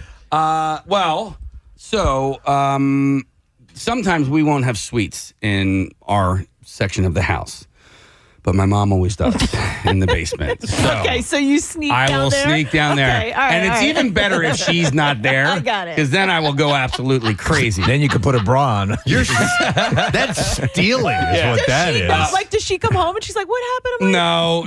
No. She has more sweets than she can handle. Okay, I mean, all she's right. like a bird anyway. He's like Norman Bates in the basement. That's funny. Casey's there with the wig on, sitting in the rocking chair, eating Charleston chews. I mean, Kathy, last night, for instance, I finished my dinner. I worked out hard yesterday, okay? I ran. I did a whole bunch of stuff. I earned it. Okay. So I opened my freezer. He likes to neutralize it. Okay. I opened my freezer, and the ice cream that I was expecting to be there was not there. And we had no other sweets in the house. And so I snuck on down to my mom's, and I grabbed some. And it was like leftover Christmas candy, a cookie or two. Or two. Yeah. Some of her medication. Just a little bit. All right, so she's not going to use all this amoxicillin. The secret snacking spots, and feel free to share yours if you will, 215-263-WMMR. So there's 20 of them, and number 20 on this list was my secret snacking spot inside a freezer room at work. So when I work... Oh, my God. You too? Yes. Yeah. Okay. At McDonald's. Yeah, when I worked at York Steakhouse, that was the name of the place. I was the food bar attendant. I've told you guys this before. I would, because I wore an apron. Okay, and it had an apron, had pockets on it. Big pockets. And I would grab stuff from the food bar and slip it in my pocket. So it's stuff you shouldn't have been eating. And then I would go into the freezer and eat it. No, that was my secret. So that's why you have snacking spot. to have to sneak. Yeah, you're hiding from one. There's still an application, though. Not all of them. Some of these are other than hiding. But if you want to hide, if you're going to go, you have something that you want to eat out of your significant other's eyesight, right? Then that's really what it is. Like in the movie, This is 40. This is 40. Remember, he's out over the trash with can, the muffins. eating muffins and things like. When you have children, she doesn't know. When you have children, they are like seagulls, Steve. If a seagull sees another seagull eating a French fry, it flies immediately over there. Right. So if you don't want to share, if you're eating anything that is slightly delicious and your kids see it, they're like, "Well, what is that, and can I have some?" By the way, going back to you, Casey, a texter says Casey's mom probably buys extra snacks for him. Isn't that sweet? Because she knows he's down there doing it. Going to put the rat poison in me. The walk-in freezer at McDonald's was a really good hiding spot for a number of ideas. One was sneaking food. The other, like if it was just a hot day in the summer, you could go in there. And the door was so damn heavy that if anybody was ever going to like come in and check in on you, you got a warning. So you had time. You had time. So if you're like shoving, a few extra nuggets in down your gullet. Did it have a release on the inside? You could, in theory, get locked in there. Oh boy. And so I don't think anybody would ever die inside one of those bad boys, but like you could definitely get locked in because the lock, Steve, was from the outside. So if somebody slipped a little pin through the handle, you could get stuck inside. He had nuggets in his mouth. All right, so other secret sneaking snack spots are in the basement. in a closet. I don't eat in the basement. Who's going in their closet to eat? I probably... Yes, I guess. Well, there are people who will go. There are people, like Casey said, in some cases, depending on the size of the closet, you don't want to invite the troops to join in. This is my thing. I'm going to eat it by myself, and I don't want to be discovered. Or if you are sneaking it, there's also another movie scene from Parenthood. Yeah. Where Rick Moranis' wife. Oh, yeah. He's very controlling over what they eat, and because, we need to stay in shape She and all can't this. stand and it. whenever she would get pissed off, she'd go and she had this shoebox filled with Twinkies and things like that, and she would slip off and go eat them. Well, there's a mindset too. Like I can, again, I'm not doing it so clandestinely, but I will be in the kitchen and I will move out of the doorway, standing, because if you stand, you can turn around quickly. You can put it in the refrigerator. You can hear someone getting up. Yeah. So you got to stay mobile. You got to stay on your feet and ready to respond. Yeah. And so I'd say right in the kitchen. Yeah. On the counter, facing the wall that goes into the den. So it's my clandestine spot. I don't know if it's a secret spot. So when you're the patriarch of a family and you come home and let's say you've stopped at a McDonald's or a Dunkin' Donuts or whatever, sometimes there is the expectation that, if you stop there, you probably should have gotten us something. Us. So us being our children or your spouse or whatever. So I will, a lot of times, finish my food before I even get into the house, and I will sit in the driveway, in the driver's seat of my car, and I will eat my meal, and all of the trash ends up in the trash can. Yours are funny, Casey. Well, because then they make you feel guilty, Kat. You didn't get me anything. It's like, no, I did not. Will you call an audible? I always do. I will pick my wife up something all the time, just because if you don't want it, great. But I kind of know what she wants. I do that too. And getting the "what about me" treatment is not worth the risk of not getting something. See, for me, I'm not doing any of this secret eating because I think if it has to be secretive for me, I shouldn't be eating it. Oh, so if I have to hide that I got something and I can't share it, then I shouldn't have. It's not that I'm hiding that I got something. It's that I'm hiding that I didn't get you something. We also talked about this. Also is germane to the notion of creative eating, to hide your eat. So I will never in an ice cream pint. I will never scoop out. I will shave off top layers so that optically from the top stays flat. Even and if it's split like parts chocolate, parts vanilla, I will reconstitute the line so you can't quite tell. By the way, Casey, I know for sure there are people that do exactly what you do, that eat every last crumb, clean it up, finish, make sure there is no evidence left over that I stop anywhere on the way home. Oh, and it's even better if you can... 93.3 WMMR. Foo Fighters, Big Me. It's 10:33 on this Thursday morning, and our show is coming to a close. Thrilled that you've been a part of it, my friend. And we'll get together and do it again tomorrow, of course. But today has been fun. We've enjoyed it. It has. Sweaty Thursday. But I'd like to thank a couple of people who came by this morning. We had a Flyers alum, Mr. Brad Marsh. Yes. Brad came with Nick from Team Foster, who brought Stanley, who is the Flyers alumni service dog. And you'll see Stanley out and about all over the place beginning this season, because they're going to take him to different functions. And they have the Flyers Alumni Charity Classic Weekend. It starts tomorrow in Conchi. There's like a bunch of different things that are going on each day. There's a pickleball tournament.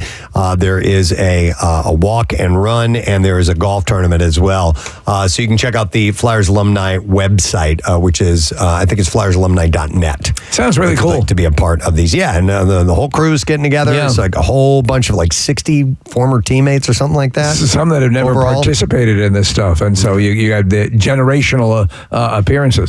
Yep. And then we had McKeever, John McKeever from Tires, season 2 now streaming on Netflix. And he was great. We had a wonderful conversation talking about some of the, besides Shane Gillis, but like Thomas Hayden Church is now a regular on the show. Vince Vaughn. Yeah, there's a bunch of, it's really taken off. So if you haven't seen that yet, it is on Netflix. It is available now. And John's got a lot of other irons in the fire, so we'll stay in touch with him.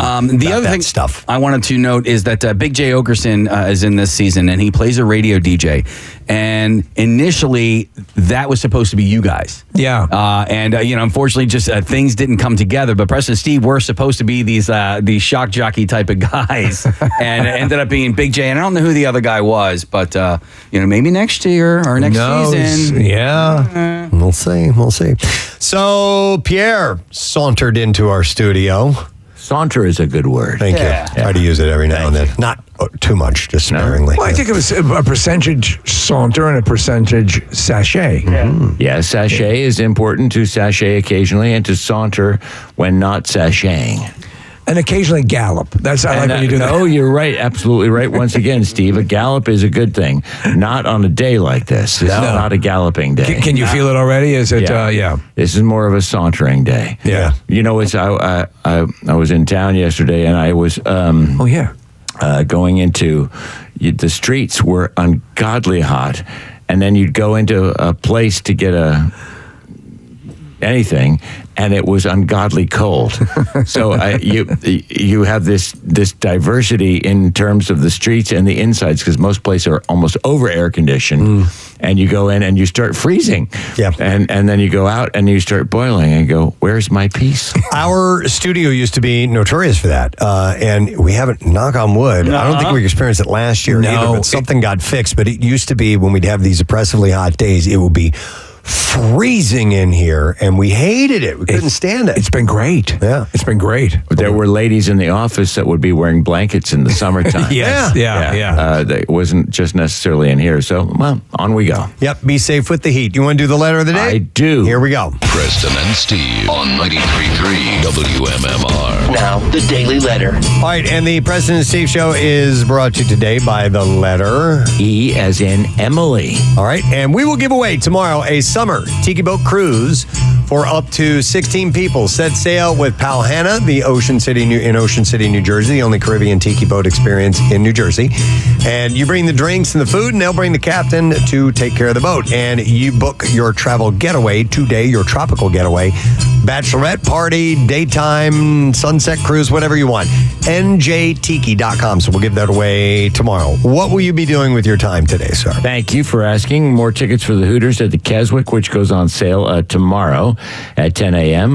That will be either your choice of Friday show or Saturday show, and the 45 actual vinyl single of the new song Pendulum. Also Workforce blocks of Heart and Talking Heads, and a Freedom theme block for Juneteenth, which is today. So good stuff. Excellent. All right, I have a follow-up. A couple of people had texted in about my interpretation of 25 or 6 to 4, and maybe there wasn't cocaine involved in that. They said the writer, Robert Lamb, was trying to write the song in the middle of the night when he looked at the time and wasn't sure if it was 25 or 26 minutes before 4 a.m. I'd heard they were up tearing it up all night. I always thought that there was a cocaine element. It could have just been, they could have had taffy. Maybe that was it. Maybe you heard the story when you were doing cocaine. Yeah. It's possible. Yeah, think about that. All right. I want to thank our sponsors, the Preston and Steve Show, brought to you today by Acme Markets, fresh foods, local flavors, also brought to you by Duncan, and the Preston and Steve Show runs in Duncan, and also by Pella Windows and Doors. Visit PellaPhilly.com to schedule an appointment today. Now, tomorrow, being No Sad Bro Friday, we'll give away all things we need to give away. We'll have a connoisseur segment, and in our studio, we had him via Zoom last week, but he's in town to play Helium Comedy Club. Steve O. Yeah. Will be here, and it's always a great time with him. So we'll have those things and more. You know what? I have one more Hershey Park 4-pack to give away before we wrap for the day. So we'll take caller number 10 at 610-660-9333. 1 week from today, we will be at Hershey Park, and you will be joining us. So call now, and we can't wait to see you there. That's it. We're done. Rage on. Have yourself a great day. We'll see you tomorrow, friend. Bye-bye.